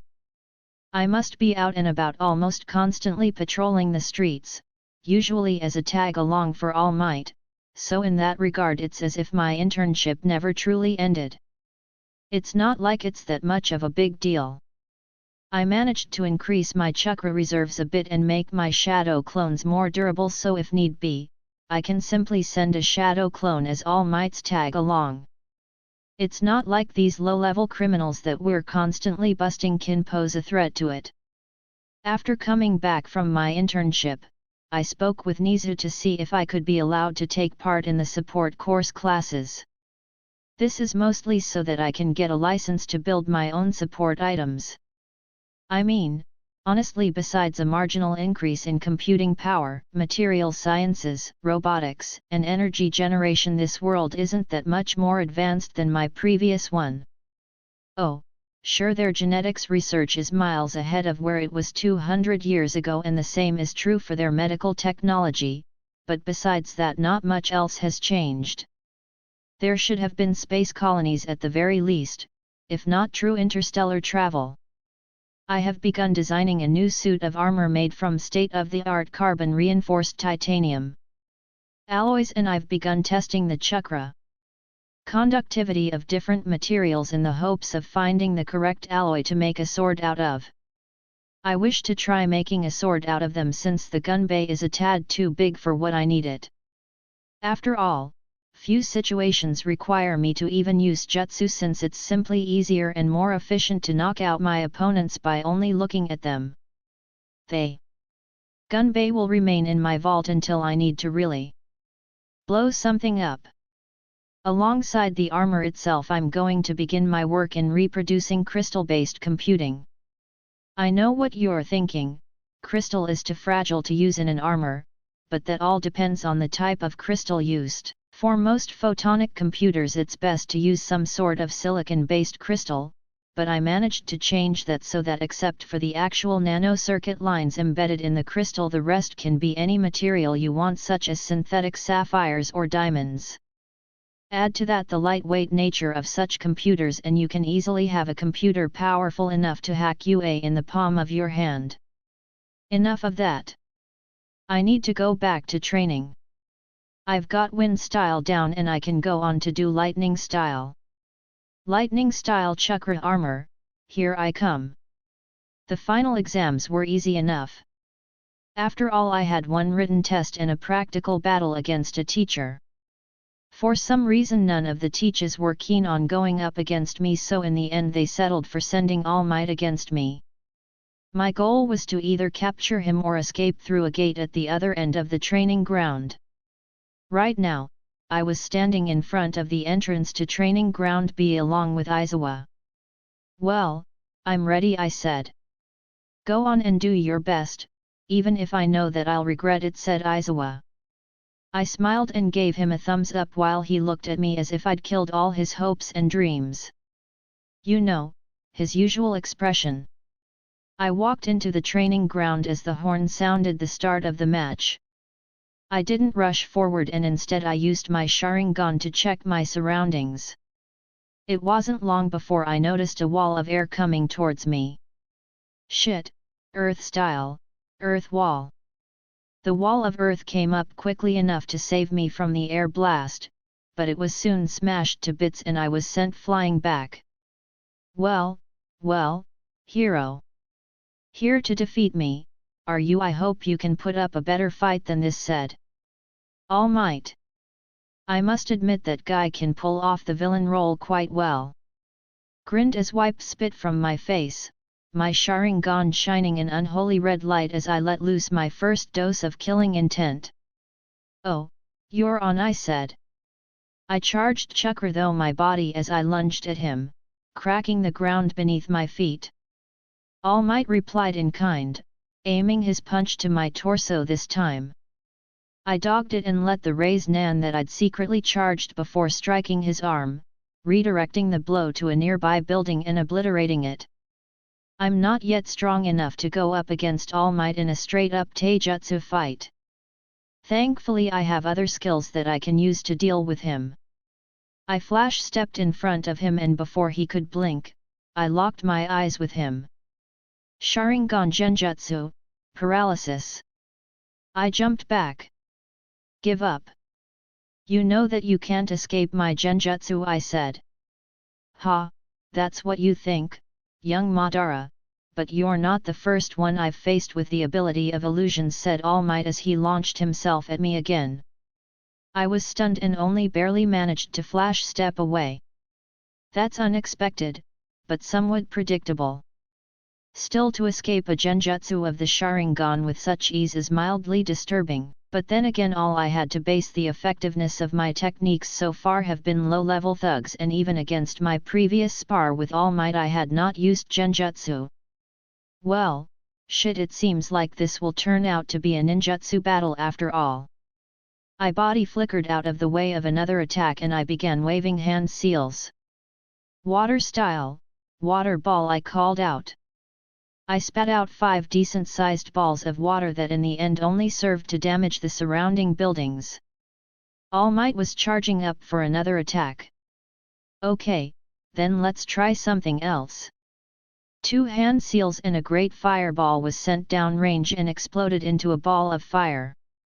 All Might dodged, of course, but it bought me enough time to work through the next set of hand seal.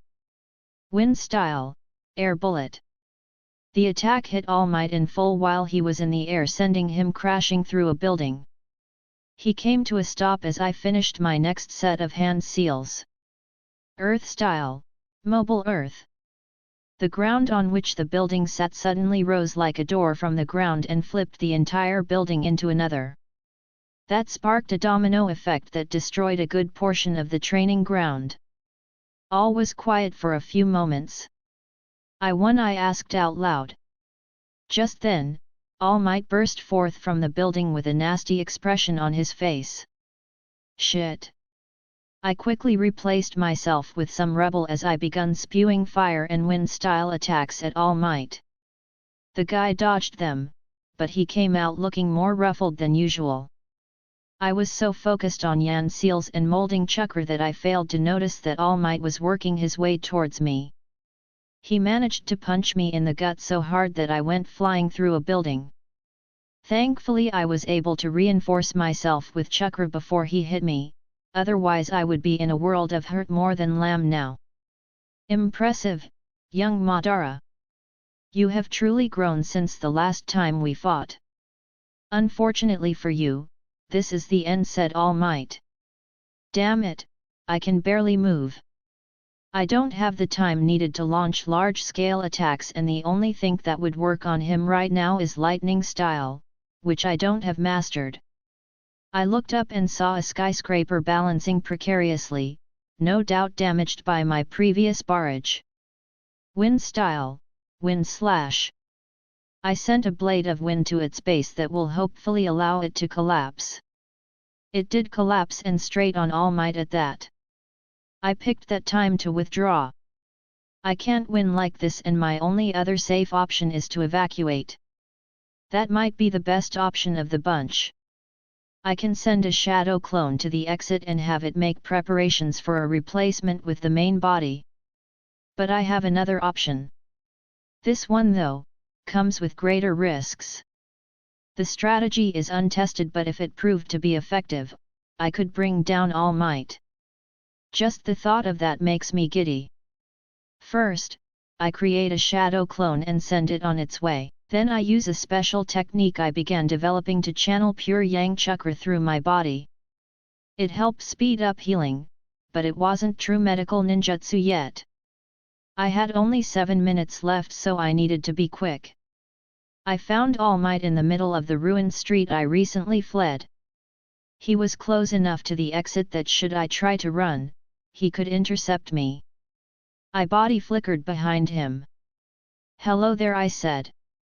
All Might turned to me surprised, only to be punched in the face with a stone-encased chakra-enhanced fist that sent him flying through a building. Ah, LVE waited for so long to use that line. Now let's see if I can achieve the high ground. I began waving hand seals as All Might burst forth from the building and launched himself at me with air pressure. "Ha! You can't defeat me, hero!" bellowed All Might. "Yeah, right. Keep dreaming, old man, I was just getting started." "Fire style, great fire destruction!" I yelled. The massive cone of fire spread ahead of me.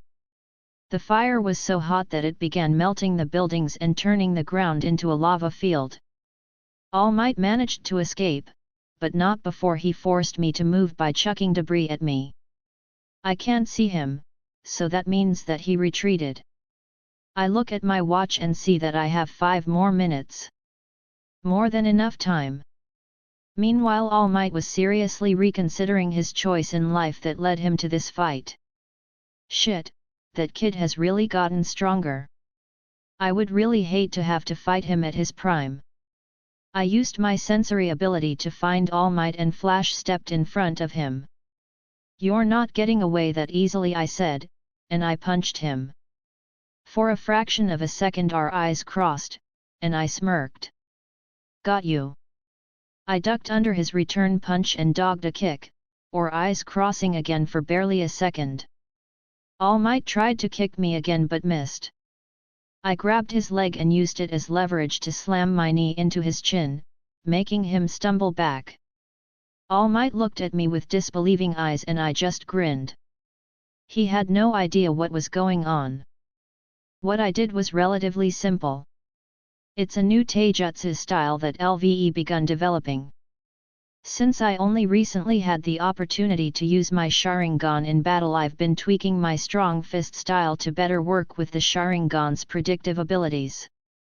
In this case I took this a step further and I've begun actively using the Sharingan's visual genjutsu abilities to cast subtle genjutsu on my opponent.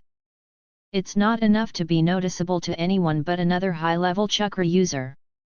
In the case of those without chakra, or any experience with illusion abilities, nothing would seem weird. After all my genjutsu does is alter the perception of the world slightly. It just so happens that slight difference is all it takes for my opponent to make mistakes. And mistakes against a chakra user means defeat. I pushed on, coating my fist with earth nature chakra to make it harder. I ducked under his punch and retaliated with a punch to his gut that made him spit out blood. I then swept his legs and jumped on him as he fell. I mentally sent the command to my clone to activate the juts, and the ground beneath us turned to mud just enough for All Might to sink a bit and become immobile. All Might gasped and looked at me with wide eyes. I grinned. Night, night. Sharingan Genjutsu, sleep, I said. My tomo spun as they waved the genjutsu. I could feel All Might resisting, but I kept our eyes locked and I poured more chakra into the technique until he finally fell asleep and returned to his normal emaciated state. The horn sounded. Winner, Madara Midoriya, the voice announced. I took All Might out of the ground and hauled him on my shoulder in a fireman carry.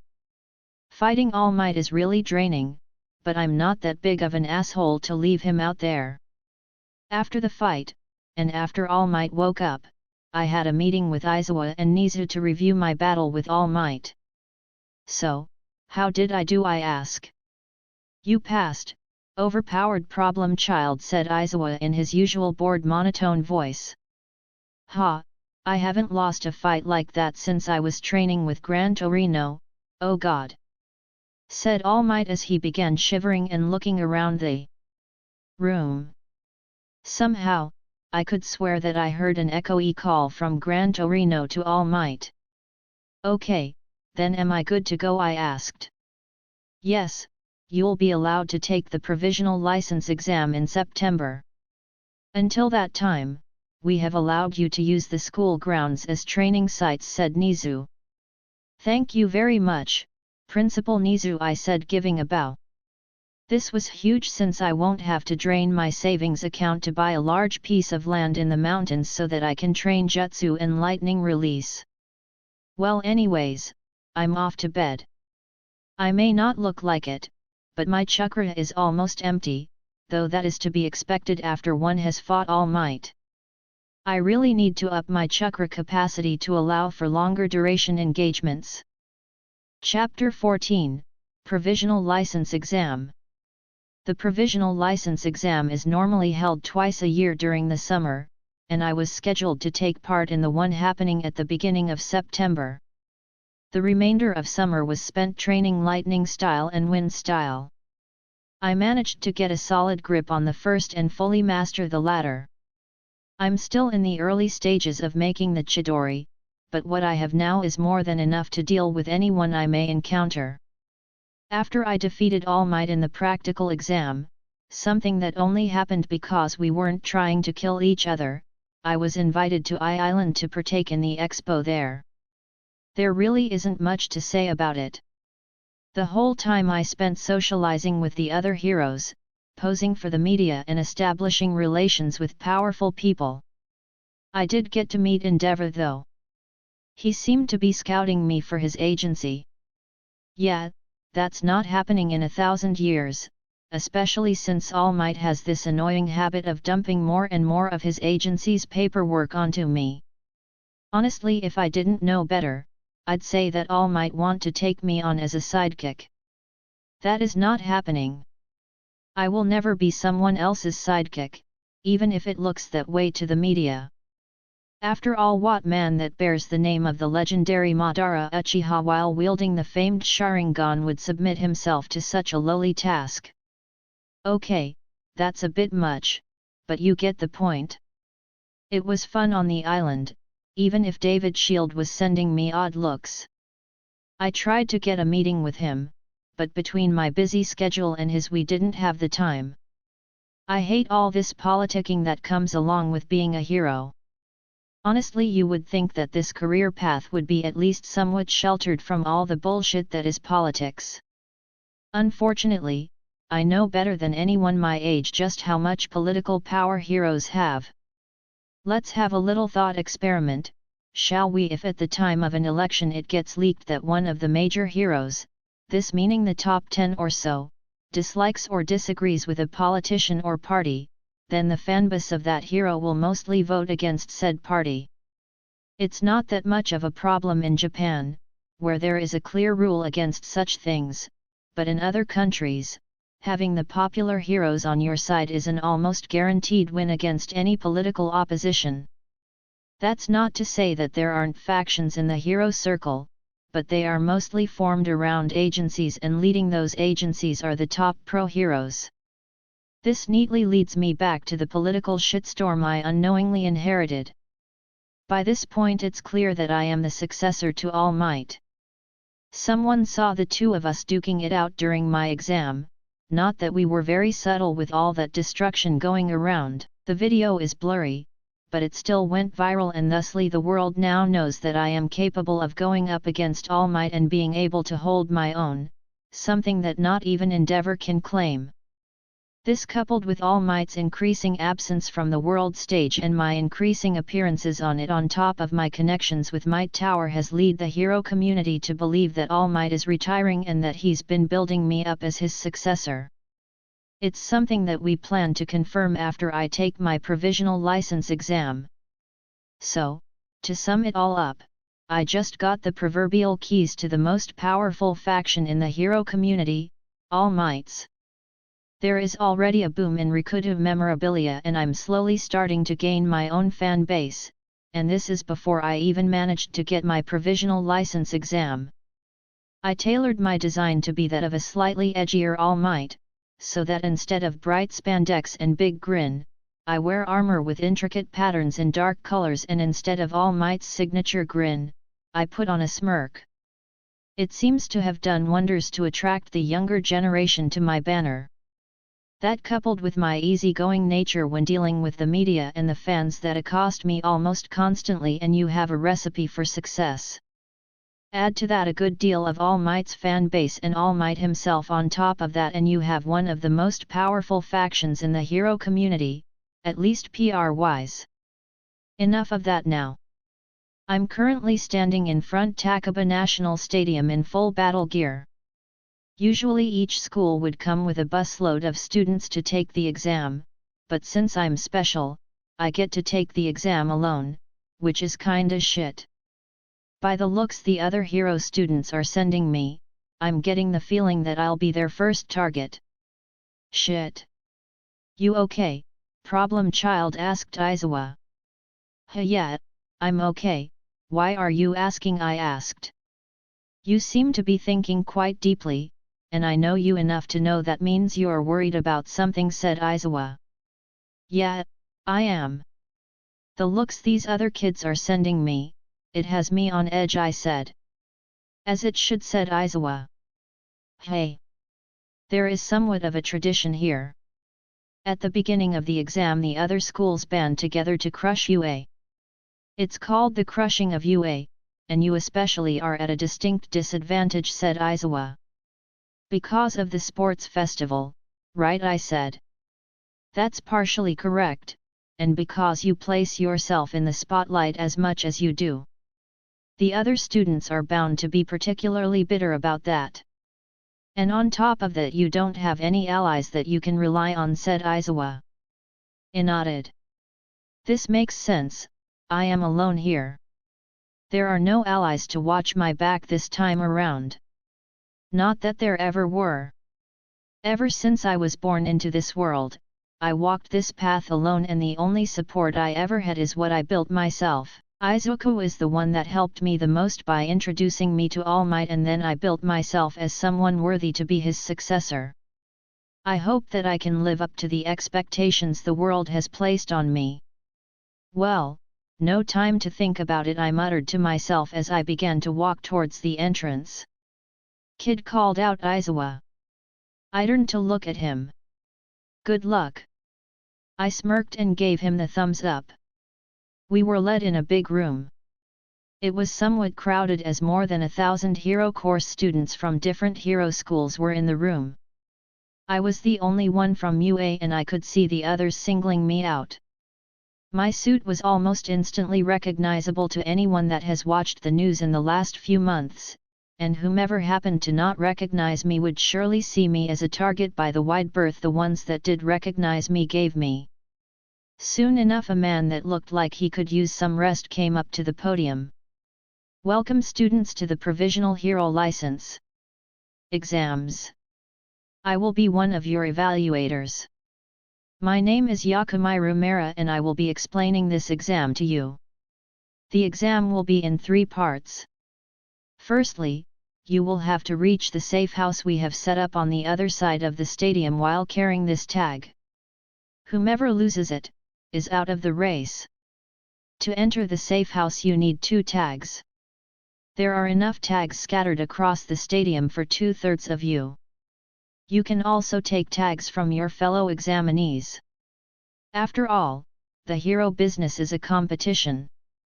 Information on the other challenges will be provided to those that finish the first task, said the man. The room began to shake a little as the walls and roof fell away, revealing that we were in an arena with 4 different zones. A city zone, an industrial zone, a mountain zone and a forest zone. Our safe house's location was currently unknown. And start, said the man. The room began to shake a little as the walls and roof fell away, revealing that we were in an arena with 4 different zones. A city zone, an industrial zone, a mountain zone and a forest zone. Our safe house's location was currently unknown. And start, said the man. A horn sounded and I immediately put some distance between me and the rest of the students via a body flicker. It proved to be the right thing to do, as the position I was in was instantly assaulted by students. Still, the majority of these students were a good 2 to 3 years older than me and had much more experience than I did. I may be able to go toe-to-toe with All Might in a controlled and known environment, but this was something different. Quantity had a quality of its own. The vast majority of the student turned towards me, seemingly ignoring all their rivalries that I'm sure schools have. Well, if it isn't the star of UA, said one of the students that, by the look of their uniform, came from Shiketsu. Oh, and what about it? I asked back. My Sharingan was already searching for targets among the mass in front of me. I could sense that they were trying to surround me. I flooded my body with lightning-natured chakra. I wasn't quite yet ready to use the famed lightning chakra armor of the Raikages, and honestly I still had a ways to go before could even reconstruct it, but even this relatively small action brought me from contending with All Might's speed to beating it, even if just barely. Still, it won't be long until I'm running along at light speed like the Raikages. I wonder what the media would say when the vaunted genius disciple of All Might fails to gain his provisional license, said the same guy. So sure, are you of your success? I asked. He laughed.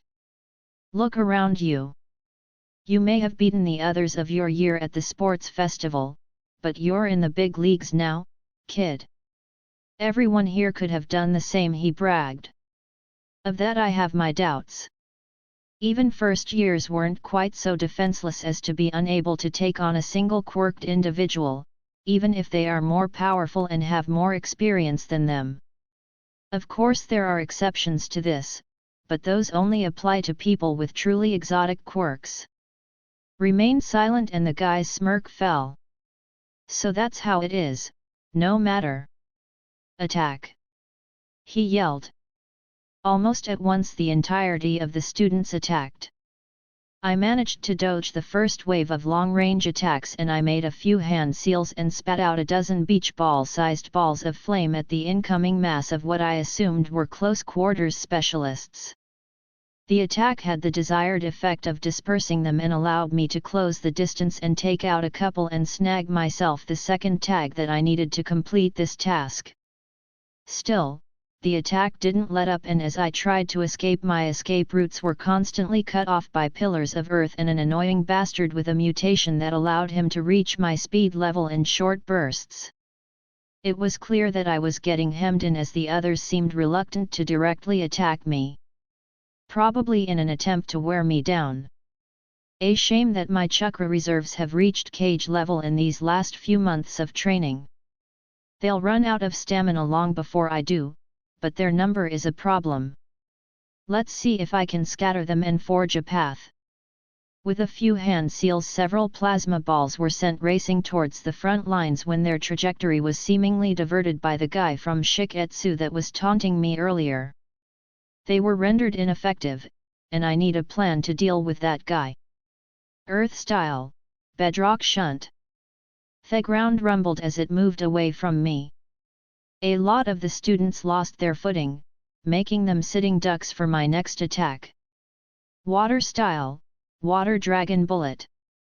I held the last seal as I needed my chakra to draw water from the nearby lake and form it into its supposed dragon shape. Once it was done, the dragon let out a ferocious roar and then dived for the battlefield, overpowering the other elemental quirk users and cutting a swath of destruction through their ranks and inundating the area. Lightning style, lightning bolt, I yelled. I moved my lightning chakra-coated palms and let loose 2 streams of electricity from them and directed it to strike the area previously hit by the water dragon. The result was the instant paralysis of some couple hundred students. These people can take the punishment, so I don't have to hold back as much. I quickly moved to take advantage of the confusion and disappear into the city. Once there, I searched for an office building and laid low. I then created a shadow clone and had it transform into a bird.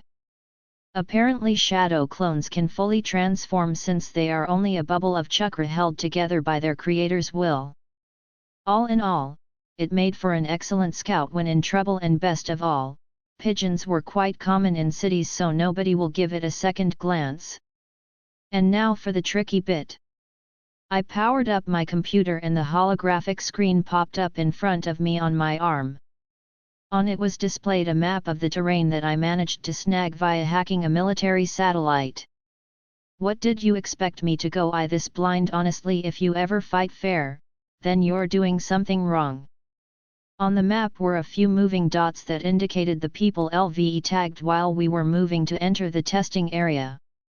My head snapped up. The shadow clone sent me a packet of memories that showed a pretty consistent group heading for my location and not fighting amongst themselves. What's more, they seemed organized. I don't know enough about the other schools to recognize their uniform, but they were clearly led by someone well versed in strategy. Was obvious from their formation that they were wary of an attack, but they seemed to be headed straight for my building. I frowned. With a simple body flicker, I was on the roof of the building next to the one I was previously occupying. My sharp Sharingan saw one of the guys that looked like a wolf turn his head to my new location. So that's how they were tracking me. Earth style, Earth Destroyer. I slapped my hands down on the building and manipulated my chakra in such a way that it will cause the collapse of the surrounding structures, thus trapping the poor sods in, and with all that dust in the air, Wolf Boy won't be able to smell me. Time to go anyways, my shadow clone has located the safe house. I flooded my body with chakra and vanished in a body flicker only to reappear in front of what was supposedly a bunker. I inserted the 2 tags into their required slots and stepped in. There were a few students inside. All commotion stopped when I walked in. I never think that I'll get used to being gawked at. It was 2 hours later that the same guy from the beginning of the exam appeared at the podium that was placed in the room. Now that you're all here, I'll tell you about the second stage of the exam. In this part you will have to rescue some hostages from a team of villains. The hostages are actors from the Help Us company, and they, along with the substitute villains that belong to several hero agencies, will evaluate your actions and score you based on your effectiveness and minimalization of collateral damage. The final test is a surprise that will be sprung on you during the exam. Your task for now is to bring the hostages safely to the designated area, said Mara. I see, so this is a rescue operation with an unknown element to it.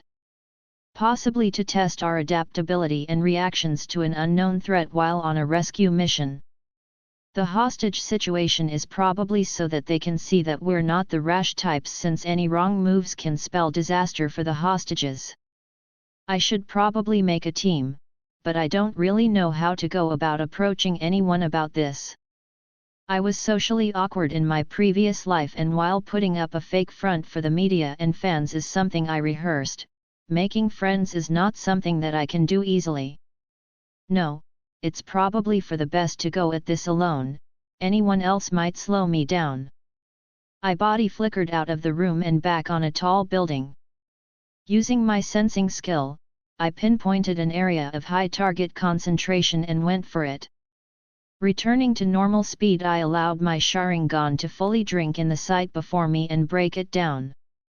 The hostages were held up in an office building, at around the middle. From what I could sense, there were 3 of them and 4 bad guys. Easy enough to handle. There were 2 bad guys next to the hostages and the others were patrolling near the stairways and entry points to the floor. I jumped onto the glass and stuck to it via chakra. Using precise wind-style chakra, I cut a hole in the glass and I went inside. From there on it was easy going. I have a good deal more mobility and stealth than any of these people, so it was easy to take down the 2 on patrol. After that it was a straight shot to the room where the hostages were held. The hostages appeared to be a couple with a child. I breached the door with a flash step. The villains didn't even have time to react as I crashed into them and knocked them unconscious. I turned to the family and smiled. "It's okay, you're safe now. Are any of you injured?" I asked. My Sharingan was deactivated because it scared people. I learned this while on my internship. These eyes are good for looking cool, but not so good for trying to calm down civilians, unless I want to put them into a genjutsu. "No, thank you," replied the guy. The response was somewhat clipped. Before I could say anything else, I heard a siren wail through the stadium. "Attention participants, the 3rd phase is now beginning. Villains have infiltrated the arena in Ford and are moving to take hold of the designated area for hostages. Your task is to get the hostages to safety by any means necessary." "Shit." I turned back to the couple. "Can you walk? We need to get going," I said. "We're okay," said the woman as she took the child by the hand. Honestly, I have no idea if it is a child or a midget, but whatever. I looked out the window and saw the street swarming with villains. "Okay, new plan. Are any of you afraid of heights?" I asked. They looked at each other in bewilderment and shook their heads. I formed the iconic cross sign and 3 shadow clones popped up, each one picking up 1 member of the family. "Hang on tight." I dived through the window and crashed into the middle of the mob of villains. Water style, waterfall. The torrent of water washed over the street and the still confused villain substitutes, granting my clones the time needed to jump and disappear into body flickers towards the area with the other hostages. After I dealt with some of the stragglers, I too headed there, and I arrived just in time to see Endeavor land at the head of the mass of villains. His appearance shocked the exam takers. As you can see, the pro-hero Endeavor has graciously accepted our offer to test this new format of the exam. Your task remains the same, and don't worry. He won't be going hard on your," said Mara. Landed between Endeavor and the other exam takers. "Go! Get the civilians out of here!" I yelled. That seemed to do the trick as the other students all formed up began evacuating the hostages, while leaving me to deal with the number 2 hero. This will be difficult. Endeavor is a whole other kettle of fish than All Might and I'm already down a bit of my reserves. I can't afford a prolonged ninjutsu slugfest with Endeavor because who knows what's waiting for me going forwards. Hopefully my water style is enough to deal with him. "Hey, so you're All Might's brat," said Endeavor. "Man, I wish I had my gunbei right about now." I did not answer and dropped in a combat stance, chakra swirling through me and augmenting me the best it could. Endeavor seemed to take this as an invitation to attack and he let out a torrent of flame from his fist. My hands flashed through the necessary seals. Water style, water wall. Water from the ground rose up to counter the flame and they left behind only steam and smoke. It was fortunate that my Sharingan detected movement in the smoke and that I managed to dodge Endeavor's flaming fist.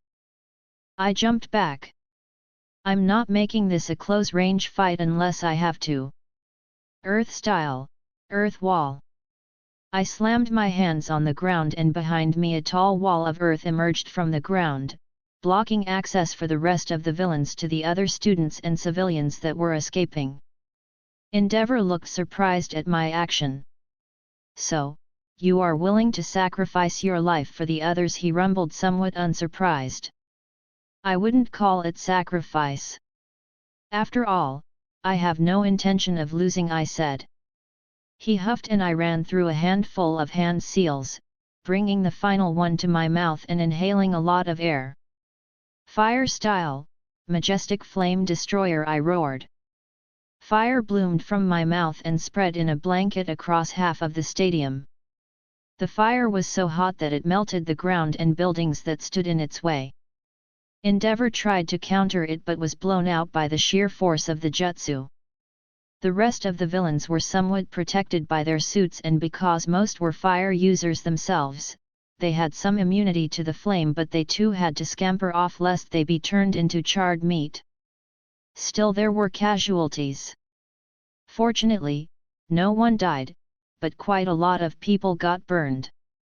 I kept my technique up for a bit, and when I stopped, the area in front of me was turned to a lava-filled trench and half of the industrial zone was molten and deformed and some trees were still on fire. Just my luck that the announcer ended the exam then and there. Judging by the looks of shock on the examiners' faces, I can quite confidently say that I may have overdone it. Still, the socked, angry, constipated expression on Endeavor's face as he saw the aftermath of my jutsu was worth it. Chapter 15. Moving forward. Winter came relatively quick. My days were spent in the usual routine of getting up and going to work, then training, and finally going back to sleep. One interesting event that occurred was a court case against the Hero Commission by a child's rights group for violating underage employment restrictions. Apparently, these people thought that I was being unjustly pressed into becoming All Might's heir. They would not be entirely wrong, but this path in life was my own choice and they have no right to object to anything I do. It was a tiresome debacle in which I had to attend a court hearing and roast those ignorant fools for causing me problems. I somewhat feel bad for them. After all, they don't know that I've had over 40 years of life experience, and it's annoying as fuck to be treated like an ignorant child, even if I am biologically only 14. After it was announced that UA was considering allowing me to graduate after only a year of schooling, there was considerable backlash from both the hero community and the civilian population against letting me out of school early. In the end, I managed to arrange a televised discussion with some important representative figures of these groups. I asked one simple question: what would you do if All Might dies tomorrow? This was a reality none in this world were truly ready to accept, and this question was somewhat of a taboo. The answer was nothing. There was nothing that could be done if All Might was to die the next day. There was no pro-hero with enough strength, charisma, and popularity to take All Might's place as the new symbol of peace. Endeavor was a great hero and combatant, his track record attests to that, but he was a poor leader outside of combat. He lacked All Might's natural charisma and easygoing nature, and his entire persona seemed to be built around extreme competence. Useful in the field, but less useful against the media and popular appeal. The reverse could be said about Best Jeanist, the number 4 hero. His popularity was second only to All Might, but he lacked the combative prowess and will necessary to climb any higher in the rankings. The number 3, Hawks, was a blend of qualities that made him loved by the people and extremely competent. The only problem was that his quirk was not all that powerful, and his entire attitude flew in the face of what many consider to be the proper way a hero should act. Suffice it to say that he could not work up the same appeal that All Might had. I presented this analysis, albeit a slightly tweaked version as to sound easier on the ears of the viewers, on that show, and asked them if they had anything else to add. There was none. I went further on to say that I was there just in case the worst happened, and that if All Might did die, the world would not fall into chaos as every lowlife comes out of the woodwork in the absence of the symbol of peace. They could do nothing but grit their teeth and bow their heads in acceptance of my words. Still, the division was still there, and for some more extremist groups, i.e. villains, my ascensions into the ranks of pro-heroes would only serve to be yet another point of contention against society. It is a necessary evil, this media. I don't approve of how marketable heroes have become, and if the rumors going around lately are true, then neither does another person. Stain. He is an intriguing character if only because he is willing to go to such extremes to restore the traditional values of heroes into today's society. It is an admirable goal, even if it is doomed to fall flat.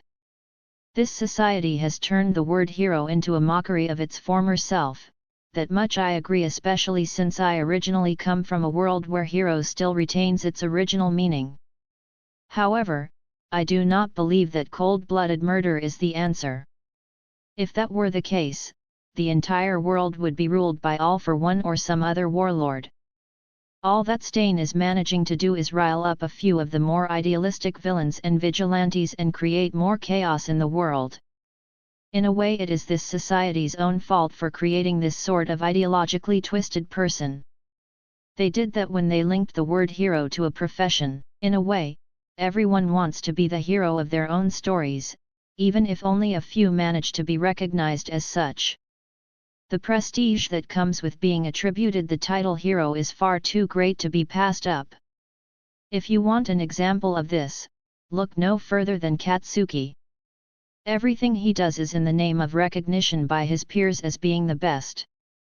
It is this desire that fuels his goal to become the #1 hero. The money is a welcome bonus, but he is after the recognition he will get for being the best. To him, saving people is always the secondary objective, right behind beating the villain.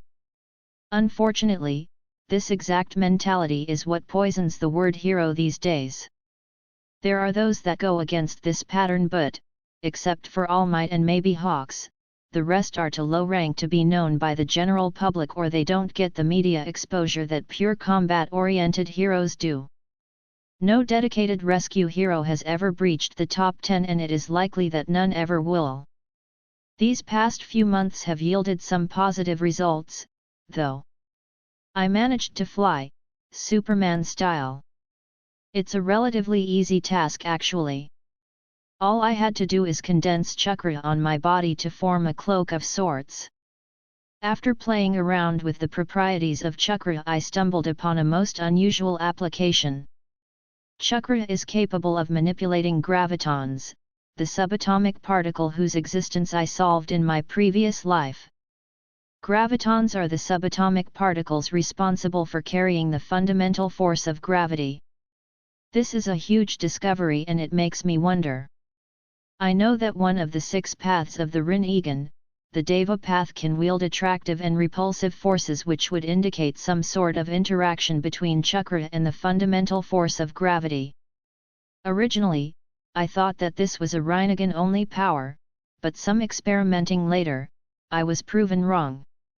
Lam's still unsure about the mechanism with which chakra interacts with gravitons, but I have managed to harness this phenomenon and use it to power my flight. After lowering my mass with Earth style, of course.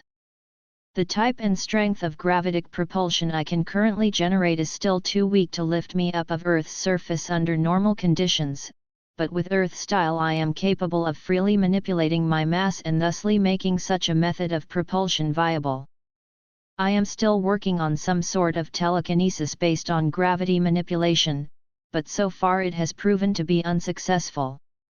I suspect that the Rin Egan itself may offer a solution to this in the form of a focus for chakra-graviton interactions and a method of directing the resulting forces. What was also successful was my recreation of another iconic jutsu from Naruto, the Rasen Shuriken.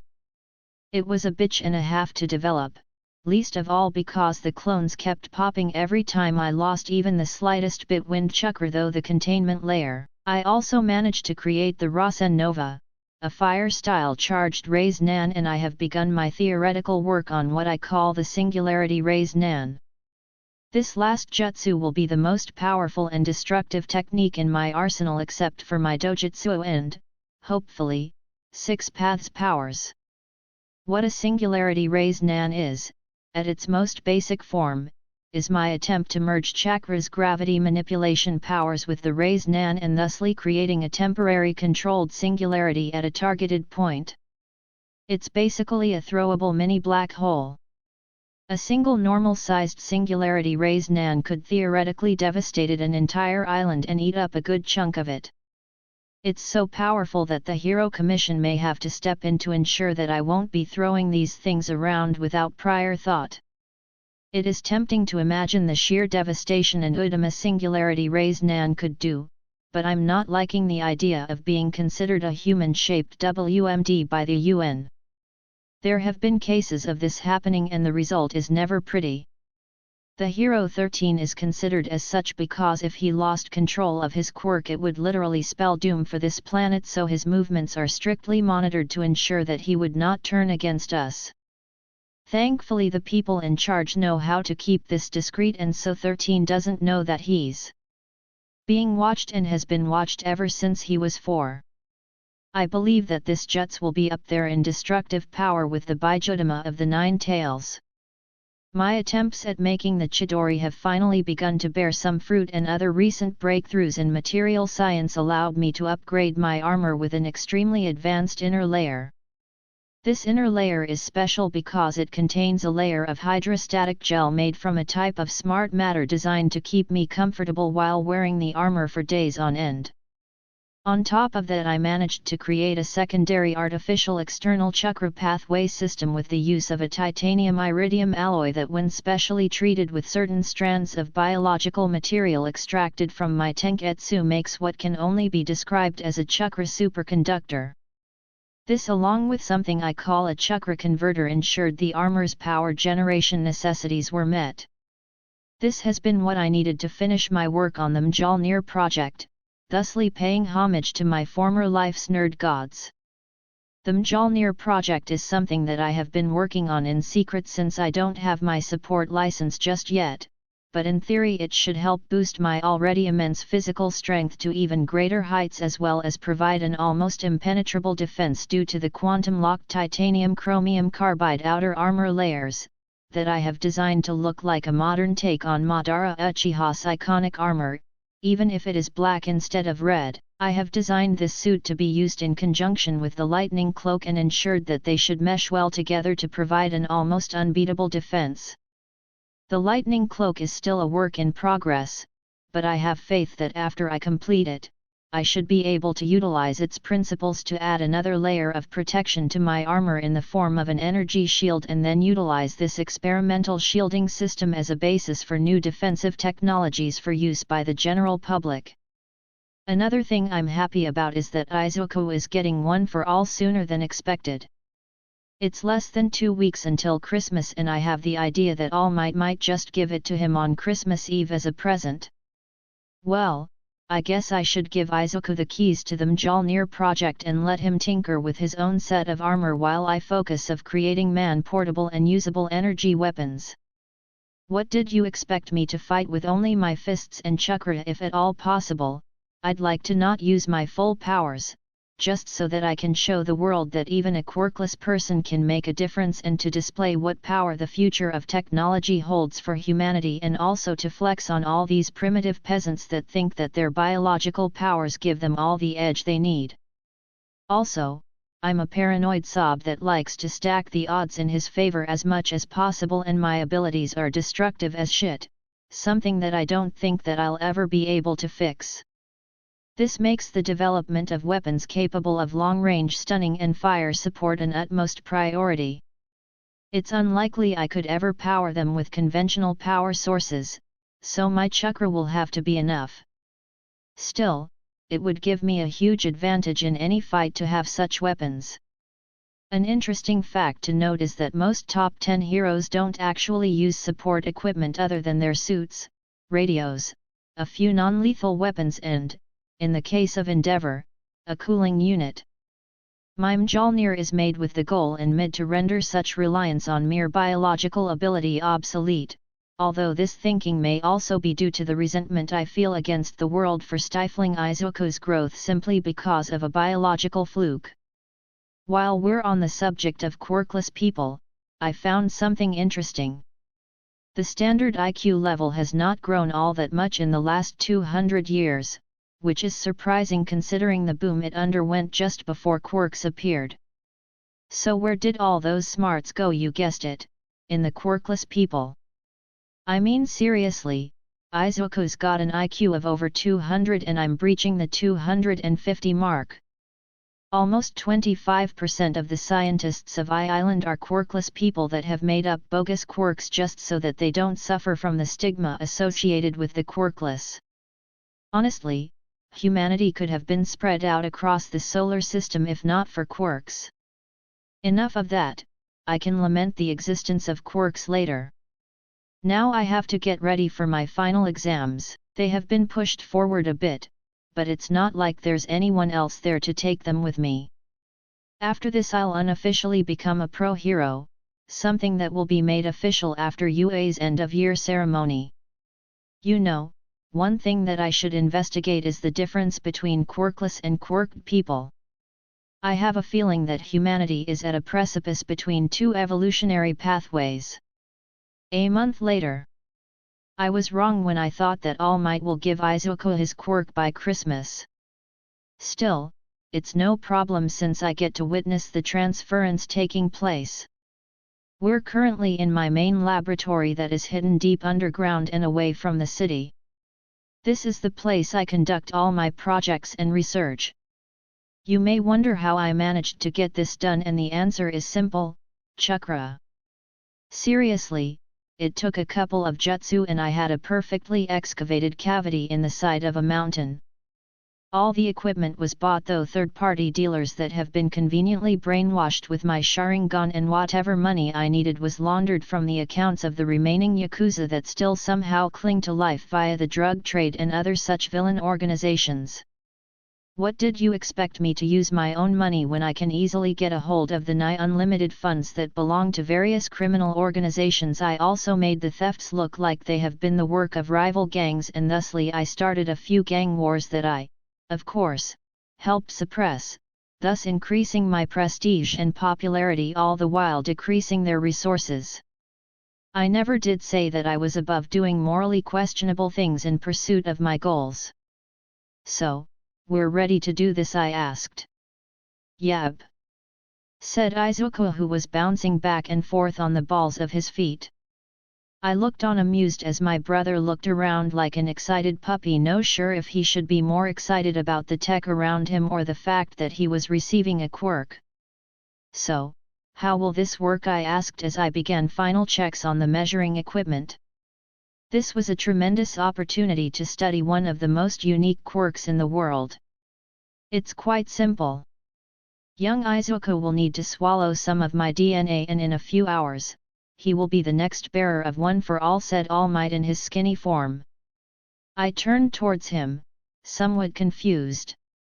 That's it? asked Izuku, equally surprised. All Might nodded. So, what's stopping people for stealing away your quirk then? I asked. It doesn't work that way.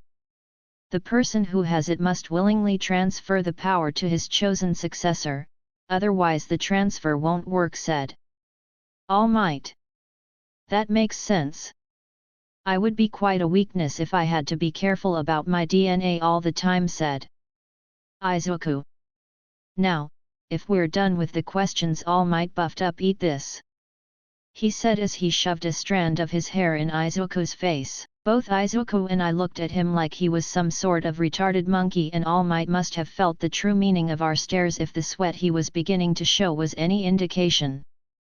Carefully, Izuku took the strand of hair and turned it around a bit, as if asking himself how to do this. Wouldn't this have been easier using blood? I couldn't help but ask. Izuku and All Might turned white. Madara. What's wrong with you? asked Izuku, scandalized. What? It's an honest question, I said in an innocent voice. Izuku gave me a stare that eerily reminded me of Izuwa-sensei's when I said something stupid. I didn't think my little brother was capable of this. He's spending too much time with the fake hobo. This is not one of your games, Nai-san, said Izuku seriously. I rolled my eyes. I know that, Eyes must say that it'd be cooler if this transference happened by drinking blood rather than hair. What did you really expect me to do? Nothing all day but train and work in the lab. There's something called overdoing it, and while I may toe the line, I make it a point to never jump over it. After all, making mistakes is counterproductive. And besides, I've been a nerd all my 2 lives. Just because I happen to beat up criminals on a regular basis doesn't diminish the fact that I religiously follow the latest in gaming and that I play the sort of games that someone with no life would play. You might wonder how I have the time for all of this, and the answer to that is shadow clones. And yes, I am perfectly aware that it's an unnecessary and irresponsible use of resources. Izuku looked at the strand of hair contemplatively, before shrugging and shoving it in his mouth, only to gag a few moments later. Thankfully I was nearby with a bottle of water which Izuku gladly drank. I stepped back and poured all the chakra I could in my Sharingan and really focused on Izuku. As soon as he had swallowed the hair, Izuku's 8 gates began to shine with an ever-increasing brightness. As the hour passed, that brightness seemed to spread across his entire body. With my Sharingan I could see the brighter parts that defined where the chakra pathways were in the body. Incredible eye breath! Incredible eye breath! What is it? Young Madara asked All Might curiously. Izuku was the same, even if he was beginning to feel a bit uncomfortable. Understandable, seeing how I've been staring a hole in him for the past hour. One for all. You said that it's power stockpiled and passed down through generations, right? I asked. That's correct, said All Might. Did you ever find out what type of power? I asked. All Might blinked. No, I've always assumed that it's pure physical power. I giggled. Oh, how wrong you are, All Might. It's not physical power, it's nature energy. I said excitedly. Nature energy, like what you're supposed to use for Sage Mode? Asked Izuku, rightfully shocked. I nodded. Nature energy, Sage Mode, what is this? Asked All Might, confused. I turned to him. Nature energy is all around us. It's produced by every living being on this planet, and it interacts with humans in very special ways. All the mutation quirks you see every day are a byproduct of a person unknowingly trying to become a sage, that is, a being that can borrow nature energy from the world and use it to increase their physical abilities tremendously. You know, All Might, before today I always wondered just what type of power was one for all, because if it was chakra like mine, you would have felt some difference and maybe found some other applications for it, I said. So, what does it mean? Nii-san asked Izuku. It means, little brother, that you can become the only one on this world that will ever be able to hope to ever challenge me, I said with a smile. Izuku looked at me with wide eyes. Really? He asked in a whispered tone. Really, I confirmed with a nod. Izum looked lost in thought for a moment before he looked at me with fire in his eyes and said, I too beat you one day. I grinned savagely, something that Izuku reciprocated. I'm looking forward to when that day comes. Meanwhile, in the background, All Might was hiding behind a computer console, crying and asking himself, why me? Why do I have to deal with the 2 most overpowered children in the world? I'm not even their father. After a few hours, the transfer of power finished and I finally got to take an in-depth look at One for All, something that I hadn't dared do while it was in All Might due to the latter's crippled state. Izuku was currently lying on a table shirtless and connected to all sorts of sensors as L used a diagnostic jutsu on him. The jutsu was part of my attempt to recreate medical ninjutsu. The recreation was partially successful, but I'll need years to refine it to something even resembling competency by Naruto-verse standards. The jutsu still required machines to interpret the results. Find anything? Asked Izuku in a tone that was equally bored and anxious. Don't know. It seems that there is something else that was transferred with the quirk factor, I said. What do you mean?" asked Izuku. "Well, the quirk factor latched onto your gate of opening, that's normal, but there is another thing that came with it and latched onto the gate of view. Honestly, the best I can describe it as is a condensed ball of yin chakra with something at its core," I said. Izuku looked confused, but I couldn't blame him. I was confused as well. The quirk had formed a secondary chakra nexus next to his original one that stored in it tremendous amounts of natural energy. More than it should be physically possible, in fact. A chakra nexus is like a pool where chakra gathers when not in use by an active chakra wielder. Most people don't have one because their quirk factor serves as one, but quirkless people have nexuses. I think I just found that the best way to jumpstart another person's chakra production is to simply boost this nexus from the outside, and in a way that's exactly what One for All had done. Izuku's nexus was growing, but it was horribly imbalanced. "Never minded that, you need to start meditating and small-scale chakra building exercises," I said. Izuku looked surprised. He had attempted these exercises before when we attempted to undock his chakra the natural way. "Why, I can't use chakra like you do." "Well, now you might be able to, eventually, seeing as One for All is just a big vessel full of nature energy," I said. Izuku didn't look convinced. I sighed. "Look, this is dangerous stuff we're dealing with here. Natural energy isn't meant to be used as a substitute for normal chakra. You need to balance it with your own yin-yang energies if you want to prevent damaging your body. Right now, you've barely begun production of your own chakra stores, and even attempting to use One for All will probably have severe consequences on your body. If you try to use it now, you could risk ripping your chakra pathways to shreds, since they're literally not ready to use this kind of power, and thus crippling your ability to use chakra in the future. Be thankful that One for All's quirk factor does all the heavy lifting in the balancing department. Now all you need to do is give it the materials it needs to work with." "So, what should I do?" asked Izuku. Looked at him. Izuku looked depressed, and I couldn't help but sigh. This was his dream. He had traved for this for months on end, and I basically told him that he had to start again from zero. "Come on, up you go," I said as I helped him up, disconnected the sensors and handed him its shirt I had lying around. Since we were basically identical, save for the haircut and hair color, we shared our wardrobe a lot when we were kids. Thankfully we haven't diverged much in body structure, especially since Izuku's been a bit slow on the muscle building side of things. When we were young, it was a convenient way to save money since we weren't born into a rich house. Sure, we had enough for anything we may want or need, but even so, most of the money was spent of my training. I placed my hands on his shoulder and looked into his eyes. "We'll get through this, Izuku, don't be discouraged. I've already done all the leg work. All you have to do is follow my lead and you'll be able to use some of your power in no time, okay?" Izuku gave me the little smile that told me that I've gotten my point across. "Okay.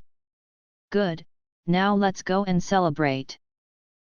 Sorry for not posting chapters. I've been busy with school and helping my friend out with his own story. His first one on this app was super bad. I did feel bad for him, so I'm helping him. I can tell y'all this right now, the story will be a Fate X Mha. That all I will say. How the story looking, it will be very good to read. I can pro that's I will tell y'all when he post it, so y'all can go check out the story. I just tell y'all his name on this app whenever he upload the fanfic.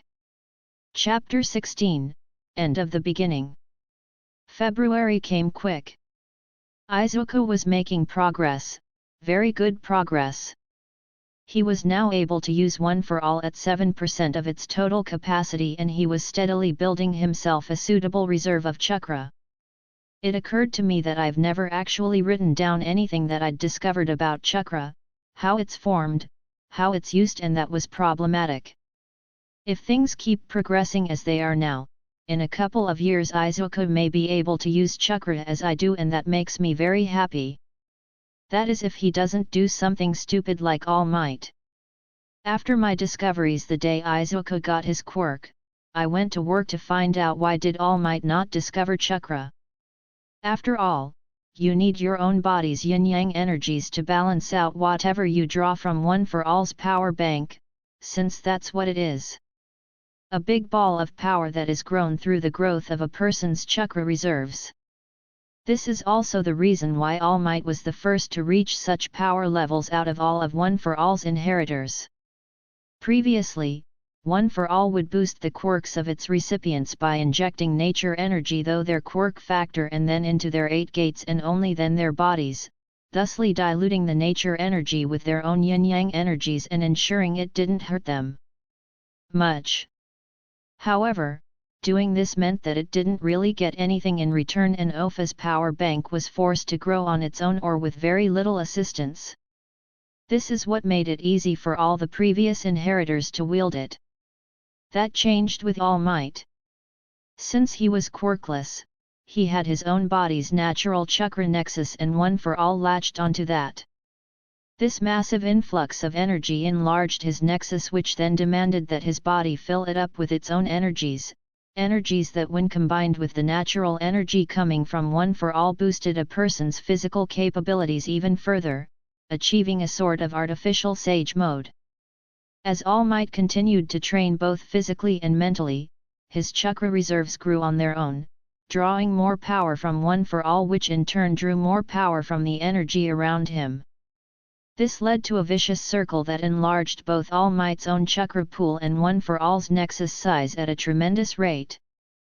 This ended with All Might's fight with All for One when he destroyed All Might's stomach. The physical damage was so great that his body could no longer replenish the same quantity of chakra that he was used to, and thusly his main nexus began to shrink and struggle to contain the energy flowing into it from One for All. This being said, you might be wondering why did All Might not discover chakra as I know it? The answer is simple. That damned moron destroyed his chakra pathway system when he was learning to use One for All, thusly making him no more able to use chakra than Rock Lee. The first few uses, I'm told, were particularly devastating, making All Might tear his muscles apart and even breaking his bones. What's worse is that he continued to use it without checking to see why this was happening to him and why it didn't to the other users. The answer is simple. The other users had their quirk factor to take the brunt of the energy, and whatever physical boost came from using One for All was only secondary. All Might, however, used it as an offensive and defensive tool, and that wrecked the entire system of pathways in his body. I'm fortunate that I stopped Izuku from using this power without first preparing his own chakra pathways to handle it. I'm still worried. If he goes over his limit, then he too will wreck his chakra pathways and become unable to use ninjutsu. I made sure to imprint that onto him. I hope it sticks, but I'm not taking any chances. Now that he has the power, it seems that Izuku has grown somewhat moronic. Or it may be that his desire to help people was simply suppressed by his rational mind, knowing that he couldn't do anything even if he wanted to. Nowadays it's a different story. Izuku has made consistent and impressive progress in his use of chakra to boost his body's abilities, even if the deeper mysteries of chakra continue to elude him and will probably continue to do so for years to come. This leads me neatly to the reason why I'm behaving like a psychotic obsessive stalker that has gone so far as to infiltrate the UA entrance exam. Seriously, crouching on the roof of UA with high-powered binoculars stuck to my face and wrapped in a cloak made for urban camouflage wasn't how I imagined I would spend the day before my graduation ceremony. I did manage to see Izuku's reunion with Katsuki, though it seemed that beside a glare Katsuki didn't even acknowledge Izuku's presence. Well, so long as he doesn't try to murder Izuku, everything will be fine. After all, I can't keep Izuku wrapped up in bubble wrap for the rest of his life. If he wants to be a hero, then he has to know how to get along with his more problematic colleagues without murdering them. I shook my head. This was not the time to dream about disemboweling Endeavor and strangling him with his own intestines, even if it would make so many of my headaches go away. That guy has become increasingly angrier over the last 6 months, and I think that it stems from some kind of one-sided rivalry with All Might. He's just pissed that All Might's retiring as the #1 hero and that he didn't get to take that title from him. And if I have a say in this, he won't get his title. Ever. The next few hours were boring, as that was when the written exam was happening, but they weren't unproductive. I sneaked into the storage bay for the robots that this year's UA entrance exam will use and imputed a slight modification into the 0-pointer. Izuku was too weak to take on one of those and win, all the while worrying about his fellow examinees. So, I ensured that my idiot little brother didn't encounter such a situation, and if he did and tried to blow it away with a full-strength punch from One for All, I would step in and disable his power. It will be painful and uncomfortable, but then again so would a broken arm and destroyed chakra pathways. I'm not a fool. I know that there is a distinct possibility that the government may want to brainwash Izuku to ensure his loyalty in the event that I go rouge. This is a good thing, in a way. A person with an active chakra system is neurologically more resilient than one without, and therefore less likely to be influenced by mind control quirks or devices. Also, I know that Izuku won't turn against me unless I do something truly unspeakably horrible. I have no such intentions, since I do possess a moral compass. But the potential still remains that I could be the greatest threat to this nation should I turn rouge, and thusly Izuku will get the best food, the best trainers, and the rarest of opportunities to grow more and more powerful until he is a match for me. Izuku already knows what is required to beat me. I made certain of that. You may ask why I did this, and my answer is simple. If I discovered chakra, what's to stop others from discovering it as well? Or worse, what if an Otsutsuki shows up one day and I fall in battle? After all, I can't assume that the Narutoverse is all fiction now. Can one I already use their power with their knowledge, so there is a remote possibility that it exists in another reality. Enough of that. Now it's time to resume my obsessive stalking. God, I need help. I never imagined that I'll be reduced to a mere stalker when I have such vast resources of cheap robot minions, but what can you do? Family is family. The exam went on, and it seemed that my worries were unfounded. Izuku made short work of the robots in his area, and my backdoor in UA's computers tells me that he has the highest villain point, beating Katsuki by 10, and the highest rescue points so far. After all, you can't really trust a machine to judge what makes a good rescue and award points based on that judgment. It's also a method of screening the students to see which ones are all talk and which ones actually deserve to be a hero. I make my way stealthily through the corridors of UA when I receive a phone call from Izawa. "Hello, Sensei, how can I help you?" I said, or more like typed. Special software would translate that into speech for me. "You can get your ass to the observation room, problem child." "I know that you're in the building," said Izawa. This brought me up short.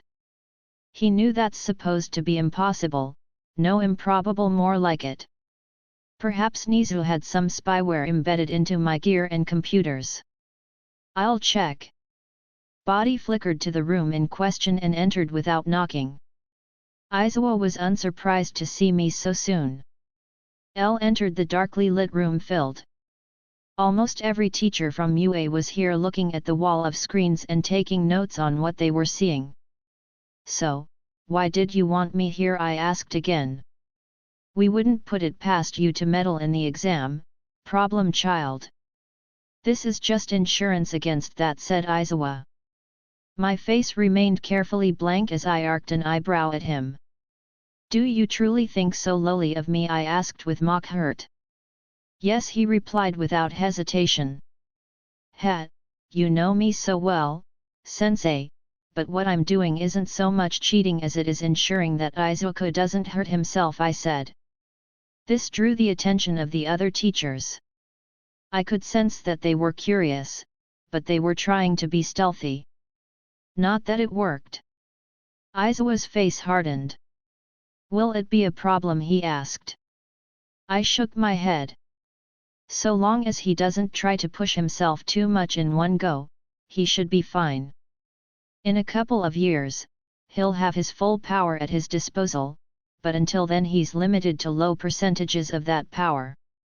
If he overdose it, he could become crippled for life and be unable to access higher levels of power later on, I said. The other teachers don't know about OFA and would assume that Izuku got a slightly worse off version of my own power. I need them to be aware not to push Izuku too much. My little brother may be smart, but he is lacking in common sense.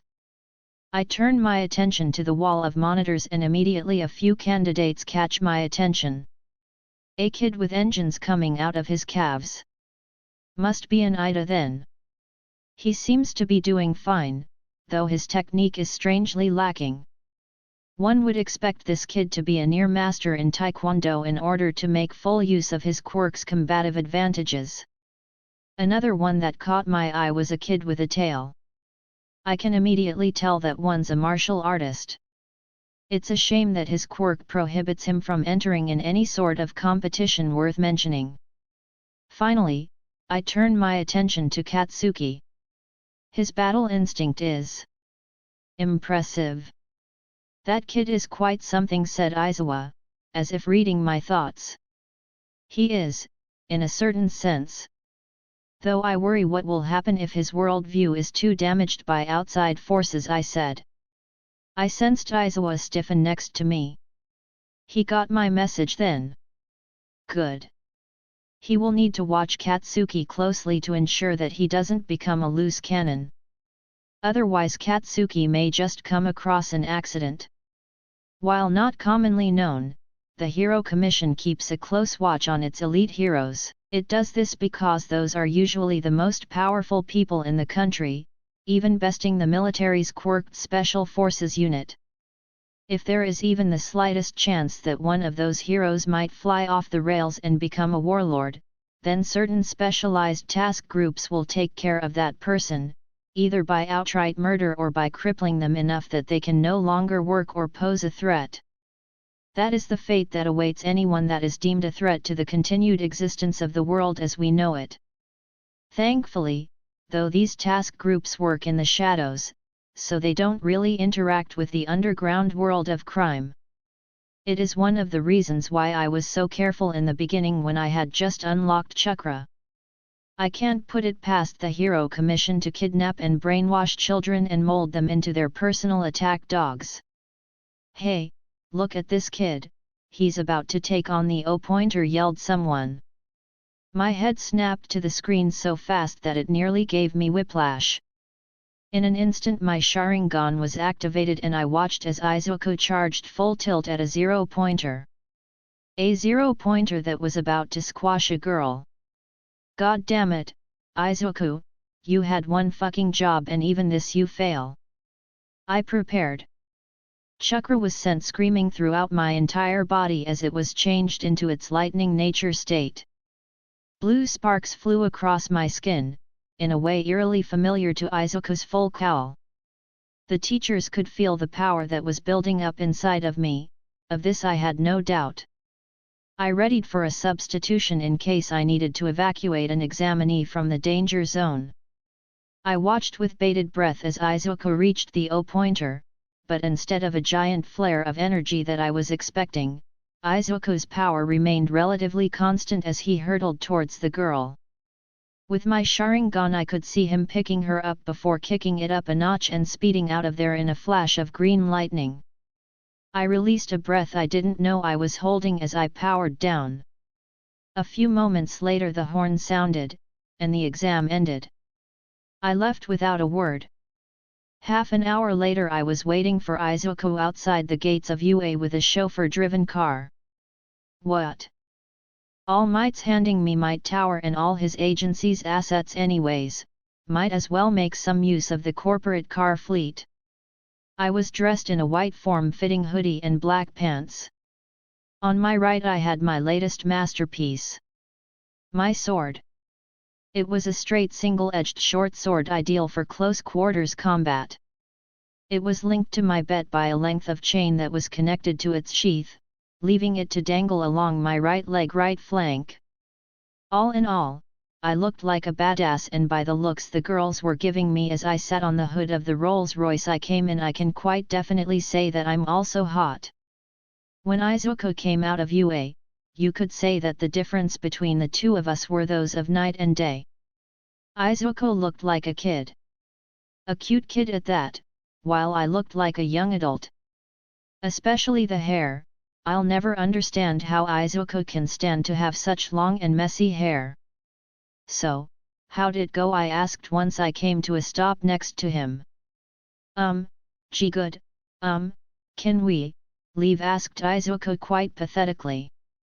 Looked around, and it seemed that we've drawn quite a crowd. To my enhanced senses I could hear the whispers of "who is this kid" that were going around. Sure, I brought the car, I said with a smile. If it was possible, Izuku became even more horrified when he saw that I brought the most expensive car I could find in the garage under my tower. I didn't let Izuku to recover as I shoved him in the car, before removing my sword and going in the car myself. Once the door closed, I turned to Izuku with a shit-eating grin on my face. So how was the exam? I asked as we set off. How was the exam? That's what you ask me. Why did you make such a commotion? Anai-san asked Izuku. I raised an eyebrow. The country will know that you're related to me, so why hide it? Especially when it comes with such benefits, I said, motioning at the car. I don't want to be known as the rich kid, mumbled Izuku. Ah, I see. He didn't want to get ostracized because of his difference in status. Don't worry, that won't happen. So how did you do? Elle asked. This seemed to cheer him up. I did great. I got 88 villain points, said Izuku. The highest of them all, I confirmed. This stopped Izuku short. Even higher than he began asking. By 10, I replied. The car lapsed into silence. You know what, let's go and pick up All Might from the office and have a celebratory dinner, I said. Izuku immediately brightened up at the thought of All Might. Sure. Hey, my friend just posted his new story. If you want to go check it out, his name is I_need_help 999. The story is called Conflicting Ideals and Can I Have Some Power Stones? I just want this story to be more out there so other people can see. Thank you. Chapter 17, New Discoveries. Normally there was a week of delay between taking the exams and receiving the results. Thankfully, me being me saved Izuku the trouble of worrying if he made it or not. This allowed us to focus all our energy tackling a very big problem. Fuck. This is impossible. How the fucking hell are we supposed to fold three-dimensional space-time into a two-dimensional space? Yelled Izuku. It may surprise you to know, but Izuku can get really foul-mouthed when he's angry. Honestly, I blame it on all the time he spent with Katsuki. Oi, language, you little fucker. I told you this shit ain't easy, so sit your sorry ass down and run over those equations again. There must be something that we missed, I yelled back. Okay, so it may be a small case of the pot calling the kettle black, but in my defense I happen to come pre-packaged with 3 decades worth of life experience. Now, you might be wondering what it is we're doing here, and to that I will answer with just one word. Phoniatsu. So far in my experiments I discovered that when in certain situations, chakra works just like a qubit. That's what is used to describe bits of information in a quantum computer, a quantum bit if you will. So, in theory it means that chakra has the ability to both store and transmit information, not something very hard to deduce. The trick is finding a link between this and the phoniatsu that I know of when a revelation struck me. I don't need to. Since the beginning I researched chakra completely independent from any kind of preconceptions about its mechanics. Oh, sure, I knew about its different effects, but the methods I used to attain these effects are fundamentally different than those from the Naruto verse. For example, in the Naruto verse, if someone wanted to learn a jutsu, all they would need to do is memorize the hand signs, have a basic understanding of what the effect of the jutsu will be, have the necessary power and chakra control, and they would be able to perform that jutsu in a few tries. It would not be perfect, but it would suffice. This obviously excludes the more complicated jutsu, but for the average chunin and jonin, this was how it was done. This is how the Sharingan can copy jutsu. This was how Naruto learned his signature shadow clone jutsu. My jutsu are fundamentally different. They can't be used in this plug-and-play style because the method those effects are created with is different from the one used in the Naruto verse. What I did was use hand signs to focus and direct the flow of chakra that has already been changed into its corresponding nature and power output for the desired effect. This has a side bonus of requiring relatively few hand signs compared to their Naruto verse equivalents. In a way you could say that this was the logical way to create jutsu and was in all likelihood how Hago Romo used jutsu-like abilities. Knowing this, I can only respect Indra Otsutsuki even more, because he didn't only manage to create jutsu for himself, but established the basics for a universal system of jutsu that remained standing for more than 1,000 years and was so good that no one ever thought of using a different system. With this in mind, Fuinjutsu should be treated much the same, so I roped Izuku into helping me. I need his in-depth understanding and expertise in quantum-based computing, something that wasn't that widespread in my world, but something that exists in almost every university in this one. After I created my photonic computers, I didn't even look into quantum computing, something that is proving to be a big mistake on my part. Quantum supercomputers are extremely powerful machines, and except for the basics on how they operate, there isn't much out there that would help an independent person build one. This being said, I have access to several of those supercomputers, so it was easy enough to snatch the blueprints and the necessary research data without other people knowing about it. It was something that Izuku asked me to do when we were 12, since he was interested in how they operated after seeing me build a primitive photonic computer at home. So here we are, two prodigy geniuses trying to figure out how to build a miniature two-dimensional quantum computer hardwired to do a single specific task. The difficulty isn't in creating the circuit lines, that was rather easily achieved with a jutsu that literally burns chakra into the desired pathways, preparing them for use as Fuinjutsu markings. The trick is figuring out how to create these effects in the first place. We've already been working on this for the better part of 6 days, and in that time we managed to create several basic Fuinjutsu. A small low-level shield barrier that I will be inscribing onto our armor along with some booster nodes. It's weak, but it could save our lives in a pinch. Several different seals that convert regular chakra into elemental chakra. Izuku managed to tweak the seals in order to draw power directly from one for all nature energy power bank and route them through the chakra pathway network in the Mjolnir armor suit, thusly bypassing the need to temper Opha's nature energy with his own chakra and thusly decreasing the strain on his body while in combat, though this only works with seals already inscribed in his armor, such as the barrier seals. For anything else he will need to do it in a laboratory setting with specialized equipment that draws power from one for all and artificially tempers it.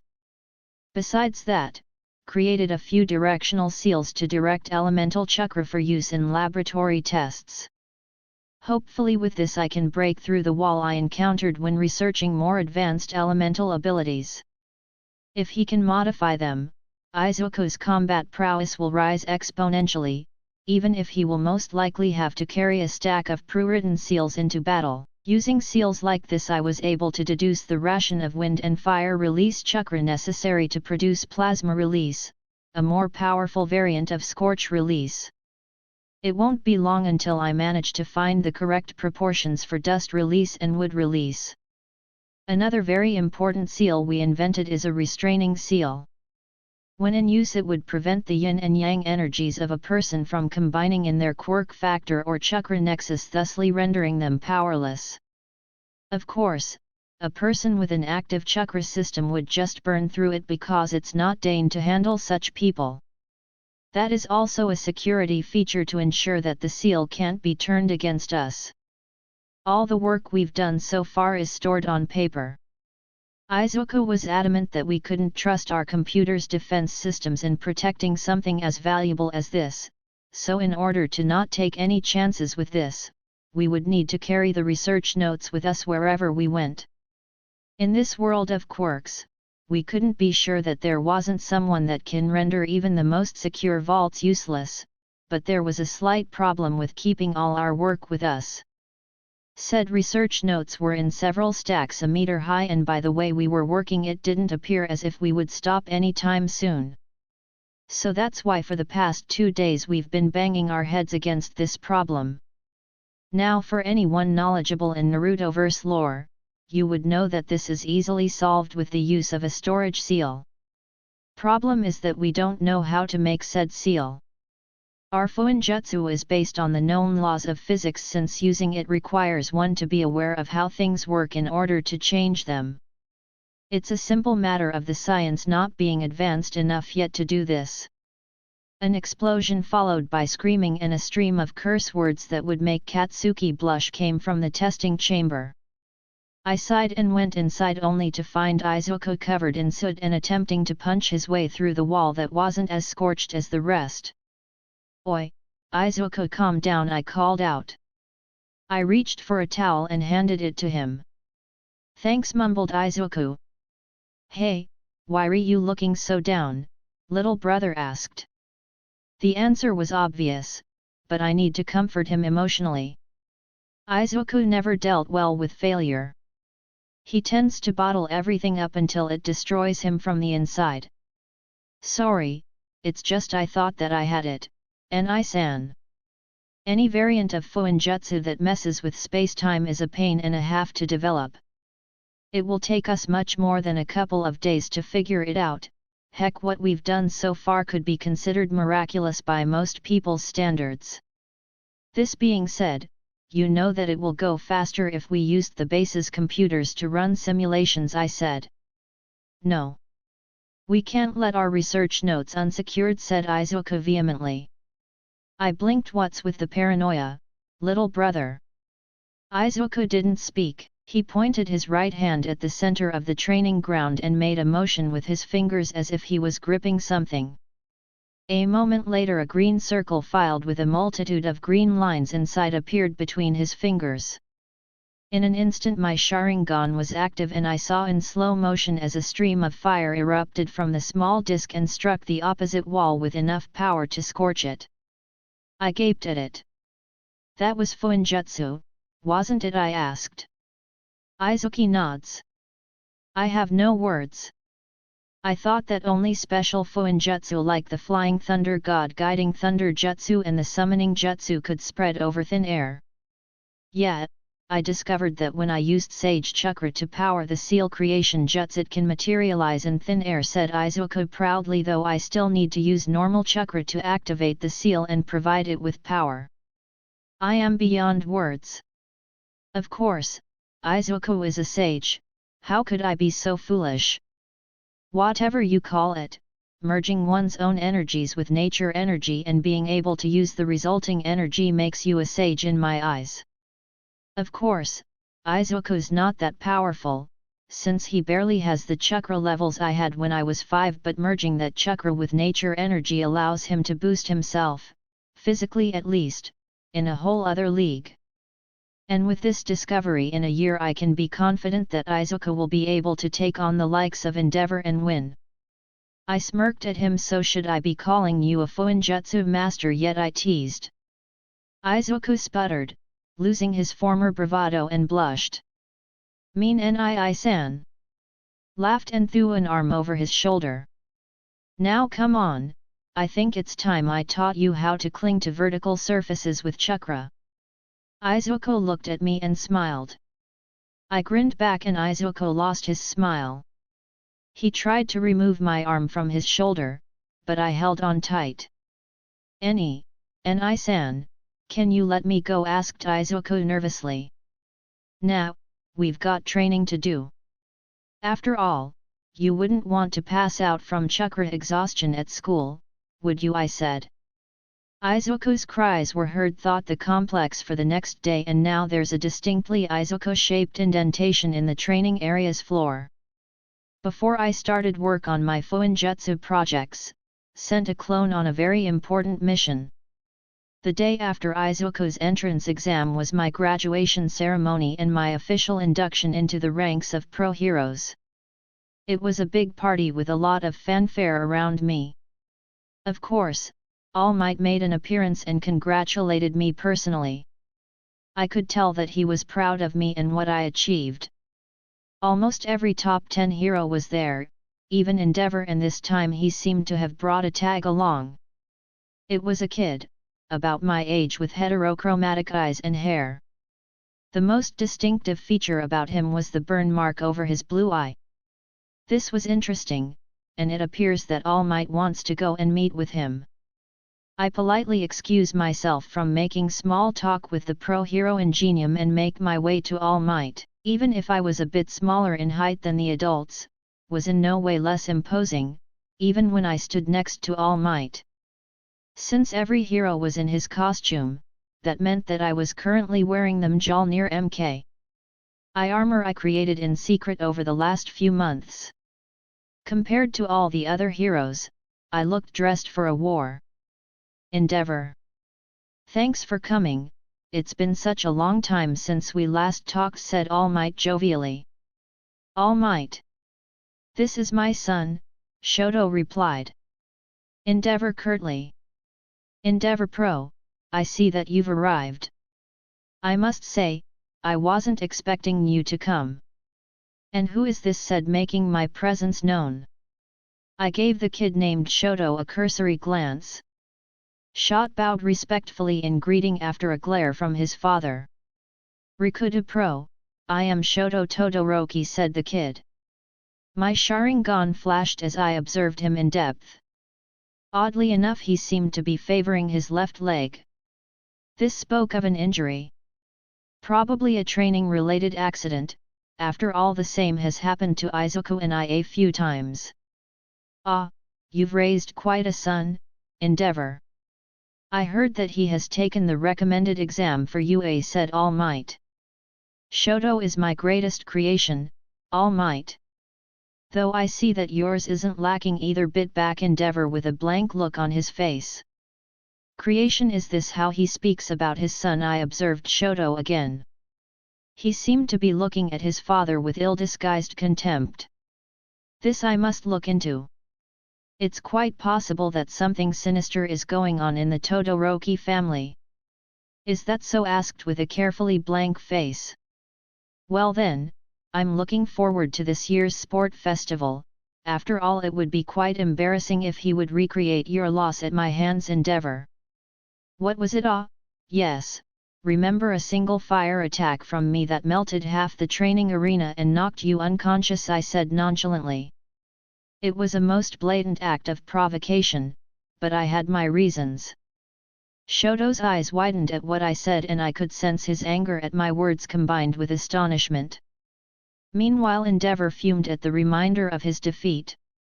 He took a step forward and opened his mouth to say something, but immediately stopped when my eyes flashed red and the fabled Sharingan was activated. Endeavor was forced to look away. Among the pro-hero circles, I disseminated some information about my eyes. Now it's common knowledge that to look directly into my eyes is tantamount suicide, even among villains. Of course, since most villains rely on their quirk so much, they can't really fight all that well, and when you add to that the necessity of not looking into my eyes when combating me, their chances dropped to an almost a level of success against me. After all, I'm not arrogant enough to say that I'm unbeatable, just very hard to beat. Now, some may say that letting such information loose may cause me problems, but actually the reverse is true. Even without my ability to cast visual genjutsu, I'm still more than capable of beating anyone in hand-to-hand combat. These days, not even All Might can stand against me." All Might cleared his throat. "Well, I think it's time for us to go. Endeavor Pro, have a nice evening." All Might hurried to take me away, and when we were far enough he turned to me. "Why did you antagonize Endeavor, Madara?" "To see how Shoto would react," I answered. This surprised All Might, whose expression darkened after that.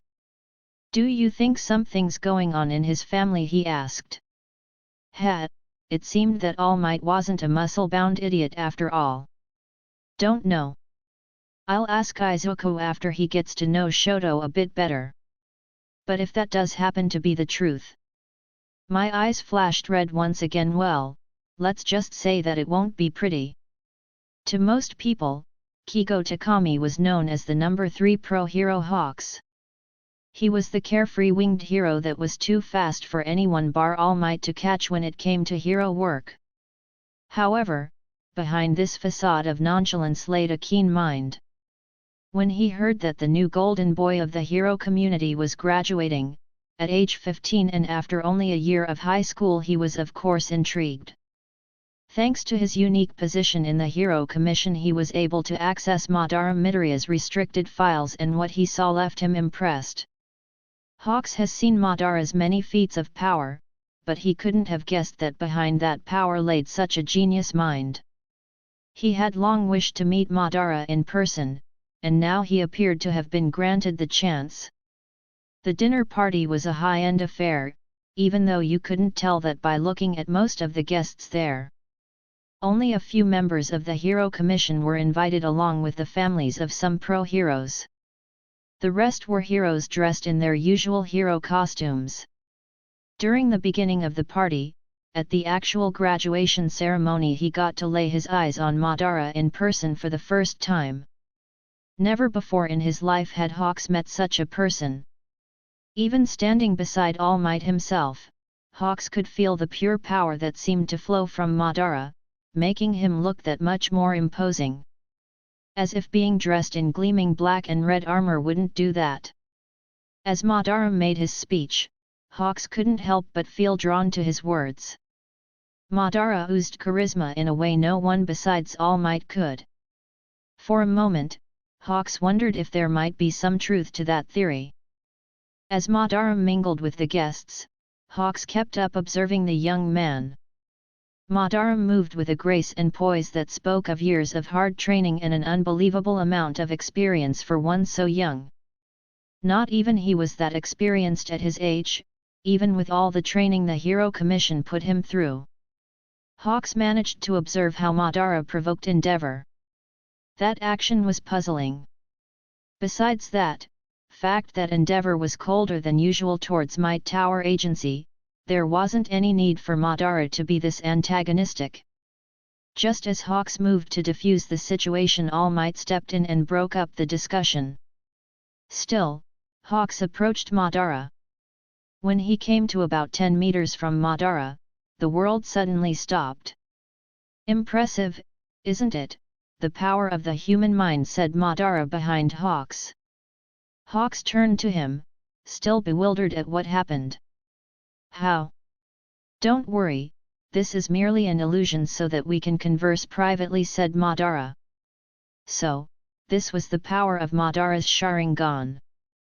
What a tremendous ability, and to think I didn't even notice him locking eyes with me, thought Hawks. "So, what did you wish to talk about?" asked Hawks. Madara smiled tightly. "Be a good dog and let your masters know that I don't bow as easily as All Might," said Madara. Hawks was stunned and more than a little offended. Excuse me. I guess you won't believe me without proof then," said Madara. In that moment the scenery changed. Instead of a mass of frozen people, Hawks was greeted to the sight of a destroyed city. He could quite clearly see the main headquarters of the Hero Commission in ruins before him. Hawks was so shocked that he took a step back. What is this? This is the aftermath of a battle for someone at my level. Now, I'm not showing you this to threaten you, quite the opposite really. I want the Hero Commission to understand that our relationship is a partnership, not an employment agreement. We will of course maintain the facade for the media, but that will be the true nature of our relationship, said Madara. The kid seemed nonplussed that he had just threatened the number 3 hero and the Hero Commission. Hawks gathered his wits. What do you want? Access to the Hero Commission's classified archives. I expect a phone call from your bosses in a week, said Madara. And if they don't call you, asked Hawks. He couldn't let this kid walk all over him and the commission. Madara smiled grimly and looked at him with those blood-red Sharingan of his. Well, then I suppose that a change of management will be needed. Suddenly the world snapped back to normal and Madara was nowhere to be seen. In a hidden laboratory under Jakku Hospital, a secret meeting was taking place. How goes the progress on the new weapons, my friend? Very good. Since we had to accelerate the procedure, they aren't as carefully constructed, but they are more powerful. It's wise to be mindful of the high ends. I haven't quite yet managed to fully suppress the host's ego or correct all behavioral issues. Don't worry, it will do for now. How is the search going? We're closing in on Chisaki. I can't wait to get my hands on his quirk. It's such a shame that a quirk such as that was born in such an ungrateful body. Yes, a shame indeed. Fortunately, it won't be long before we remedy that injustice and I will get restored to my previous state. Isn't that dangerous? What if the plan fails? The plan has changed. I will need a great deal of strength to deal with All Might's brat and steal his quirk. In the unlikely event that I fail, well, you know what to do. Of course, my lord. Chapter 18, The One's Bellow. Life had been very strange for Katsuki over the past year. First, Deku left school and allegedly took an exam to graduate from middle school into high school. Odd thing was that his mother wouldn't tell him where Deku was, so Katsuki assumed that he was shipped off to Nerd Island to slave away at a support company or whatever. Of course, there was his brother, Madara. There wasn't a single day where Katsuki could walk out of the house without learning about the latest adventure of All Might's heir. That title pissed him off badly, but it didn't really matter. He would climb up to the number 1 spot even if he had to do it over Madara's defeated form instead of All Might's. The months passed quickly and eventually the UA entrance exam came for his generation. Katsuki was pissed that Madara managed to graduate from UA in a single year, but he just decided to set it as his standard to beat. What he didn't expect was meeting Deku on the way to UA. At first he was stunned by Deku's presence at the exam. He wanted to go and question him so badly that he thought that he might just explode, but Katsuki kept his impulses reined in. This was not the time to go on a murderous rampage, so he settled for glaring at him. He didn't see Deku after that. Then again, it was likely that the nerd just went to apply to the support course. After all, the support course of UA was a prestigious one, and as much as he hated to say it, Deku had a good head on his shoulder for research. A week later the results came and Katsuki's world came crashing down upon him. He wasn't the first, he was second. Right after Deku, who beat him by 10 villain points and close to 60 rescue points. When school started he got to see Deku again. The nerd walked confidently in the classroom, his classroom, and was instantly assaulted by the stuck-up private school kid and a round-faced girl. Deku hadn't changed much, behavior-wise at least. He was still the same shy nerd he'd always been. Katsuki was tempted to have a little explosive talk with Deku, but he yet again reined himself in. Despite his hooligan-like appearance, Katsuki cared deeply about his school record. It wouldn't do to be reprimanded for starting a fight before the year even started. It didn't matter what pebbles are in his class, after all he's the strongest of them all. That view would change once their homeroom teacher, a homeless-looking guy called Aizawa, took them out for the so-called quirk apprehension test. Katsuki thought that it was finally his time to shine. After all, none of these other extras had a quirk to match his own, surely. He was wrong, so very wrong. First there was that ice-hot kid that beat him. Then there was that girl that can make shit out of nothing that also beat him. But worst of all was Deku. He beat everyone. This wasn't supposed to happen. Deku was quirkless, powerless. Sure, he may have some skill with martial arts and he's a genius nerd, but that doesn't mean that he can simply bypass his lack of a quirk. What's more is that Deku was showing off feats that couldn't have been achieved without a quirk. Somehow he was super fast and super strong, though he did give off that strange green lightning effect when he used his powers.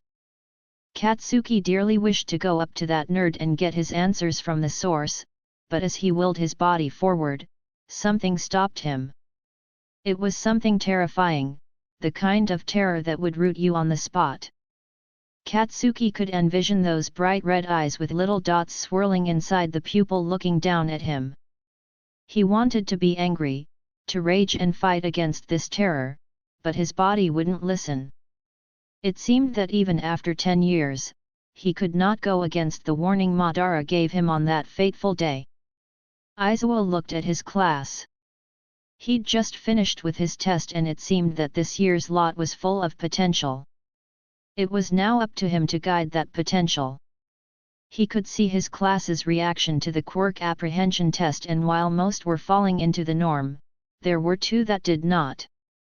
This, however, was not unexpected. After all, he would be worried if they did fall within the norm. Bakugo Katsuki and Todoroki Shoto, one the second highest scorer in the entrance exam, the other a recommended student and son of Endeavor. Both had met Madara Midoriya and both had seen the measure of his power. It was only natural that they be curious about Madara's brother that was rumored to have the same power as him, even if it wasn't true. Still, even with a mere fraction of his full potential power, Izuku Midoriya proved himself a worthy opponent. Aizawa freely admits that the tests were skewed towards those who possessed physical enhancement quirks, but a keen mind could overcome these tests even with a non-augmentative quirk. After all, the purpose of this test was to weed out those that were physically inept or mentally incompetent. The following day, Aizawa watched All Might's first official class. As you would expect, all the students were hyped up for some action with their favorite hero. Normally it would seem moronic to throw the students into a simulated situation such as the one All Might had planned, but Aizawa was there to step in case anything bad happened. He would have preferred if Madara was there as well, to supervise the blonde fool. After all, he was the only one that could literally beat some sense into him. The battles weren't anything special, with the possible exception of Todoroki's feat of freezing the building the enemy team was in. It was a bold decision, and Aizawa would have given it a full score, if it was a 1vs1 or a 1vs multiple type of engagement. In the current situation, Todoroki's decision was foolish. If the enemy team had a quirk that could work as a suitable counter to Todoroki's ice, the kid would be in big trouble, and because he turned the building into a glacier, he rendered his own teammate useless. Another battle that drew Aizawa's attention was little Midoriya's fight with Bakugo. The explosive kid was out for blood, that was obvious. It was somewhat surprising that Midoriya did not give in to Bakugo's overcompetitive nature. From what Madara had told him, Bakugo was still living a childish dream, one that all children have but are broken out of by the time they reach middle school. In Bakugo's case, the school only fed this false image, and although Madara had a hand in staying Bakugo's more violent actions, he was still a kid at the time, and no matter how smart, a kid is still a kid. It would seem that yesterday's test had shaken Bakugo's worldview, not terribly, but enough that the cumulative effect it had with other events of the last few years have pushed Bakugo to the edge. As Aizawa watched as Midoriya took down Bakugo in 2 seconds flat and knocked him out. He couldn't help but sigh. It would seem that he had to deal with Bakugo's temper sooner rather than later. Preferably before he murdered someone. Todoroki Shoto was an observant guy. He had been trained since childhood to be as perfect a hero as possible by his father Endeavor. He couldn't help but feel that all the pain and suffering he and his family had endured was for nothing as he watched the scene playing on the screen in the battle center. Izuku Midoriya truly was Rikudo's brother. When he first laid eyes on him in that classroom, he couldn't help but think that he had been deceived. They looked almost exactly the same, save for the hair of course, but in almost every other respect they were vastly different. What truly differentiated them were their personalities. From what little he had interacted with Rikudo, the man seemed to exude charisma and arrogance. Though, given the level of his power, that arrogance was not undeserved. The quirk test was a true eye-opener. He had glimpsed Rikudo's prowess on the TV from several media coverages of his heroic acts and from watching last year's sports festival. It was true that while Midoriya did not take the absolute highest scores in every test, but he was always among the top 3 and most often than not, number 1. In a way it was frustrating to see him perform so well and to see his years of training go to waste, but there was nothing he could do. Izuku Midoriya shared his blood and power with someone that took out his father in a single attack in a fair fight, a feat that not even All Might could replicate. Madara Midoriya was also reported to have fought and won a training engagement with All Might himself. At the moment, in terms of raw power, Madara was the number 1. He had surpassed All Might before he even turned 15. Such was how his father described him, and after meeting him in person, Shoto could say that he was correct. When he first realized who Izuku Midoriya was, Shoto was eager to see his performances. After all, Madara had an unacknowledged bet with his father that he would lose to his little brother. It was thus that Shoto decided to observe the younger Midoriya. Izuku was different from his brother. He was shy and kind, lacking the arrogance and confidence of his elder sibling. He did not lack, however, in fighting prowess. He was clearly a skilled martial artist to have incapacitated Bakugo in a second without the use of his quirk. Still, it mattered not. Shoto would prove his superiority using only his ice. It's strange to think that only a few days have passed since Izuku's first year at UA began. This being said, it was only logical that some manner of enemy action would befall the school sooner or later. Honestly, if I didn't know better, I'd say that I was reborn in a shonen manga. I was having a good day busting up a drug trafficking ring. Honestly, it surprised me just how little of the hero population was willing to dirty their hands with this sort of action. Though after I got access to the Hero Commission's classified files, all became oh so very clear. The current system was corrupted and weighed down by unnecessary people and baggage. Over the years, the admittance tests to hero courses and the license exams themselves have fallen to a surprisingly low standard. In fact, my hero license exam could be considered difficult since only 50% of the participants passed. 50% out of more than 1,000 participants passed. In a twisted way, my choice to be heavily involved with the police and Officer Tsukachi in particular boosted my popular approval ratings. A few major events and I'll literally be the youngest ever to breach the top 10 list. Just like Hawks had done, only this time I did it without the Hero Commission pulling strings behind the back of the citizens. Back to the present though. The enemy action that I was talking about was the destruction, or more particularly the disintegration of UA's main gate barrier. So, what do you think? Rikudo asked Nizu. Since I was technically working, I had to come to the school dressed in my Mjolnir armor, though to be completely frank, I've been virtually living at my tower over the last month working cases. It's incredible just how little resistance these people have to the Sharingan's hypnotic effects. I turned to the diminutive principal. This was the work of a powerful quirk. The metal isn't so much disintegrated as it is heavily oxidized, something that is indicative of degradation quirk of some kind, I said. We checked the reporters. None had a quirk such as you describe, said Aizawa. Then this was clearly enemy action. One aimed at the school in general and at several people in particular, I said. Do you have anything to use as proof for your theory, asked Nizu. No, this is based only on my intuition and whatever meager conclusions I can draw from the remains of this destroyed gate, I said. I see. If I may, Rikudu, I would like to make a request, said Nizu. It was thus how I ended up in this predicament. I was currently standing next to Aizawa, in front of Class 1A, under a transformation technique pretending to be a second-year management department student that was writing an article on how students train under All Might for the school paper that will, of course, be made available to the general public. Fortunately, this was a recognized sting operation and all it cost me was my dignity. Fuck my life. Good news is that I can get some blackmail on Izuku in case I need it. An short chapter. Next chapter is the USJ attack. Give me power stones. I promise I won't try to start a zombie apocalypse. Well, maybe, who knows. I won't post a chapter tomorrow. Chapter 19, the one above. It felt weird in a way, to stand next to these impressionable children as they all gushed about what they thought they will be doing during their rescue training exercise. I remember the first time I went to the USJ quite well.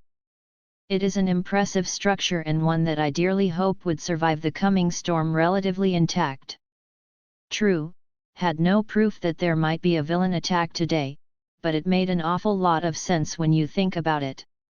The perpetrator used the gathered crowd of reporters as a smokescreen to enter UA. The most likely goal of this action was to gather intel on the schedule and the students that will be attending off-campus facilities. Say what you will about UA security, but attacking the main building was nothing short of suicide, even for someone of Endeavor's caliber. They were probably planning on ambushing a group of students at the US regardless of who those students were. Class 1A just so happened to be the first on the list. Looked around at the kids dressed up in their hero costumes. Honestly, they looked somewhat ridiculous in my eyes. They were so cheerful. It was almost heartbreaking to think that they were more than likely going to face villains by the end of the day. To the side, Aizawa was signaling me to come to him. I smiled and nodded, acting just like any other management department general course student, even if I was clad in high-grade armor underneath the henge I was using to appear as a generic 16-year-old student. Is everything set? I asked.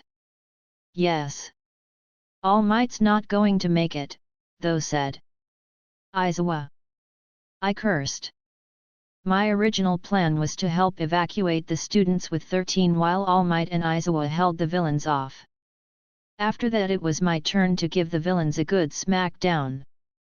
Unfortunately, it seems like All Might used all his time in his muscle form on petty thugs on the way to school.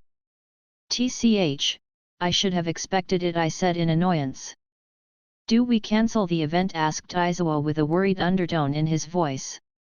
The truth of the matter was that facing down a well-organized group of villains would be problematic. If only I had more time to track down the perpetrators, this wouldn't have happened. I'll have to expect some kind of blowback from the media regardless of what will happen. I need to handle this with the utmost care. No. It's annoying, but I'll probably have to reveal my henge ability in the worst case scenario. It can't be helped, the mission must continue, I said, annoyed. All right, problem child, this is your show, said Aizawa, leaving unsaid the don't screw it up at the end. I rejoined Class 1A as they got on the bus. This class was quite the lively bunch. So, Akito-san, what do you think so far of the hero course? Said the red-haired kid on the bench opposite to mine, Kirishima I think his name was. Oh, it's nice, I'm sure that you will all become great heroes, I said with a placating smile. I wasn't expecting my cover persona to be dragged into a discussion with the students of 1A, at least not one where said students weren't openly boasting about their powers.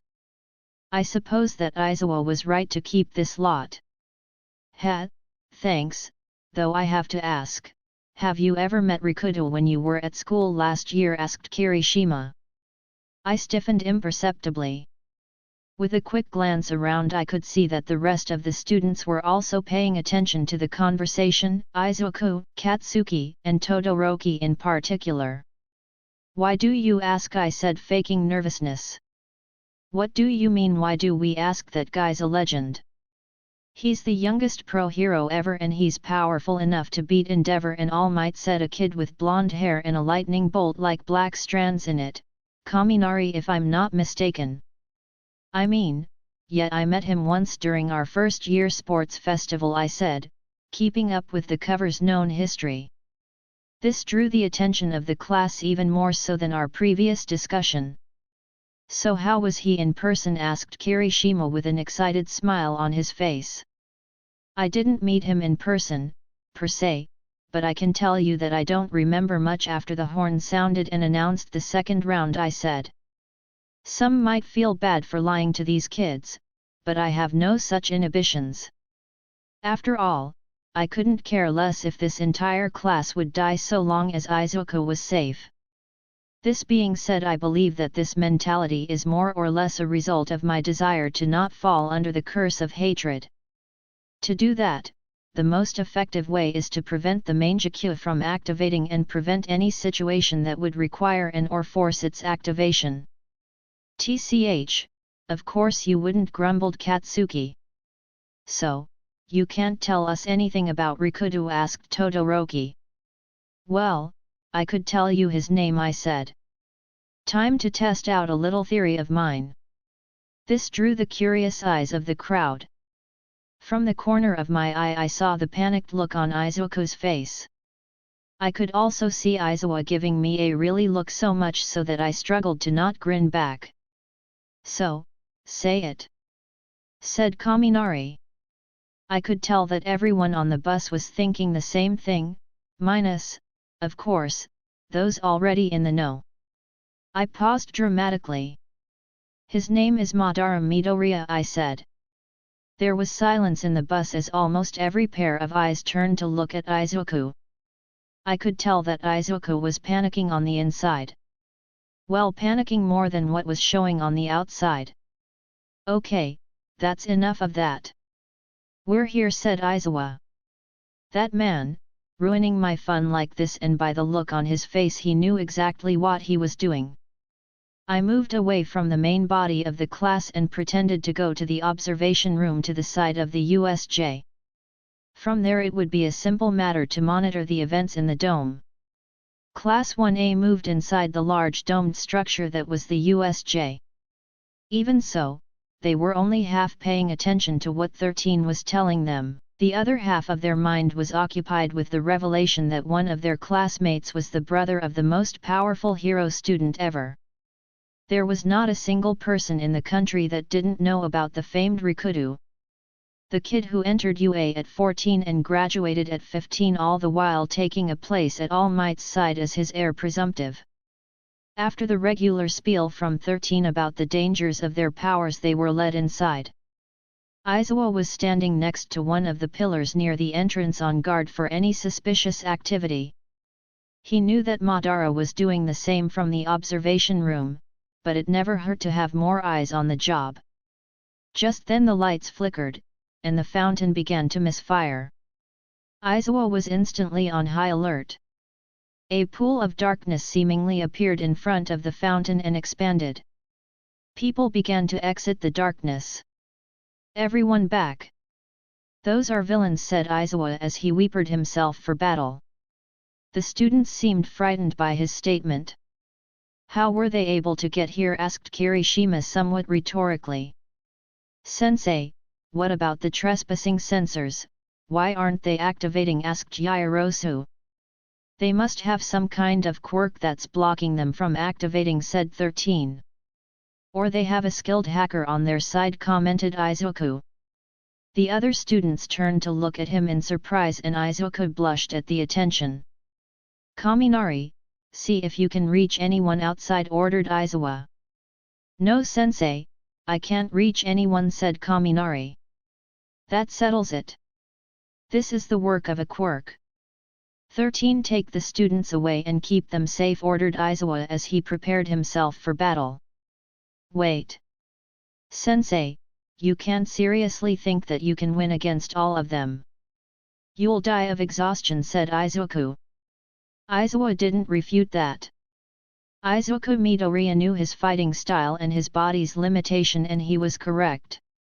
In a straight fight against that many opponents, he would lose by exhausting himself against the villains. Don't worry, Midoriya, this is just a delaying action. The main event is yet to come, said Aizawa. As if in response to his words, a devastating boom was heard from the outside and the ground shook. Is that all might? Asked Kirishima. Most students tended to agree with their classmates' semi-rhetorical question, but a few knew better. Another boom and the doors were blasted inwards by the body of a monstrous villain with pitch-black skin and a bird-like grinning face. The villain flipped and landed on his feet at the base of the stairs. As soon as he came to a stop, a blue streak shot forth from the dust that appeared in the wake of the villain's encounter with the doors and rewarded said villain with a sword through his mouth and head. So great was the force the sword was thrown with that the villain found himself nailed to the ground with the sword sticking upwards from his mouth like some sort of perverted mockery of Excalibur's legend. What manner of mongrel dares attack this school? Came a voice from the now settling dust. The students turned their eyes to look at the new arrival, and what they saw rooted them to the ground. Coming out of the smoke, dressed in pristine black and red armor, was by all intents and purposes an Izuku Midoriya look-alike. However, in their hearts the students knew that was false. This was not their shy green-haired classmate. If you ignored the superficial, the differences were clear. Shorter hair and narrowed glowing green eyes that were looking at the villains before them with contempt. The figure before them was an impressive sight to behold as he walked forward, weathered in blue lightning and outputting enough pressure to be felt across the entirety of the USJ. Rikudo had arrived. I had barely arrived in the control room when the monitors flickered off and the power cut out to the cameras inside the USJ. I had hoped to see at least a bit of the students' capabilities, and in all honesty the villains should have done the same. This means that the leader of the villains was impatient or a risk-taker. Which one it was is still to be determined. I dropped the henge and flooded my body with lightning-natured chakra. I did not activate my now completed lightning style, lightning chakra armor, because like it or not it's a power hog and I most often than not have other means of dealing with my enemies. This being said, it's not like my base speed is anything to be ashamed of, it's just not at the ludicrous level of the speed I have when using the lightning chakra armor.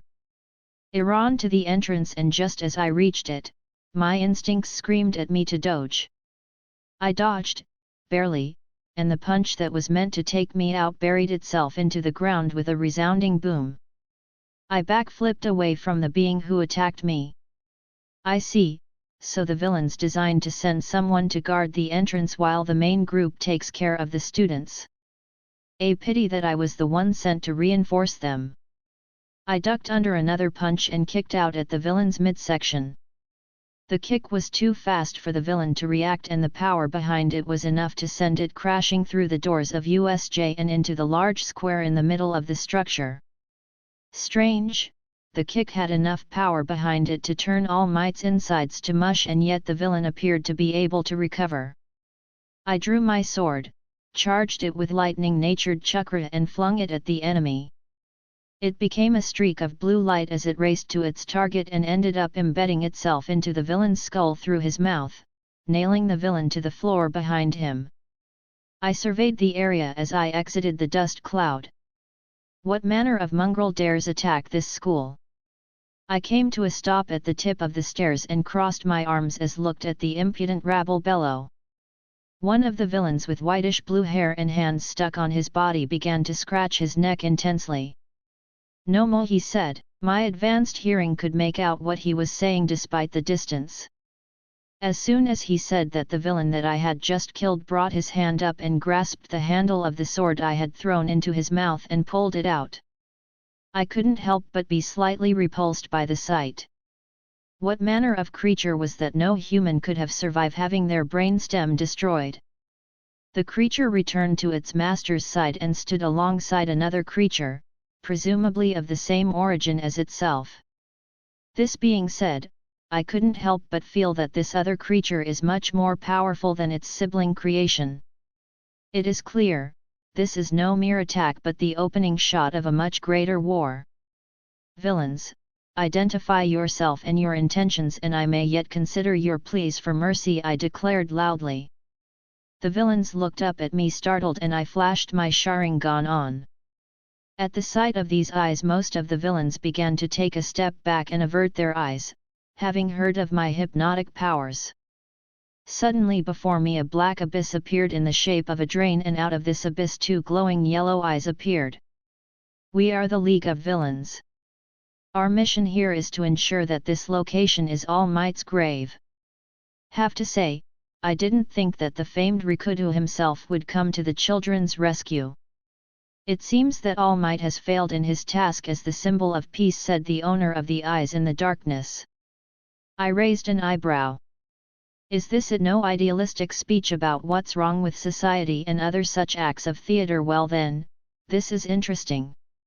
Interesting, you group is clearly a new one, or I would have heard of a quirk like yours being used for villainous acts. The question remains, will you come quietly, or must I use force to make you? I said. The eyes narrowed, and as he began to speak again I made my move. In an instant I was in front of him and my Sharingan bore into his yellow eyes. Impossible! Sharingan, Genjutsu! Kurogiri! Yelled the hands guy. His body instantly formed and I grabbed the villain by his now exposed metallic collar. How, he asked as he tried futilely to rid himself of the bonds of the Genjutsu I had him placed under. Wouldn't you like to know? Now I'll be taking all the info that's in that little head of yours. Try not to resist, it would make this whole ordeal go quicker, I said as my Sharingan glowed brightly and the tomo began to spin. I felt its mind resisting my intrusion, but it was futile. I broke through its meager defenses and began extracting its memories. I doubt that I could have used this method on anyone capable of wielding chakra even at a most basic level. No more, kill him! Screamed the hands guy. Even though I was looking into the eyes of my target as I was rummaging through its surprisingly empty mind, my Sharingan could detect the beam of energy that was hurtling towards me, having been fired by the other creature. Breaking my mental connection with the one now identified as Kurogiri, I threw my captive into the nearby lake. This would more than likely lead to his escape, and if not, then he will drown.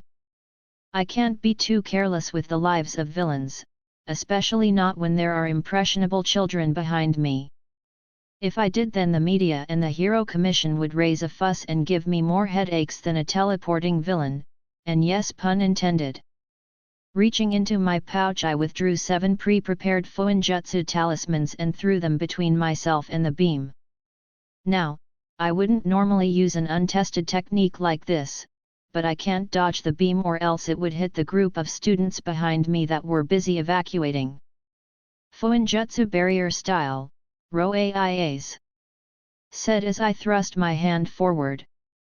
I maneuvered the talismans in place with chakra strings and activated the seal. From each talisman a blue sealing circle spun into existence, and from each circle a single line was sent to the origin, in this case my palm, where another bigger circle spun into existence. Just as the beam reached me, 7 concave golden layers of chakra appeared before me, each bearing the Fuinjutsu of the seal tag that spawned it. The beam stuck the next moment, and its force was so great that it sent me skidding back towards the group of frightened students. I reinforced my feet with chakra and used chakra's suction properties to stick to the ground, but even so the pressure was so immense that it cracked the ground beneath my feet. The first layer failed the very next moment, sending a shockwave through the air behind me. I could hear the screams of the students as the harsh winds buffed against them, forcing them to take cover behind the cupola provided by my shield. The second layer broke and the beam showed no signs of stopping. If nothing else, it seemingly increased in power. The power burst was enough to shatter the third barrier. I clenched my fist as I focused more chakra into the barrier, doing my best to keep the beam at bay. I had more than half of the original barrier's total layers, so I wasn't too worried.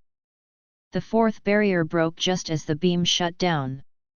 I kept the shield up for a few moments as I surveyed the enemy. They seemed shocked at my survival. "Ni-san!"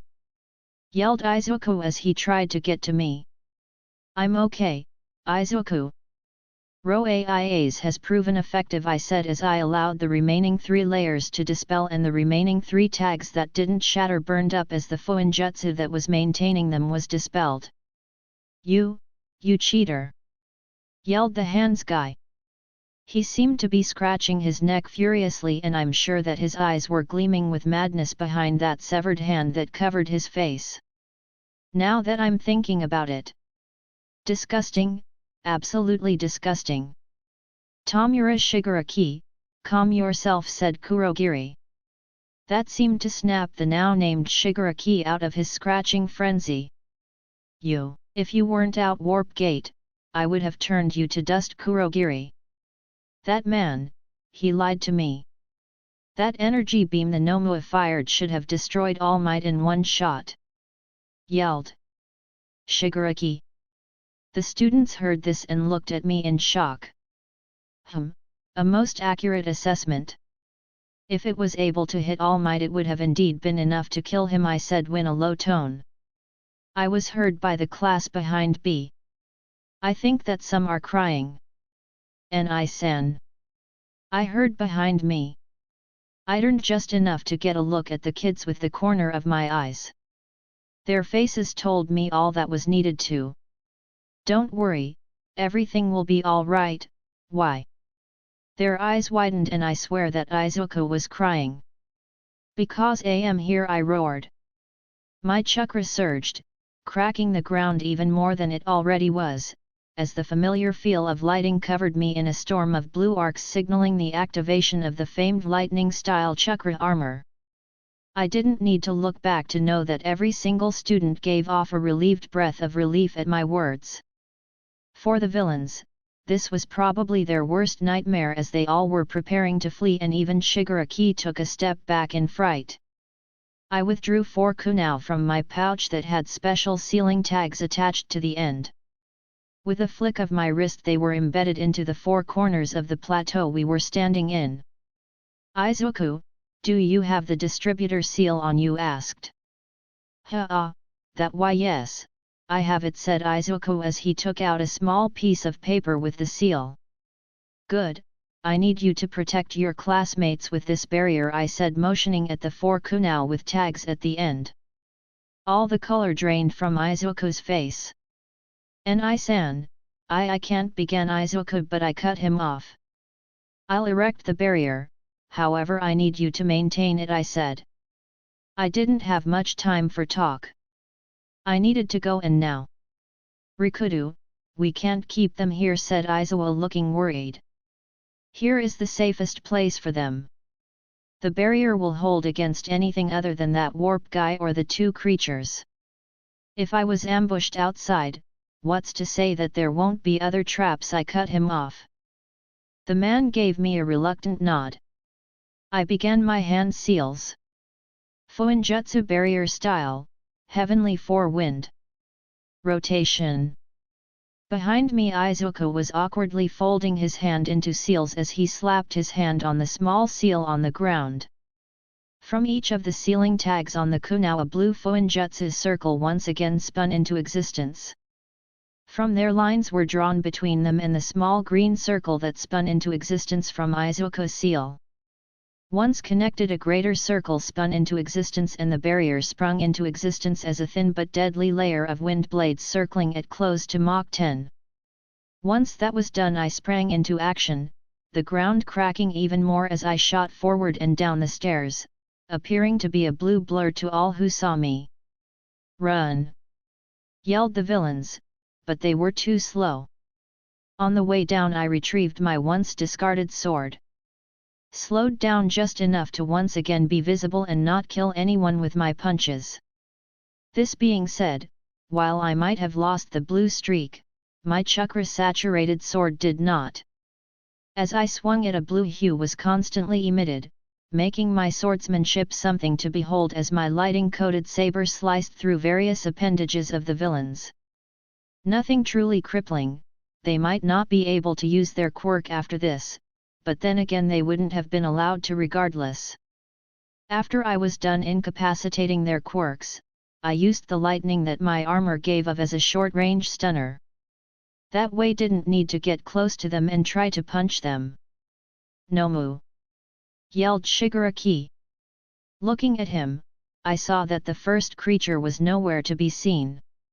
My instinct screamed at me, but in the position I was in couldn't dodge and thusly I could only block. I put my faith in my technique and took the blow from the Nomu head-on. Because I was off balance, I was thrown back and ended up skidding across the lake. Suckers, I can walk on water. Water style, water dragon bullet. As soon as I finished the hand seals, 3 great water dragons shot up from the lake and let loose a most terrible roar. I rode on the head of the 3rd dragon and finishing another set of hand seals, the water sparked as lighting-natured chakra coursed through it. Lightning style, spider web. The villains that were hiding in the water were knocked unconscious and some might have drowned. Let's not dwell on that.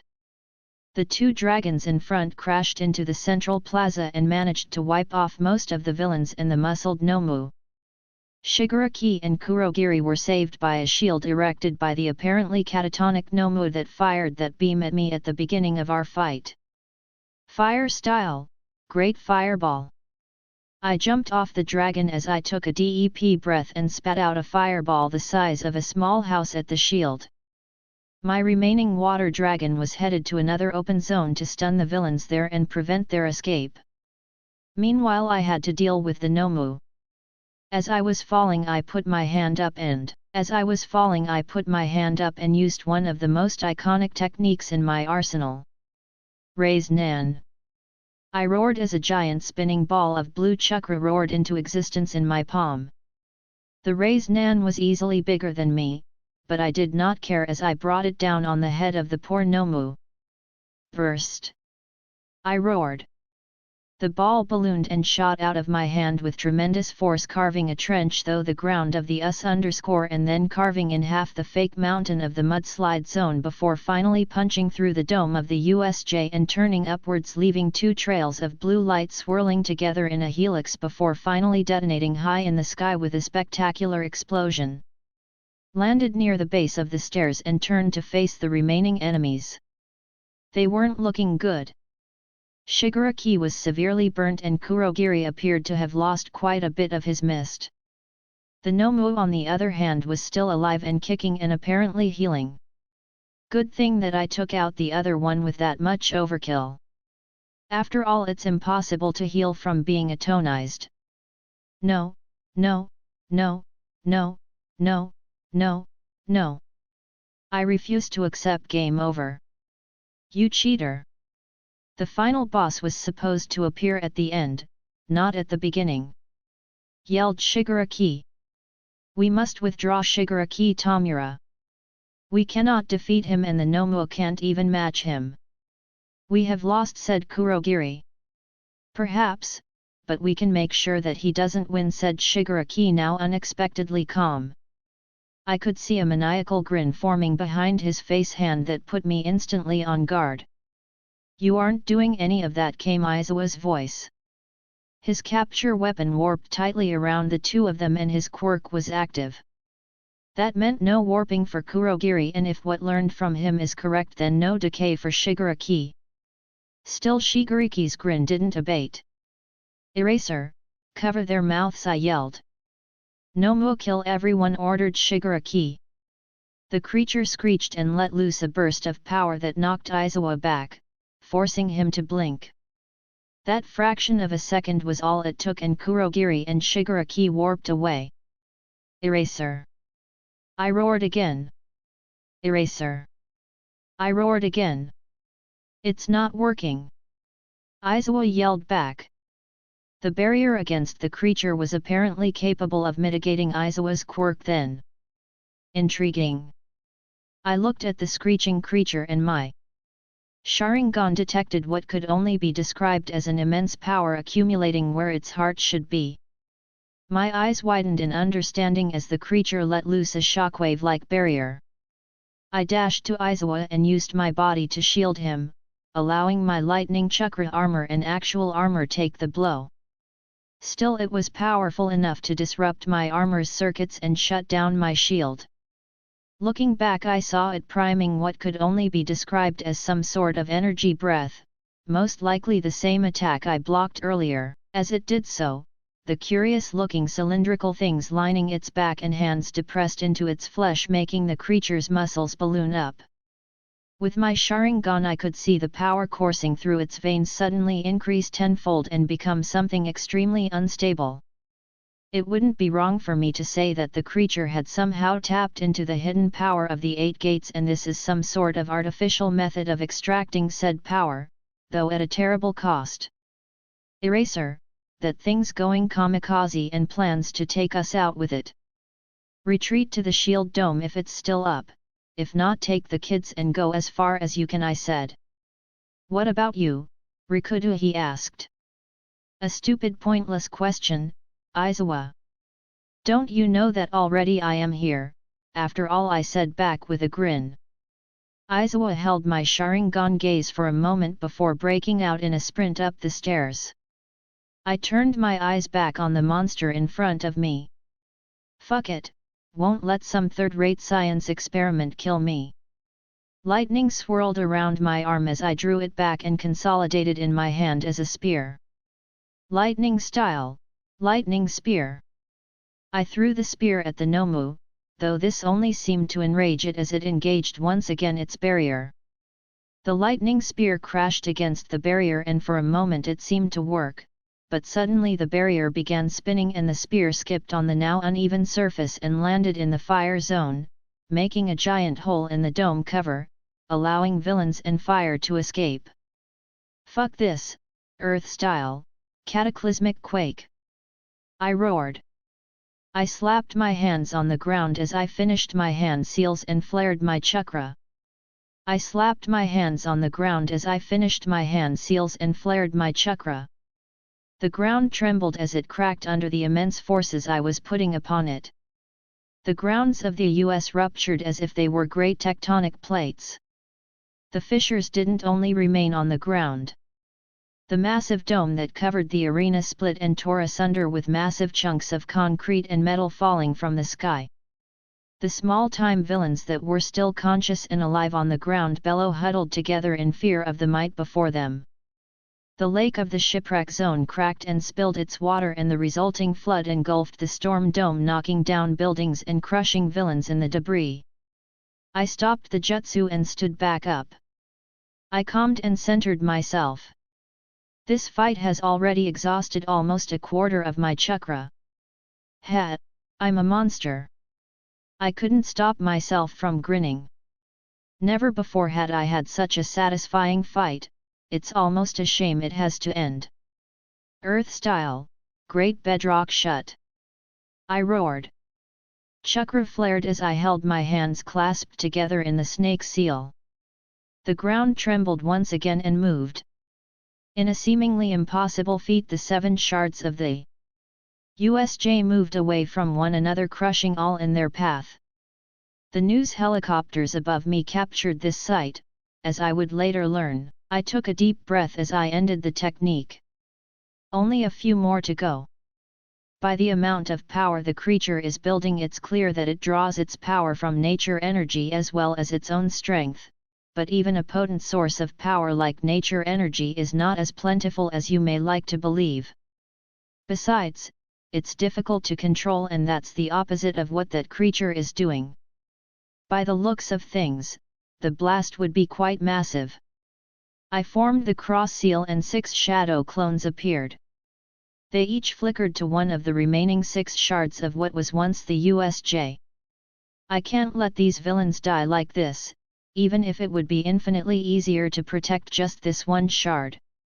I formed another set of seals along with my clones. Earth style, Earth barrier, we called out at once.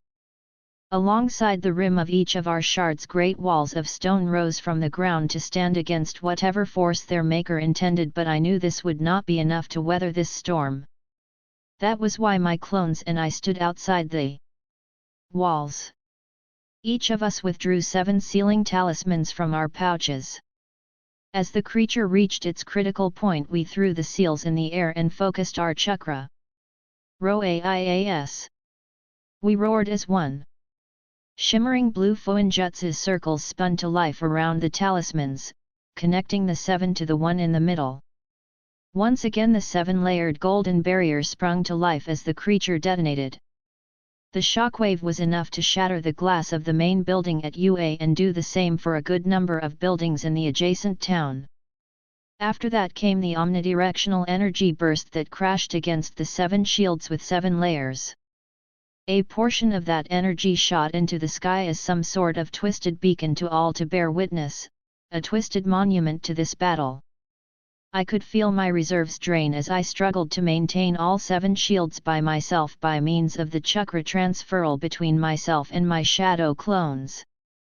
The first layer broke and lost concentration for a bit, skidding back until my back was firmly pressed against the wall. Soon after the second layer broke and with it went the wall my back was pressed against. As I did the first time, I reinforced my feet and stuck myself to the ground with chakra. As soon as I did that, the third layer broke. Whatever that thing did to itself to get this much power was clearly a one-trick pony, and it wouldn't have been that bad if it wasn't a constant stream of energy that was bombarding my shields. It takes a lot more chakra to constantly reinforce the whole area of the shield as opposed to a single spot of less surface. This was barely going on for 30 seconds and I already burned through half of my remaining chakra. The fourth layer broke and then the pulse happened, shattering the ground I stood upon by the force it exerted on myself. This in the process broke the fifth layer, and with my chakra reserves dwindling I couldn't reinforce the sixth quite enough and it broke as well. I was left with a single barrier between myself, the kids, the other villains and the self-destructing creature. Just as cracks were beginning to form on the seventh and final layer, the energy stopped. I looked up and saw a charred corpse standing on a solitary pillar of earth a good 50 meters in front of me. Almost as soon as I saw it, it crumbled like dust along with the pillar it was standing on. I dispelled the barrier and my clones and staggered backwards from the feedback I received. I remained standing. Even if I have barely a tenth of my original reserve, I cannot allow myself to show any kind of weakness. Looked me at the crater where the central fountain of USJ used to be. The war has just begun, all for one, and I don't intend to lose. Fuinjutsu barrier style, Ro-Aia's the golden shield with 7 layers said to have an equal defensive power to that of the triple Rashomon. I felt this chapter was longer than the other ones. Thank all of y'all for reading my story and pass over the power stones. I won't try to become a god with them, I promise. Chapter 20. And thus the plot thickens. In a dark room of an unnamed tower somewhere in Japan stood a man without equal among his peers. He was all for one, arguably the greatest quirk user of all time due to his quirk of the same name that allowed him to take and give quirks at will. Suddenly the building rumbled and the door to the room he was in was blasted opened. From the doorway, in all his glory, came forth Rikudu. I have to say, I wasn't expecting you so soon. Tomura has barely begun healing, said All for One. Rikudu's glowing red eyes narrowed.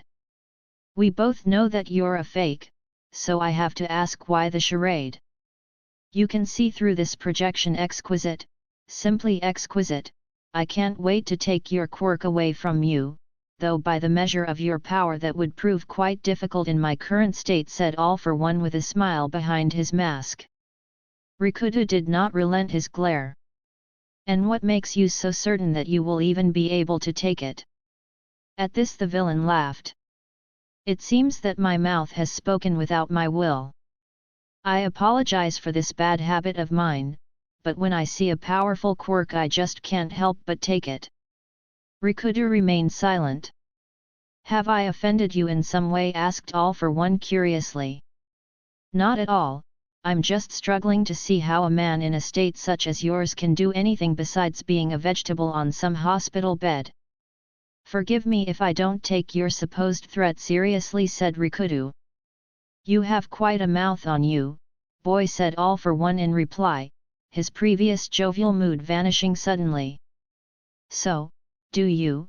But at least I don't pretend to be something I'm not. You are a nihilistic sociopath, All for One. Consider this my declaration of war. In a flash of blue, a sword was embedded through the projection's chest and into the monitor behind it, destroying it. So be it, said All for One and vanished. Did you get all that? Asked Rikudo. Yeah, that was definitely him. I still can't believe he survived our fight all those years ago, said All Might as he came through the door looking at the chair where his nemesis's projection once stood. We have the proof we need. We can prepare, said Rikudo as he retrieved his word. Indeed, but still, can't we let them be children still, even if for a little while longer? Asked All Might pleadingly. Madara looked at him. You know as well as I do that the sports festival is a double-edged sword, and with him on the loose the secret of just who is One for All's successor would be solved. All for One has enough to worry about with just me in play, adding on to that the 9th user of One for All would be too much.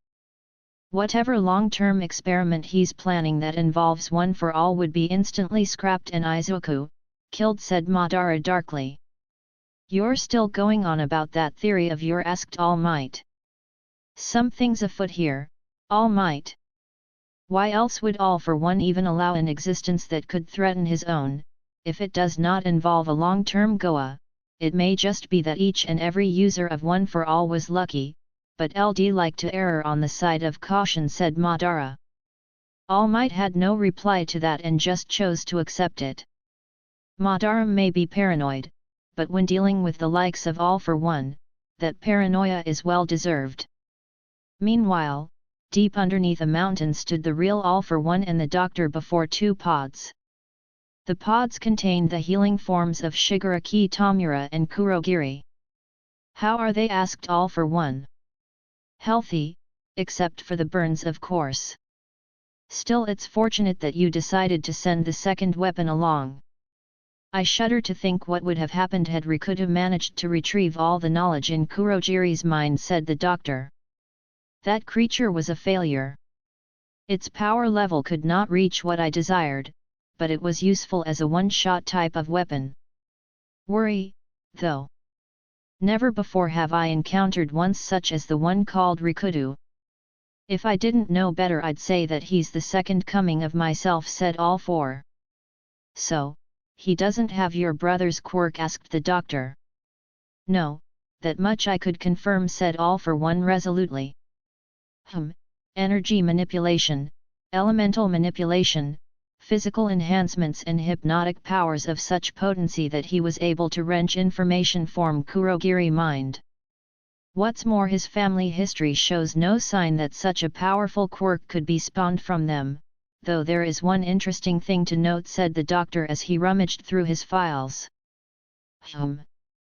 His little brother, Izuku Midoriya, is quirkless.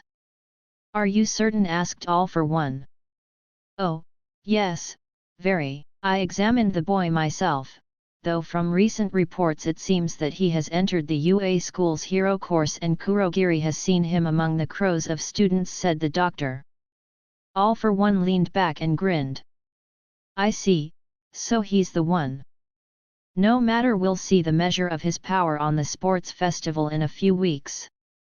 Until then, I'll have my agents intensify the search for the one known as Overhaul. The day after the US attack was a clusterfuck of epic proportions. I should have expected it, really, but the fact of the matter is that the difference in power between myself and the rest of the world is too vast to be overcome with mere imagination. My ability to tear apart the US and to produce a defense against such powerful attacks is far beyond anyone in this world. Of course, the media descended upon the site of the battle as soon as it had ended, and how could they not? It's not like I was subtle by any definition of the word. It didn't help that Nizu decided to leak the footage of my encounter with the League of Villains to the public. Admit that I was impressive in my acts during the battle, but I would have liked to have at least some of my techniques unknown. Though, that's not strictly true, they still don't know anything about plasma release and wood release. I had to give a speech on the villain attack, or so the Might Tower Public Relations Department manager told me. In these past few months that place has become like my very own agency. It helped that over the last 6 years all Might has done there was to do the essential paperwork. After all, it's not like the employees there know that their boss has one foot in the grave already. Still, there is much to consider. My little chat with All for One is one of them. Why that man allowed himself to be discovered is a mystery, and it wasn't like we had hard evidence of his involvement in the USJ attack. The Nomo were both utterly annihilated, one admittedly by its own doing, and the knowledge I pulled from Kurogiri's mind is far from complete. All I could extract, besides some basic information about himself and Shigaraki, were some coordinates which have thus far proven to be dead ends, except one that is. It was a curious-looking bar that seemed to have functioned as a sort of main base for the villains. It had obviously been abandoned, but that didn't really matter. It takes time to establish a hideout, time that might be better used elsewhere doing other things. If nothing else, then my actions have served to delay the enemy. It's barely been a day and I'm already exhausted. This shadow war is not an easy one to wage, especially since I'm up against the Emperor of Shadows. I need to get on his tail and quickly, but first, a little chat with my winged friend. Hawks, your help is needed. Shouta Aizawa sighed deeply as he entered his class, 2 days after the USJ attack. As soon as he entered, the class said their usual greetings, but even a blind man could see the anxiety and uncertainty in them, and most especially their somewhat frayed relationship with Izuku Midoriya. First things first, I think it's time we talk about what happened at the USJ, said Aizawa. None spoke a word, but there were clearly some looks shared between his students. Ask any question you like, and I'll answer it to the best of my abilities. Sensei, just who was that guy at the USJ? I mean, I know he's Midoriya's brother and All Might's heir, but there's nothing else about him, asked Shiro. That's a good question, and one more suited to Midoriya than me, said Aizawa. We asked, but he won't tell us, said Kaminari. Aizawa looked at Izuku, who was doing his best to become as small as possible. Aizawa sighed. Well, I can't blame him for that, said Aizawa. That had the whole class's attention back on him. Madara Midoriya is a difficult person to understand. I doubt anyone truly does, and few are even close enough to gaining a complete picture on that man. He is many things, a scientist, a doctor, an engineer, and a warrior without peer, but I would hesitate to call him a hero, said Aizawa. This brought about a look of shock to the faces of the students. They couldn't understand, couldn't equate the feelings they held when they saw Rikuta stand in their defense with someone who their teacher would hesitate to call a hero. But sensei, he protected us, he began Kirishima, but he was cut off by Aizawa. He did those things out of duty, not out a desire to save people. The only one I've seen him care for is his brother, and to a lesser extent All Might. This cut short any replies from the class. Then why did he become a pro-hero, asked Todoroki neutrally. To use his power freely, said Izuku. All eyes fell on him, even Aizawa's. Izuku looked up and met his teacher's gaze. Are we really telling them that, asked Izuku. All eyes fell on him, even Aizawa's. Izuku looked up and met his teacher's gaze. "Are we really telling them that?" asked Izuku. Aizawa knew what he was referring to. An altered cover story that Madara came up with in order to explain All Might's ever-decreasing presence on the world stage and induce a state of fear into whomever hears it. Fear that was supposed to either motivate or eliminate those who are useless from the battlefield, thus increasing the number of competent and mentally prepared future heroes. "Tell us what are you bastards hiding?" asked Katsuki angrily. All Might's retiring was Aizawa's short reply. Whatever response Katsuki was preparing was instantly dismissed as he sat back down in his chair, eyes wide with disbelief. Not that he was alone. What?" asked Kirishima softly looking at Izuku. Izuku nodded grimly. "It's true. All Might's been slowly losing his quirk due to an injury he sustained against a villain 6 years ago. Since then his time doing hero work is limited and recently it has declined sharply. This was the reason All Might wasn't there at the USJ and the reason why he decided to teach at UA. His time as the #1 hero is almost over and he hopes to find and train the next symbol from this generation," said Aizawa. "But he has Rikudo, right? Why does he need us?" asked Kirishima, shocked at what he heard. "Nii-san isn't a symbol. At best he's a pillar, a light to guide society through turmoil, but he can't do what All Might did. He just can't," said Izuku. "The board might not like me to tell you this, but you need to know," began Aizawa. "As of 2 days ago we are at war with a terrifying enemy, one that could shatter the very foundations of our society. Their attack at the US was meant to remove All Might in order to isolate Rikudo and use his failings as a symbol and as the eventual #1 hero as the catalyst that leads to the downfall of the hero system. Now that their original plan is foiled, we don't know how they will react. Oh man, what are we to do? We're not even a week into the school year and we're sent out to fight a war. I haven't even touched a boob," screamed Mineta, only to be slapped by Tsuyu's tongue. "Nobody is making you fight in a war, you're just students after all. But you need to know these things. The sports festival is coming up in a couple of weeks and it will be watched by all heroes, civilians and villains. What you will show there will be known by all, removing the advantage of anonymity, but it will also open the doors for new opportunities to learn and grow. What path you take is up to you, but be warned, you may have encountered villains and know the cold truth of our society, but the other students do not. I would like to keep it that way. In many ways they will be your biggest obstacles as they will treat this sports festival like a game. Class 1A is in the spotlight of the world. Will you rise to the occasion?" said Aizawa. "Heck yeah!" was the overwhelming reply. Aizawa smiled under his scarf. He got the kids all hyped up, the rest was up to them. "I was back at UA 2 days after the attack at the USJ. The reason for this was simple. Nizu decided to hold a meeting in order to compile all of our findings on this so-called League of Villains and to brief his own staff on the dangers we face. Nizu, All Might, Aizawa, Vlad, Midnight and I were sitting at a table in one of UA's conference rooms listening to Tsukachi giving the rundown of the investigation so far. In the aftermath of the US attack we have captured 57 villains as a result of Rikudo's actions and retrieved another 15 bodies belonging to villains, however we can't seem to find anything on either Shigaraki or Kurogiri in our database. It's possible that they were using fake names, or they weren't registered as citizens," said Tsukachi.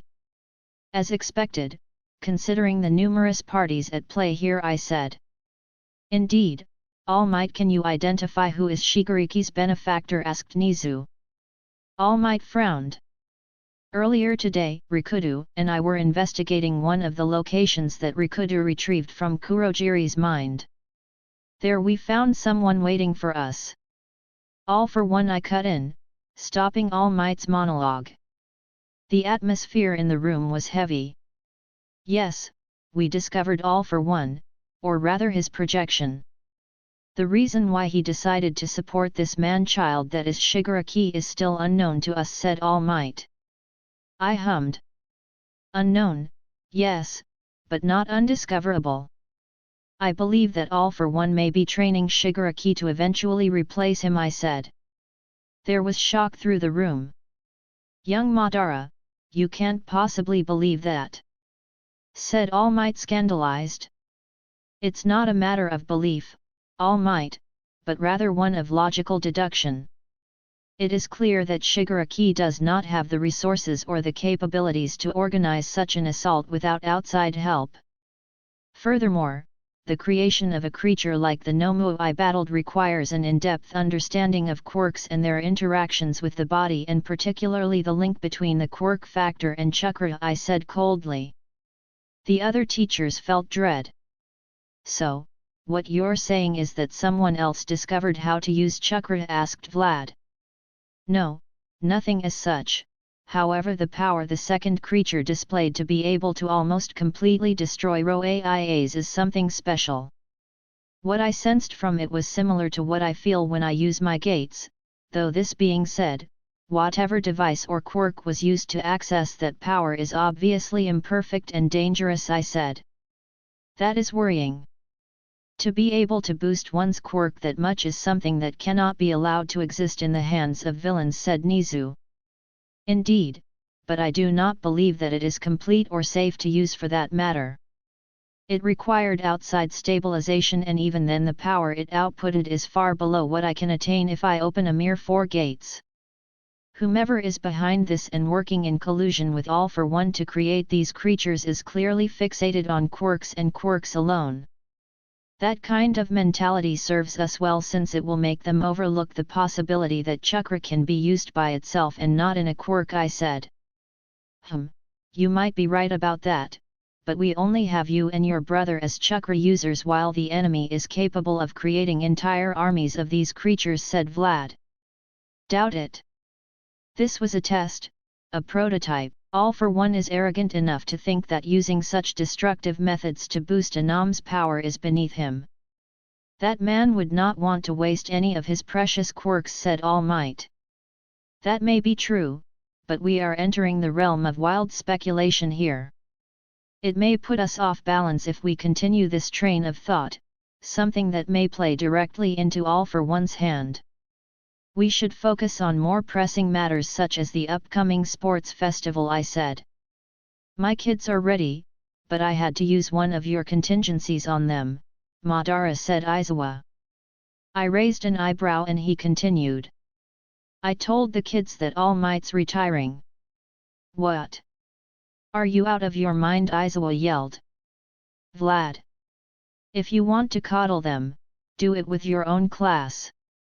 My kids already know what the real world means, and if All for One is truly back in action, we can't let them go out unprepared. The sports festival was always a weak point in our students' future and one they must learn to overcome, said Aizawa. I see. Well then, I believe we are done here, I said, standing up. Call me if you need anything. Can we count on you for the festival? Asked Nizu. Of course, I replied. I exited the room with Tsukachi following me. I had 2 weeks before the trail runs cold and the sports festival begins. Sorry for not uploading yesterday, I was kinda too lazy to, but I do have some good news for all the readers though. I will be making another fanfic and y'all get to pick which one should I upload first, and no, I will not be dropping this FIC. I will also give y'all a summary on what the story is about. 1. My hero Izuku and no one else's. Join the circle of discord as each woman from UA High School wants one thing, Izuku Midoriya. Rather through love letters, drugged soda, kidnapping, or whatever their Yandere hearts desire. Enter the dark comedy of mishaps and misadventures as Izuku is subjected to whatever thing a woman wants to do to him. 2. The Twin Dragons. Kazuki Hyudu, the younger twin of Issei. Despite being twins, both brothers were opposites with their separate interests, goals, and traits. It also seems that they're the hosts of rivaling dragons. 3 UA's Ghoul. Ghoul, Izuku. All it took was one date for Izuku's world to be turned upside down and changed forever. Desperately trying to hold on to his dreams of becoming a hero while balancing out his life as an infamous yet reluctant villain. Follow Izuku Midoriya as he struggles with the two sides of hero society, the good and the bad, while trying his best to stick to where he wants to belong. 4 Dragon Ball Super X Fairy Tail. Finishing up the Universe 6v7 tournament leads Goku to the Fairy Tail universe. Unaware of how he got there sets him with a load of questions but gets brushed off when he meets the She-Devil. Experiencing feelings for each other, Goku is unsure whether to return to his world or to stay here with Fairy Tail, but becomes well aware of an upcoming evil. 5 Reincarnated into the world of Bleach, Kishin. Shigetsu Kishin. He was an assassin, student, grandson. One could call him many things, but there was none more accurate than what he was right now. Dead. Or so he thought. A loud roar echoed in the streets as a creature with a giant hole in its chest approached. He watched in disbelief as several Shinigami intercepted it. It can't be. How did I reincarnate? 6 The Master and the Dragon. Natsu and his fellow team members find a strange duo with strange pasts, hidden abilities, and dark secrets. When they decide to hang out in the Fairy Tail Guild, will they bring about an interesting new dynamic or unwanted danger? Rated M for language, violence, and future adult content. Thanks for tuning in. If you enjoyed this audiobook, please subscribe and share your thoughts. Until next time, happy listening.